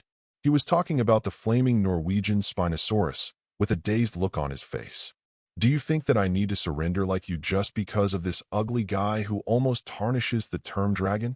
What kind of magic does it have that can give you such great courage? However, Roman was unusually calm. Roman's parents were frightened. Oh, God, Roman. Watch out. FAQ. I must make you damn British guys pay the price. I will form the most powerful military company and bury you all with artillery. Roman's parents, Jacob, were so angry that they swore on the spot that they would use the military weapons of the Muggle world to massacre the wizarding world. On the side, Newt Scamander also looked horrified. Norwegian Spinosaurus is very dangerous, and the scales of adult Norwegian Spinosaurus are extremely resistant to spells. Roman, hurry up and stop. However, at this moment, Newt was also concerned and confused. As his godson of a magizoologist, Roman knew as much about these magical animals, especially dragons, as he did. Don't look at Roman talking about looking down on the dragons in the Harry Potter world, but in fact, these large lizards are still very dangerous. Just like what Newt said, take the adult Norwegian Spinosaurus in front of us, as an example. The magic attack resistance can reach 80% of terror. In other words, if an attack spell is cast and no critical point is hit, the actual damage suffered by the opponent will only be 20% of the damage that the spell can cause. Cooperate with the opponent's poisonous fangs and the fire-breathing ability of itself as a fire dragon. The adult Norwegian Spinosaurus is not as rubbish as in the movies. But, Elizabeth, I'll leave this guy to you. Remember, it will be a very important source of potion materials in the future. Don't kill me. Under the confused gaze of little goth Lowly Wednesday, Roman said something softly to the position of her wrist. Next moment, call out. Dumbledore just covered his head weakly. With a sharp roar and a terrifying thunderstorm unfolding, Elizabeth's terrifying Quetzalcoatl body appeared in front of everyone. What the hell is this? The Gringotts goblin, who was full of confidence just a moment ago, saw Elizabeth. The ugly blue-black face began to turn slightly white. The monster-like hands could not help but tremble slightly. Roar! The Norwegian Spinosaurus swooped down, and a ball of blazing flames spurted out instantly. However, the flames on its side were spitting out very quickly, but the speed on Elizabeth's side was even faster. There was a crash sound. A hurricane formed by the storm spewed out from Elizabeth's bloody mouth, and hit the flame just right. The terrible hurricane blew the flames back in an instant, under the astonished gaze of the people around. The Norwegian Spinosaurus, which originally appeared with a full tyranny index, instantly turned into a fiery red ball of light in midair. Roar! Painful wails, accompanied by hurricanes hitting each other at the same time, roared out from the mouth of this Norwegian Spinosaurus. However, Elizabeth obviously would not let him go. Roman's request was to capture him alive, but he didn't say to what extent he would be beaten. Crack, click, click, terrifying thunder rolled up from the dark clouds, striking downwards one after another. Every time the terrible thunder fell, the ground trembled. Is this a magical creature? When this question came out of the mouth of Newt, a world-famous magical zoologist. Roman's level in the field of magical creature research was already fully demonstrated. An adult Norwegian Spinosaurus, considered a treasure by Gringotts, appeared for less than 5 minutes. It was not even possible to launch an effective attack on Roman. In just a moment, Elizabeth, the northern magical creature Quetzalcoatl, who had been beaten by Roman, was too seriously injured. He could only lie on the ground obediently and moan helplessly. And when the wizards who were originally surrounding Roman and launching a frantic counterattack looked at Elizabeth's vertical pupils, they were still fighting fiercely. It was like being splashed with ice water for a moment. Damn it, how can you survive this? Chapter 42.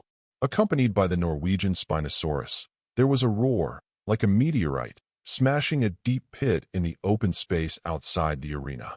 The British wizards who had originally united to launch a frantic counterattack against Roman all felt an unprecedented sense of powerlessness. The Weasleys originally took the initiative to provide cover for several Ministry of Magic Aurors who jointly cast All Curses Are Ended, helping to withstand the swarming shadow forces around them to prevent Roman from breaking the formation again.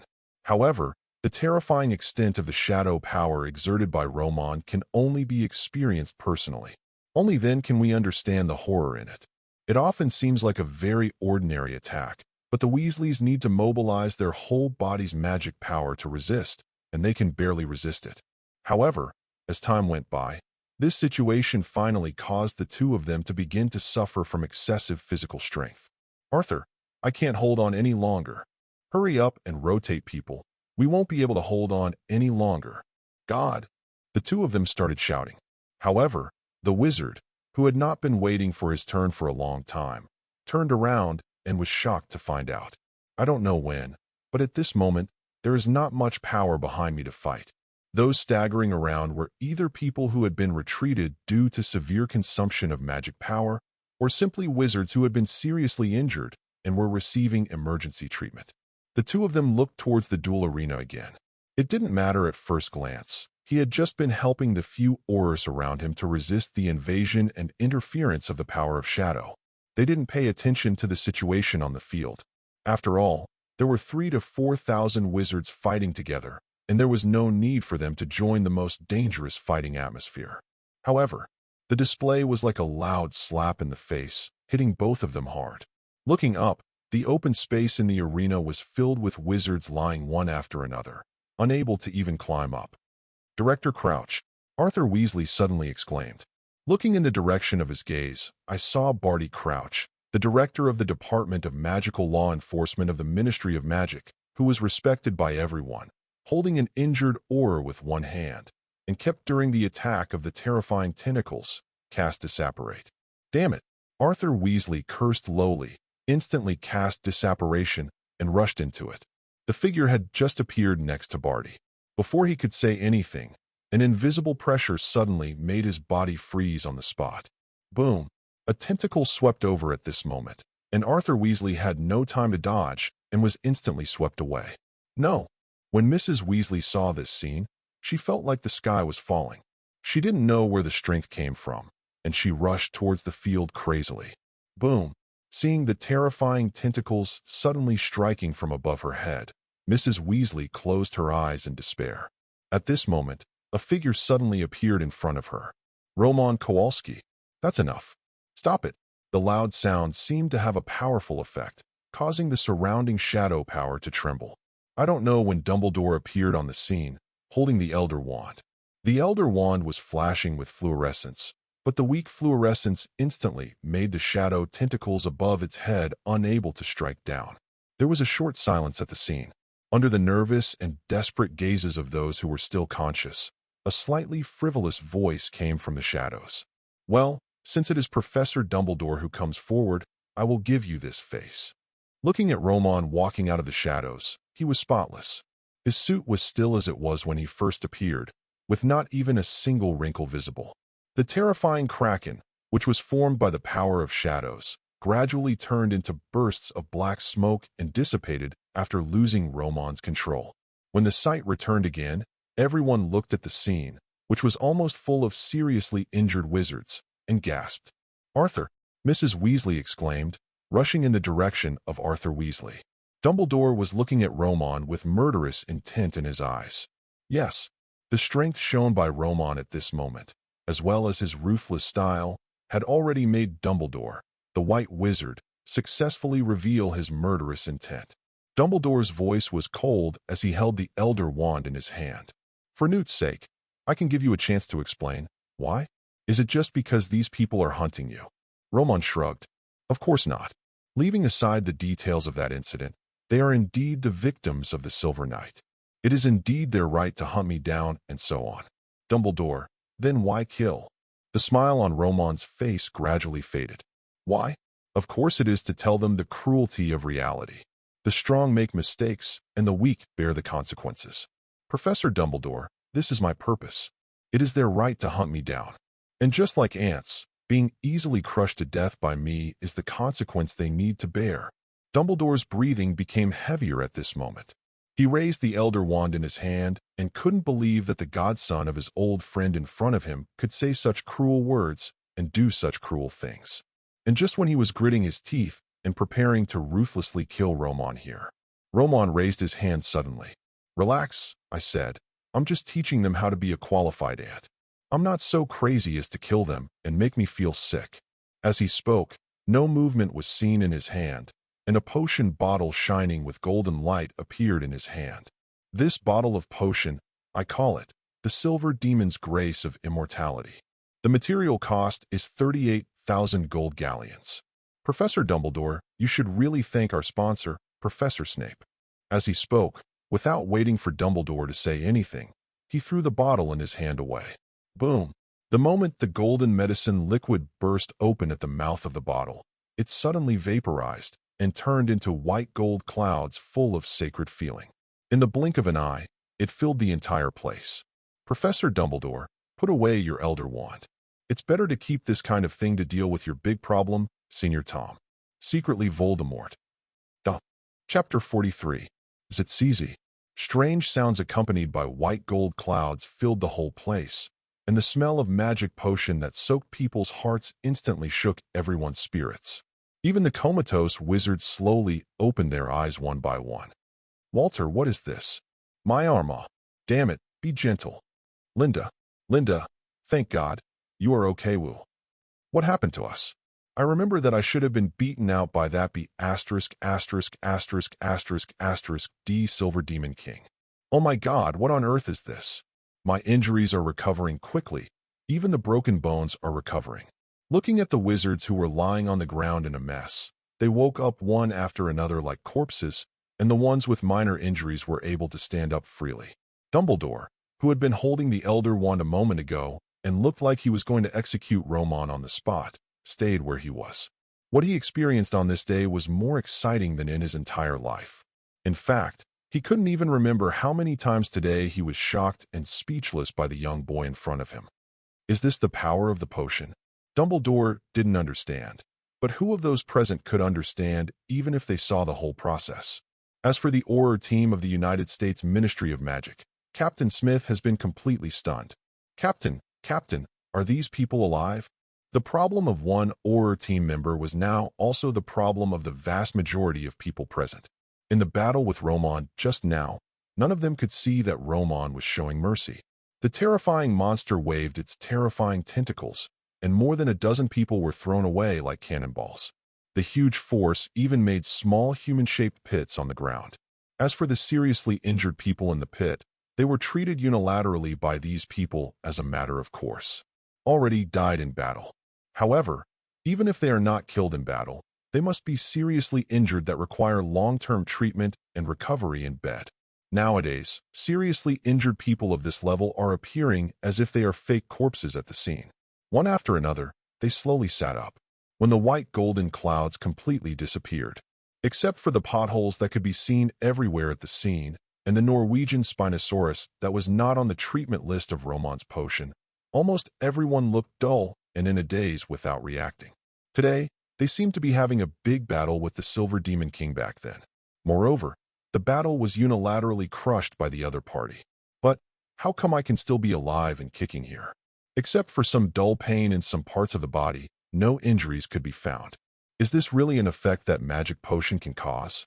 Smith didn't understand, but there was one thing he was sure of.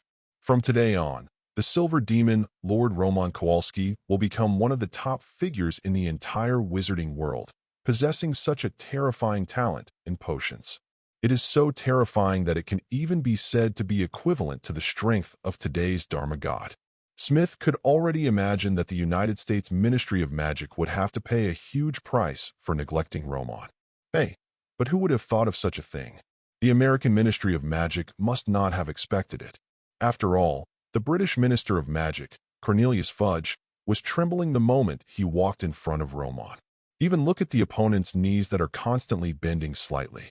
If there weren't too many people here, it wouldn't be impossible to just kneel down to Roman. Silver Lord, no, Mr. Kowalski, I, on behalf of the British wizarding community, would like to apologize to you. What happened today was due to the negligence of the management of our British Ministry of Magic. Listening to the other party's spineless words, the British wizards around them, even though their hearts were filled with all kinds of humiliation, had no choice but to shut up and remain silent at this moment.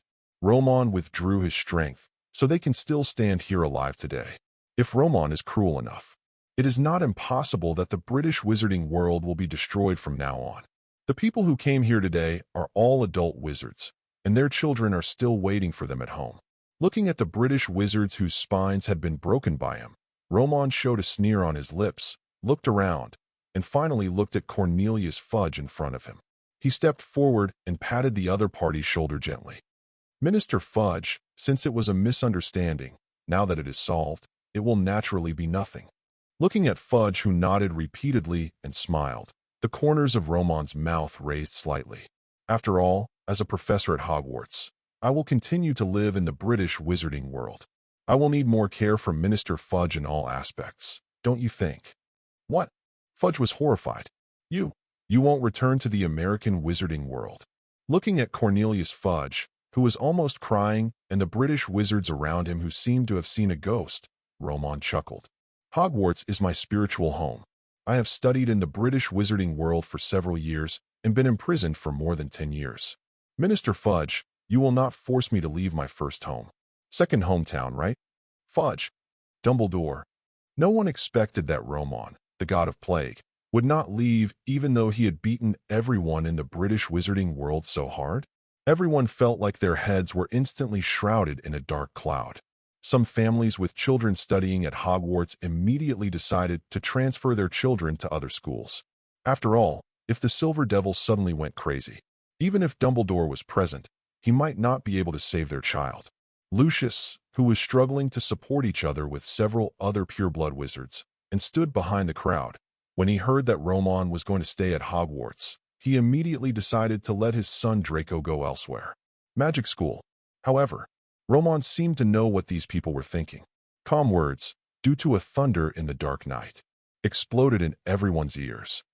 If I knew that there was a little wizard who didn't come to school, as a professor, I wouldn't mind a home visit. After all, I'm a very conscientious person. Looking at the smile on Roman's face, everyone felt for a moment that the nightmare was not over yet. On the contrary, the real nightmare has just begun. Chapter 44. The Silver Demon, Lord Roman Kowalski, almost destroyed the entire British wizarding world, defeated all challengers, and now he is still studying at Hogwarts School of Witchcraft and Wizardry. There is simply no news more exciting than this news. Hogwarts School of Witchcraft and Wizardry Arena. When Roman received a bottle of top-notch healing potion, he instantly escaped from his identity as a murderer and became a demon king with terrifying power that could destroy the entire British wizarding world. Just as the farce here ended, the injured wizards on the ground groaned and stood up. The Daily Prophet reporter Rita Skeeter, who had been watching the whole process, was walking quickly on the path leaving Hogwarts, mumbling excitedly to herself. His body was shaking with excitement. This time the Daily Prophet will definitely sell out. However, just when Rita Skeeter imagined that the Daily Prophet would become the top newspaper in the hearts of wizards in Europe and even the entire world, figures that she had never expected stood in front of her. Miss Rita Skeeter, it looks like you must have prepared a lot of press releases. A heaven-sent day that will make you tremble with excitement, right? The speaker was Lucius Malfoy, who had been ravaged by Roman in the gladiatorial arena before. His clothes were already dirty, and his elegant long golden hair was stained with dirt and sweat.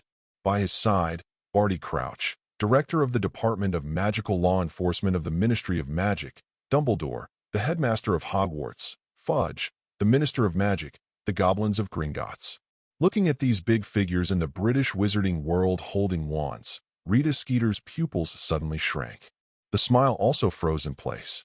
The Goblins of Gringotts are not in such a good mood to waste time with this stupid woman. The adult Norwegian spiny back that Gringotts spent a lot of effort to cultivate is still in the hands of that D Silver Devil. He didn't even plan to return it. If a word that might give away what happened at Hogwarts today were revealed to us at Gringotts, appeared in your newspaper, Rita Skeeter, you're going to lose more than just your job. Minister of Magic Cornelius Fudge also stepped forward. Some time ago, when I was betrayed and separated from my relatives, I still vividly remember the scene when the woman in front of me led someone to break into my office and forcibly interviewed me. Nowadays, there was no emotion or anger on Fudge's face, but the words he spoke made the latter instantly shiver. Miss Rita Skeeter, today we all suffered a big loss with the Silver Devil, and those families with little wizards at home still need to continue to send their children to Hogwarts. If those children knew what the Silver Devil did today, do you know what the consequences would be? No one will dare to go to Hogwarts. When the Silver Devil becomes angry, none of us will be able to bear it. So, Fudge gently adjusted the opponent's collar with his hands, but his calm voice revealed an obvious threat.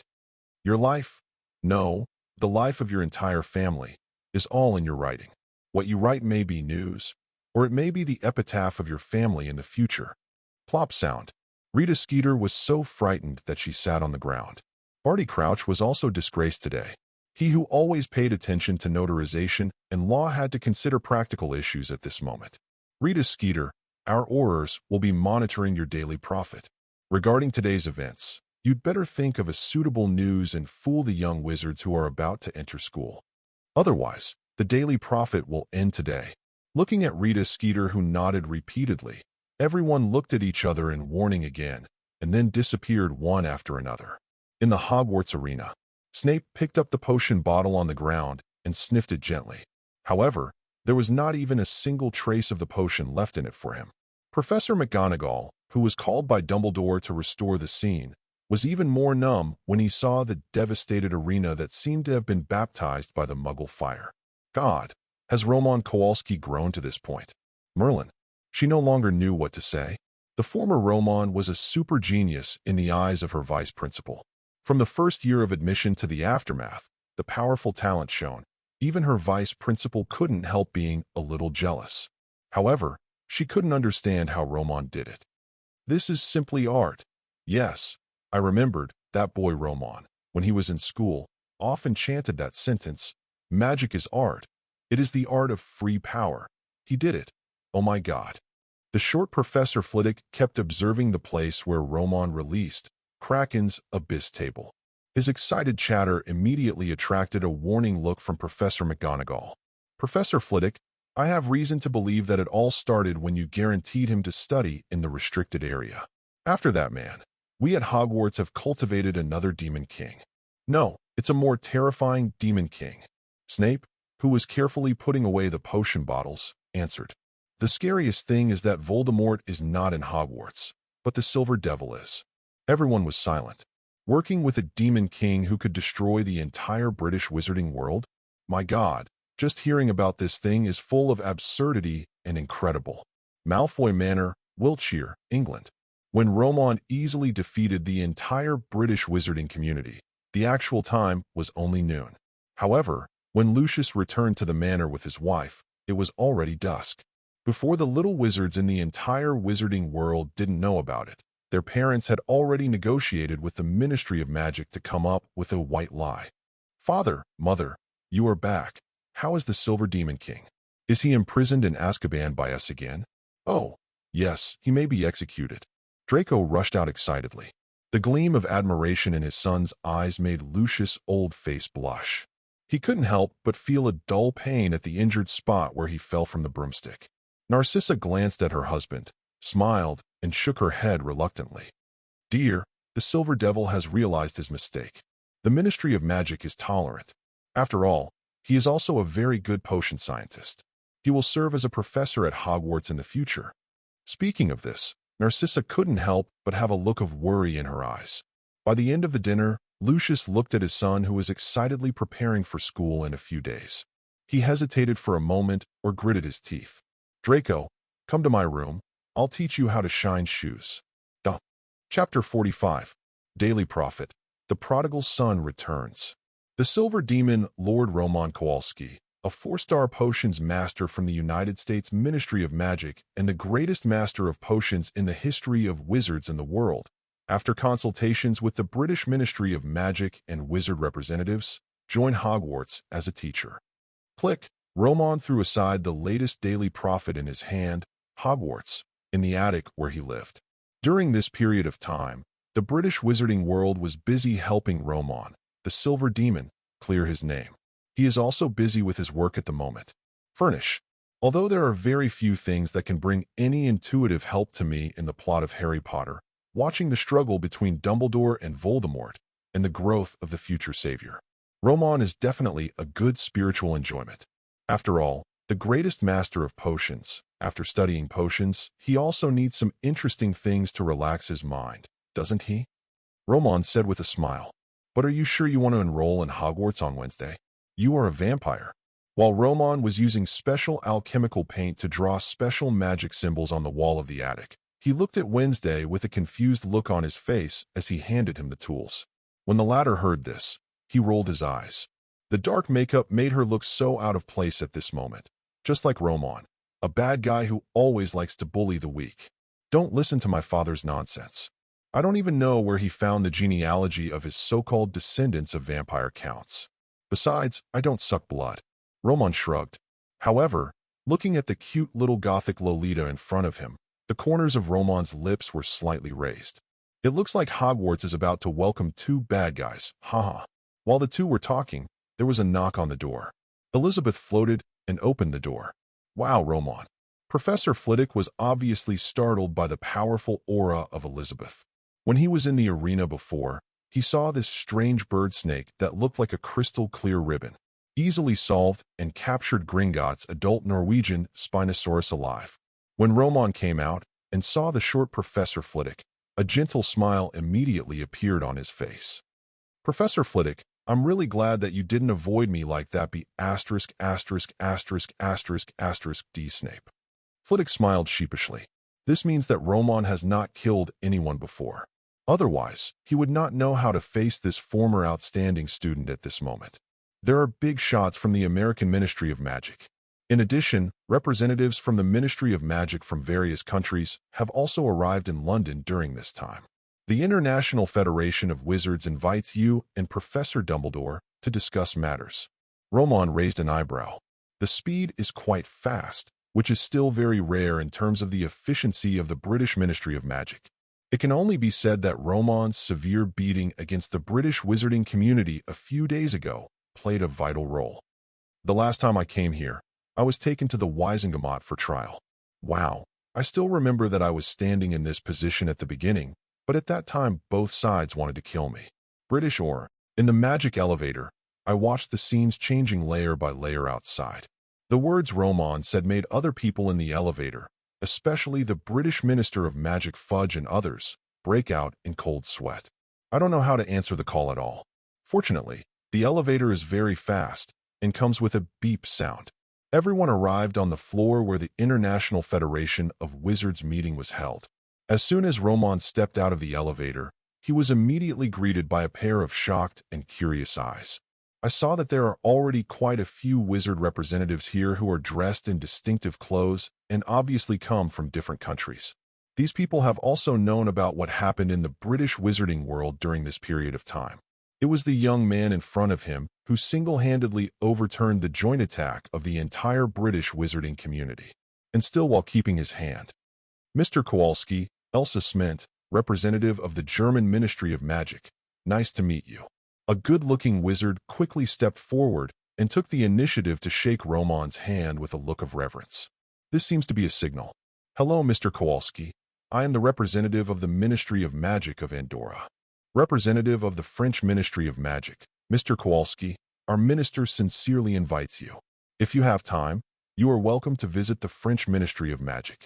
I am a representative of the Italian Ministry of Magic. Nice to meet you, Mr. Kowalski. In the blink of an eye, Roman was surrounded by representatives from the Ministry of Magic of various countries. These big figures in the eyes of ordinary wizards in the past are now like Roman's little fans, surrounded by one after another, so that Dumbledore, who is known as the greatest white wizard of this century, they were all pushed aside. This almost star-chasing pursuit made Roman readily accept it after a brief moment of astonishment. This situation is easy to figure out, and there is no doubt that this is exactly the effect you need. An upright and powerful wizard like Dumbledore can be respected by others. However, like Roman, powerful and ruthless wizards are easier to obey. Take now, for example, at the meeting when Roman, in front of hundreds of representatives from the Ministry of Magic of various countries, stated that he was going to set up an organization, unilaterally produce and operate independently, and only accepted cooperation with the Ministry of Magic of various countries. In the past, it would have been opposed and rejected by representatives from various countries for arbitrary reasons such as the dignity of the Ministry of Magic, the rules of the wizarding world, etc. But at this moment, Cornelius Fudge, the Minister of Magic of the United Kingdom who attended in person, was the first to raise his hand. The British Ministry of Magic agrees with Mr. Roman to establish a free magic organization, the Truth Society, and is willing to cooperate with the Truth Society in the future to develop various magic potions and component research projects. Subsequently, the French Ministry of Magic agrees that if Mr. Roman has any material and personnel needs, our French Ministry of Magic is willing to help, which is also what our minister means. The German Ministry of Magic agrees. The Bulgarian Ministry of Magic agrees. The Norwegian Ministry of Magic agrees. Chapter 46. Time flies, and in the blink of an eye it's the day when Hogwarts officially opens. However, compared with the situation at the beginning of the previous school year, on this year's Hogwarts train, all grades, including the young wizards who are about to enter school this year, were discussing the recent major events intensely and nervously. At this moment, in a compartment, Savior Harry's sumptuous magical snacks successfully turned Ronald, who had just met him for the first time, into a little chatterbox. I saw the other party holding an ugly mouse in his arms. With a mouth full of snacks, he was telling Harry Potter the recent events in the wizarding world. Do you know? Silver Demon King. I think you must have heard of this name. He is a very dangerous guy. It is said that in order to capture him, the Ministry of Magic not only dispatched a large number of Aurors, but even pure-blood wizards. The whole family was mobilized. By the way, my father also participated in the arrest of the Silver Demon King. Harry Potter was confused. He had heard the name of the Silver Demon Lord from Hagrid before, but when the other party mentioned the name, his expression was obviously weird. So, who is the Silver Devil, and what exactly has he done, and why should we arrest him? This question stopped Ronald immediately. Regarding the events of the Silver Night, even the wizards who had experienced that nightmarish night were silent about it. To this day, the entire wizarding world hates, and even hates, the Silver Devil, and there are endless evil legends about the Silver Devil. However, in the circle of young wizards, no one knew what the Silver Devil did back then. Just when Ronald was speechless, thinking about how to continue his bragging career, Harry, however, stared blankly at a card in his hand. That's the bonus card inside the chocolate frog. Silver Lord, Roman Kowalski. Ronald glanced at it. Above the card was the familiar photo from the Ministry of Magic's arrest of Roman. The young look of Roman being escorted in embarrassment surprised Harry Potter. Don't look at it. Silver Devil's cards are the most common in this series. I don't know how many of them I have lost. Not only do they not look good, they are also very common, Ronald said casually, and then seemed to remember something. He glanced at the door and saw no one. Then he moved closer to Harry with a mysterious face. Harry, there's one thing you definitely don't know. Walter. Ronald took a deep breath, with anxiety in his eyes. The Silver Devil is in Hogwarts this year. It's even possible that we can see him tonight. Harry was surprised. But didn't you say that he was taken to prison? Did he escape? Ronald shook his head. I don't know, but it is said that because the Silver Devil joined Hogwarts as a professor, this year's Hogwarts will have an assessment for the new students. If they fail the assessment, they will not be able to enroll. But to be honest, I really don't want to go to Hogwarts when the Silver Devil is there. I've heard since I was a child that he was caught because of cannibalism. Walter. Harry turned pale with fright. Eat human. Can such a person become a professor at Hogwarts? Why didn't Hagrid tell himself? And just when the two of them were frightening themselves, there was a sound of pushing the door, and Hermione appeared here, just like in the original book. Did you see a toad? Neville just lost it. However, before the two of them could answer, Hermione's eyes suddenly lit up. It was like seeing something new and strange. Professor Romon? The card in your hand. Is that Professor Romon? How come you have his card? Hearing this, Ronald and Harry both looked tense. Walter, do you know the Silver Devil? Hermione was confused, blinking her eyes with a confused look on her face. What Silver Devil? I mean Professor Romon Kowalski. Isn't that him on the card in your hand? Professor Romon led me to do the purchasing work before I entered school. He taught me a lot of Walter. However, Hermione's behavior of talking endlessly about Romon's advantages fell into Harry's ears, and it felt like hearing some epic ghost story. The Silver Devil took you to Diagon Alley, and also taught you magic. Why didn't he eat you? Ronald exclaimed loudly. His body couldn't help shrinking behind him, as if he was seeing a ghost when he saw Hermione. However, the two people's reactions immediately aroused Hermione's dissatisfaction. Shut up. What are you talking about cannibalism? Professor Romon is such an excellent and good person. Why do you want to slander him? Ronald was ready to curse. Silver Devil? Good guy. Was this Muggle cursed by the Silver Lord? Or is it that the Muggle world has a fairy tale about the Silver Devil that is different from the Wizarding world? Just when a few people were about to quarrel, there was another sound of footsteps, and several figures stood at the door of the box. I really want to hear someone talking about the Silver Demon King. Well, although everyone is talking, but your voices are really loud. Draco walked forward with a smile, but just as he finished speaking, he suddenly noticed Harry Potter sitting in the corner. Wow, it seems that another rumor is true. Harry Potter, are you going to enroll in Hogwarts this year? I am Draco Malfoy. Harry Potter nodded. He was getting used to this kind of recognition. Draco looked at Hermione beside him. I didn't mean to eavesdrop, but your voices just now were not quiet at all.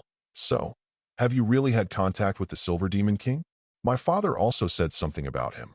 But there is no doubt that yes, he has nothing to do with good people. Looking at her with questioning eyes, Hermione couldn't help but feel angry.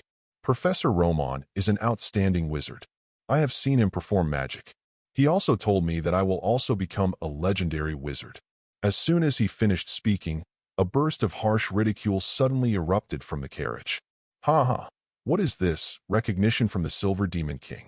This Muggle must have been cursed by the Silver Devil. Draco scoffed and took a step forward, eyes dissatisfied. I don't care whether what you say is true or false, but there is one thing. After entering Hogwarts, it is best not to say nonsense in front of us that the Silver Devil is a good person. That guy should continue to be imprisoned in Azkaban. If it weren't for him, why would we need the entrance exam this year? Chapter 47.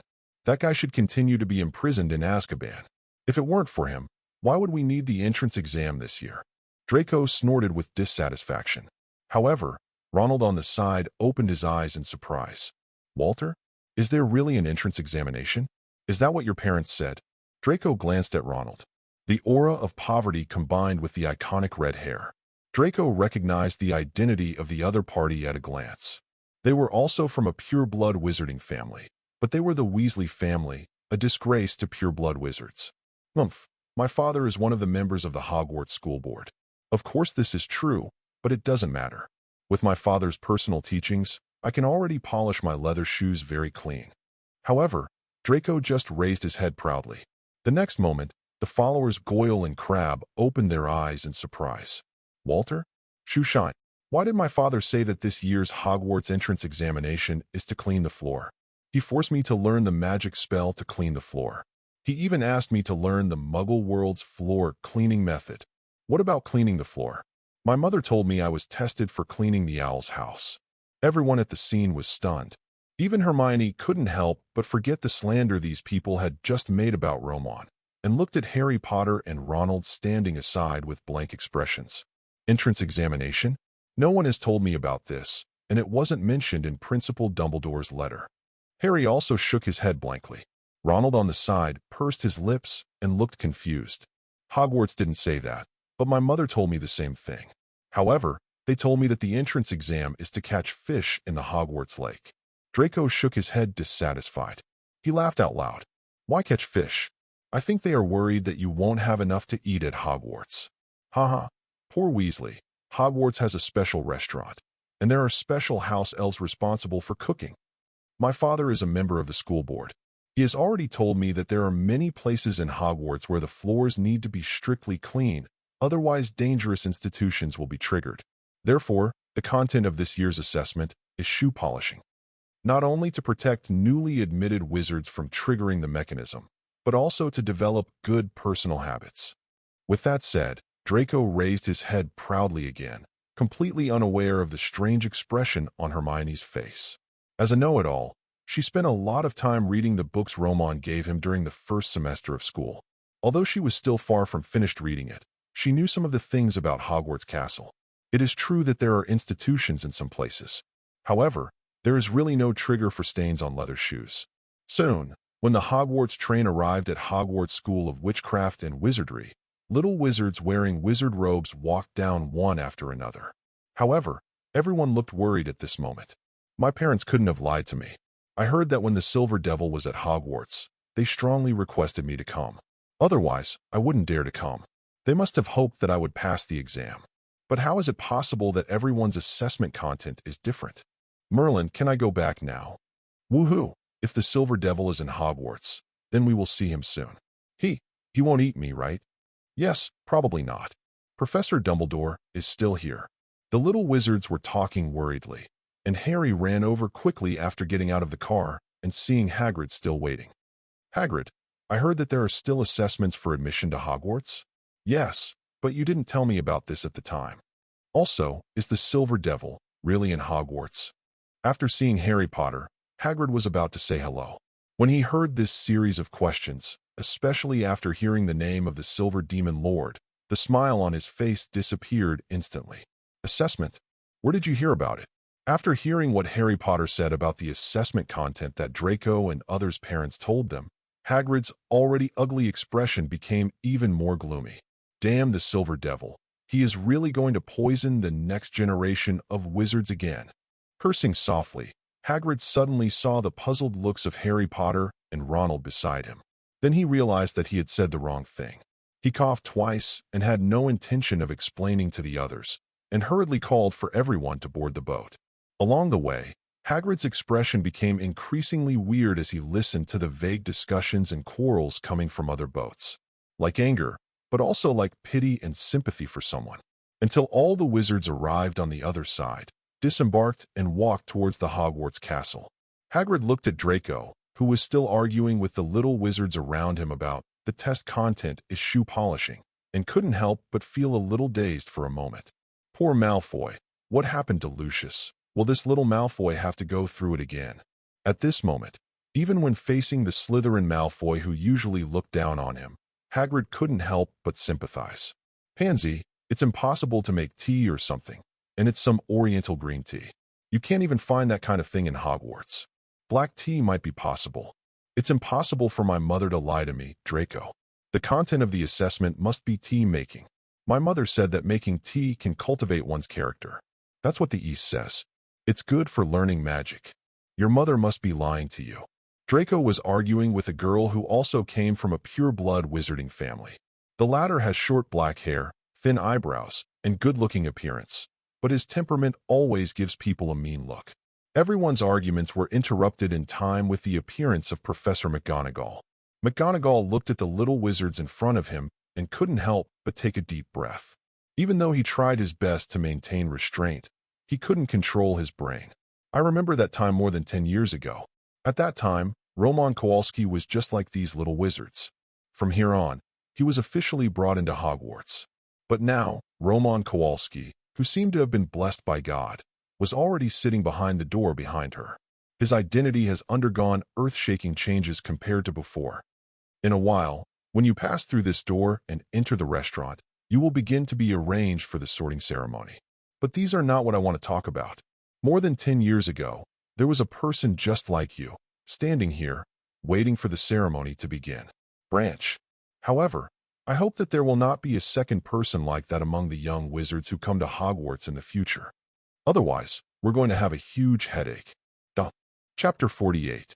After an opening that left Harry Potter and others confused, Professor McGonagall collected his thoughts, took a deep breath, and finally led these little wizards into the door of the restaurant. As soon as I walked into the hall, a burst of sounds that seemed to be surrounded by dense mosquitoes immediately entered the ears. Harry Potter and others only saw the senior wizards present, except for a few who turned their heads and glanced at them. All of them, without exception, either lowered their heads and faced the empty table in front of them. He whispered something to the people around him, or they frequently looked in the direction of the professors in front. It seems that there is something there that attracts them. Hey, it's Professor Romon. Is it true that Professor Romon also teaches magic at Hogwarts? Hermione's surprised voice caused Professor McGonagall, who was leading the way, to turn his head slightly. And Harry and other young wizards who were about to enter school immediately looked in the direction Hermione was looking at. But at this moment, they saw a figure that made all the young wizards who had been influenced by the Silver Devil's fairy tales instantly feel their hair standing on end, sitting next to Dumbledore with a smile on his face. Behind the other party, there was a girl wearing a jet-black dress and dark makeup. Next to the girl, there was a silver snake that could fly in midair. Silver Demon. It's Silver Demon. The terrified and deliberately suppressed cry caused the little wizards to feel uneasy. Dumbledore, who was still sitting in front of the stage, cleared his throat, and his calm admonition echoed in the hall. Quiet. The next moment, the hall, which was originally buzzing with constant discussions, could be heard instantly. Wow, Headmaster Dumbledore, you really sound like a devil in your speech. Dumbledore, glancing casually at Romon, whose smile seemed malicious no matter what. Dumbledore didn't say anything and looked around. Before we begin the sorting ceremony, I have a few things to announce. Dumbledore spoke slowly.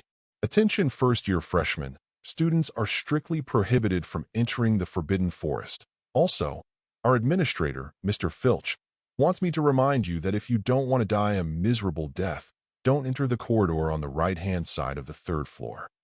Romon could not help but raise the corners of his mouth slightly when he heard that the figure was exactly the same as that of the school in the original plot. This kind of reminder that there is almost no money here, even after so many years, still makes him find it extremely interesting. And just when Romon was recalling the interesting memories he had here, Dumbledore's deep eyes were already looking at him. Take a deep breath.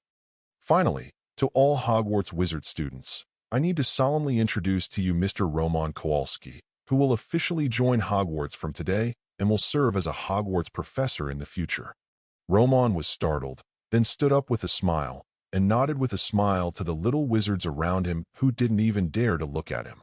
His eyes finally landed on Hermione, who was waving to him happily, and after a brief pause, she slowly sat down. From today on, Mr. Romon is not only a professor at Hogwarts, but after deliberation by the school board, it was unanimously decided to give Professor Romon the title of Honorary Headmaster of Hogwarts. When Dumbledore said this, he paused slightly and then took the lead in clapping his hands. God, this joke is not funny at all. So from today on, Hogwarts is occupied by this Demon King. In the audience, senior wizards were whispering to each other. However, the sound was significantly smaller than before. Romon stood up with a smile again and greeted the people around him. Then, Dumbledore spoke again. Professor Romon will serve as a free teaching professor at Hogwarts from now on. You can understand that he can participate in any professor's class at will, serve as a teaching assistant, or emergency take over for professors who have important matters when necessary. In addition, Professor Romon will open an exclusive course in the future. The specific teaching content is uncertain. It may be potions, defense against dark arts, or charms, etc. Interested students can contact the deans of their respective colleges. Make an application. With that said, Dumbledore looked at Romon. After Romon nodded, he stood up, took a deep breath, and looked at everyone. I won't introduce myself here. I believe you all know me very well, so I'll just talk about a few things you need to pay attention to here. Roman pointed to Wednesday, who was wearing a black dress behind him. This is Miss Wednesday Adams, my teaching assistant. I will tell you some of my daily teaching instructions or homework arrangements through her. Of course, your homework must be handed over to her in the end. If you don't want your hard-earned homework to become ashes in a fireplace in Hogwarts, you'd better learn what it means to be polite in front of Miss Adams.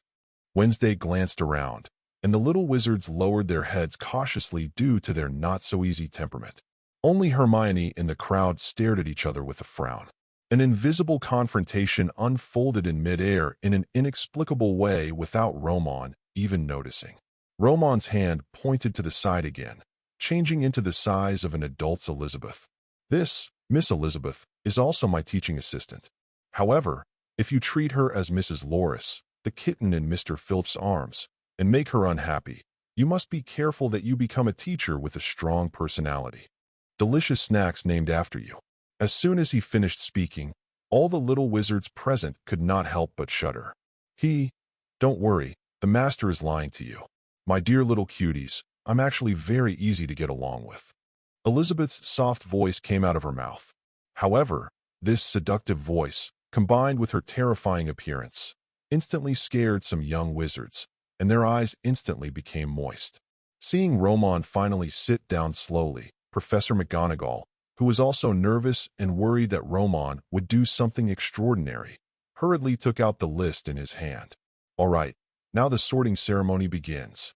Roman, who was sitting next to Dumbledore, looked at the sorting hat held by Professor McGonagall and couldn't help but raise the corners of his mouth slightly. It's a smart hat. To be honest, I was wondering just now, if that guy tortures me with that off-key tune again, can I resist giving it a modified version of the torn-apart shot to make it fall apart? It has a long memory. The sorting hat was not far from Roman, and when he heard Roman's words, he couldn't help but tremble. Fortunately, I was smart enough not to continue the annual torturing school song of the little wizard in front of the Silver Demon King. Otherwise, I would have been shattered into pieces at this moment. The most important thing is, if Roman makes a move, Dumbledore probably wouldn't be able to stop it in time. Professor McGonagall read the list. Hannah Abbott, Roman. Sure enough, she is indeed a strong-willed Hannah and a smooth academy. Chapter 49. Hufflepuff. Looking at the two braids, after getting the answer from the sorting hat, Roman walked towards the Hufflepuff dining table with a red face. While applauding gracefully, Roman couldn't help but raise the corners of his mouth slightly. Before traveling to this world, I only noticed the three protagonists. However, after actually arriving in this world, Roman discovered that these small characters in the original plot also had interesting and attractive features. Professor Roman. I'm Quirrell. Nice to meet you. While Roman was watching Professor McGonagall sorting these young wizards into different schools one by one, a voice with obvious flattery and timidity came from the side. Without looking, the slightly pungent smell of garlic told Roman who it was that was already speaking. He glanced at Quirrell, who was wearing a turban, but Roman had no intention of shaking hands with him. Sorry, I'm actually a bit of a germaphobe, so shaking hands is not necessary. In addition, Professor Quirrell, I need to tell you one thing in advance. I am not interested in you at all, as long as you cannot be tainted by your disgusting garlic smell. The air around me. Quirrell was suddenly embarrassed and didn't know what to say. The movement here was noticed by some wizards, but the person who spoke was Roman. Quirrell could only lower his head in embarrassment at this moment and concentrate on the food in front of him. Did you see that, Harry? This is the Silver Devil. My father said that guy likes to bully the weak. Ronald stood next to Harry and muttered quietly. Hermione, who was standing next to them, suddenly frowned in annoyance. Just as she was about to say something, Professor McGonagall on the stage had already called her name. Hermione Granger. When the little body passed Ronald, he gave him a hard elbow and expressed his dissatisfaction in the latter's cry of pain. Looking at Hermione, who was sitting on a chair and wearing a wizard's hat, Ronald covered the place where he was pushed and cursed in pain. Only a bad guy like the Silver Demon would defend a guy like that. Harry, this guy will definitely go to Slytherin. This has always been the case. All the wizards from Slytherin are bad, while all Gryffindors are upright people. However, the words were not finished yet. The next moment, Gryffindor. Professor McGonagall's announcement instantly froze the expression on Ronald's face. Walter? Why was such a bad guy assigned to Gryffindor? After Hermione got off the chair, after hearing the result of her sorting, she did not go towards the Gryffindor table immediately, but turned to look in the direction of Roman. After the latter nodded to him with a smile, Hermione sat down in Gryffindor's seat with a look of joy on her face. It can be seen that this Miss Hermione is very satisfied with our Professor Roman. There must be something special about you that attracts her, Dumbledore suddenly said to Roman with a smile. Looking at the other party's eyes that were shining with strange light, Roman immediately knew that this old guy was planning something again. Savior Harry Potter's plan to pave the way, Roman really has no interest at all. In fact, Roman really sneered at Dumbledore's behavior of not wanting to become stronger and then defeat Voldemort, but instead placing his hopes on Harry Potter. Yes, I am indeed more interested in this smart muggle lady than James Potter's idiot son. As he spoke, Roman turned around, as if he had discovered something interesting. He glanced at Professor Garlick, who stood between him and Snape. The latter immediately timidly held his plate and hid aside. Regardless of his arrogant behavior at the moment, he was once again seen by the little wizards at the scene. Roman sat next to Snape with a playful expression. The latter was still staring straight at Harry Potter, who was about to be sorted, but did not notice Roman's approach.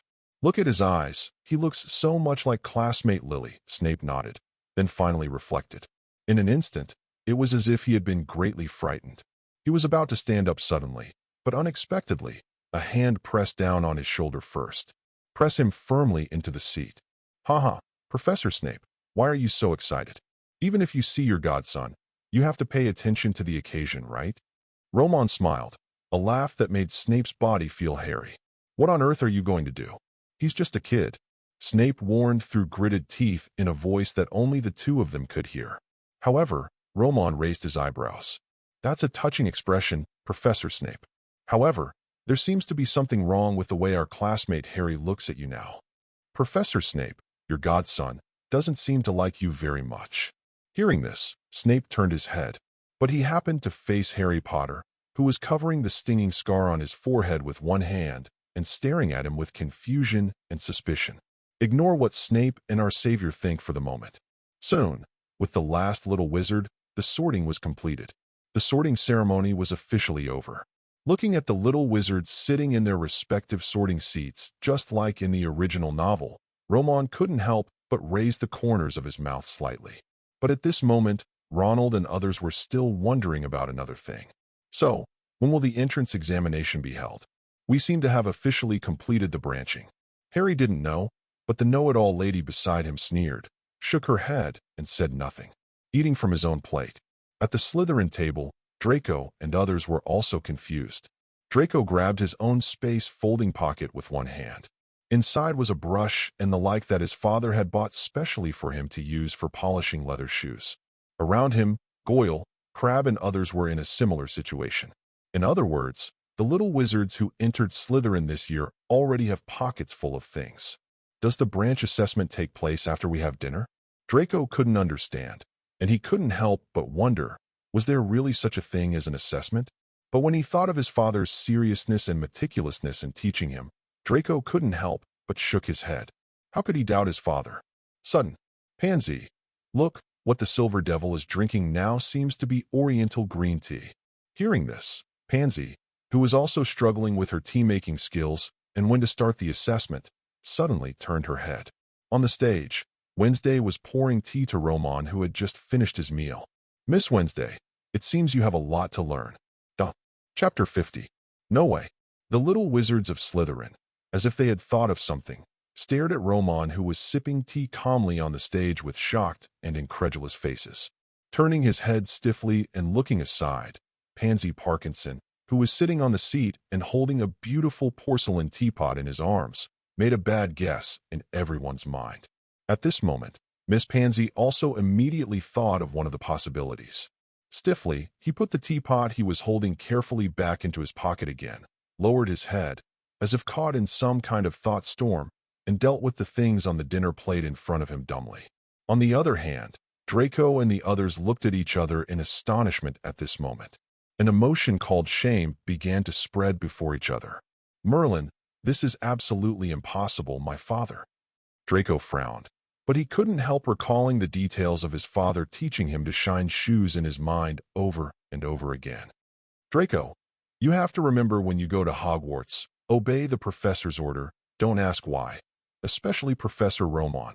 Remember, he doesn't like to be disobedient, especially. He is far inferior to him in terms of ability and ability. If you really have no choice but to make a mistake in front of him and be punished by him for doing something, remember, no matter how outrageous what he said, even if you are asked to pick off the monster's head, you must agree right away. Professor Roman himself is not a person who pays special attention to his image. Sometimes he can even appear very sloppy in front of people. But this is not the reason why you can face him with a sloppy image. Remember to dress neatly and behave appropriately. Draco, Professor Roman doesn't like. Draco held his head. At this moment, he finally reacted belatedly. My father, when he was teaching himself during that time, he almost always talked about Professor Roman or something, and it seemed that he didn't continue to say the name Silver Demon King since he came home that time. So, my father taught me to clean the floor. Is it also to serve the Silver Demon King? Merlin, this is absolutely impossible. Goyle, who was sitting next to Draco, cursed angrily and incredulously. Roman doesn't know it yet. Because of the good memories he gave to others back then, many old friends have passed on their experience to their children. At this moment, he was teasing his first assistant, Miss Wednesday, with a face of embarrassment. Let Miss Wednesday, who has a dark wind and is dressed as a bad girl, be forced to show her sweet and lovely side, and even do this kind of work of serving tea. It has to be said that Roman actually somewhat recognized the evaluation of Lucius and his fellows back then. This guy is a born bad seed. And in the dining room, when everyone was enjoying the dinner with the sound of the wind, there was a sudden gust of wind. Gray and white figures flew out one by one from under the table, on the wall, and even on the ceiling. Oh ho ho ho, the smell of fresh little wizards. Hogwarts welcomes you. Come and take a look. There are more little girls in Ravenclaw this year than in previous years. Hello, smart girls. Ah, senior students have long been accustomed to these sudden ghosts. Except for some new little wizards who were startled by the ghosts that suddenly appeared from under the table. Basically, no one had any big reaction. They greeted each other as if they were meeting old friends. Suddenly, at the Gryffindor table, a ghost was waving a sword and scaring the young wizard. As if sensing something, the movements of his hands suddenly stopped. Looking back towards the direction of Dumbledore and the others, I felt a familiar scent. Aha. Roman Kowalski, little guy, we haven't seen each other for many years. Back then, you wandered around the castle every night, and you added a lot of fun to me. Seeing the bloody baron flying in front of him, Roman paused slightly while holding the teacup, although there is still a smile on his face. But the look in his eyes at this moment was definitely not friendly.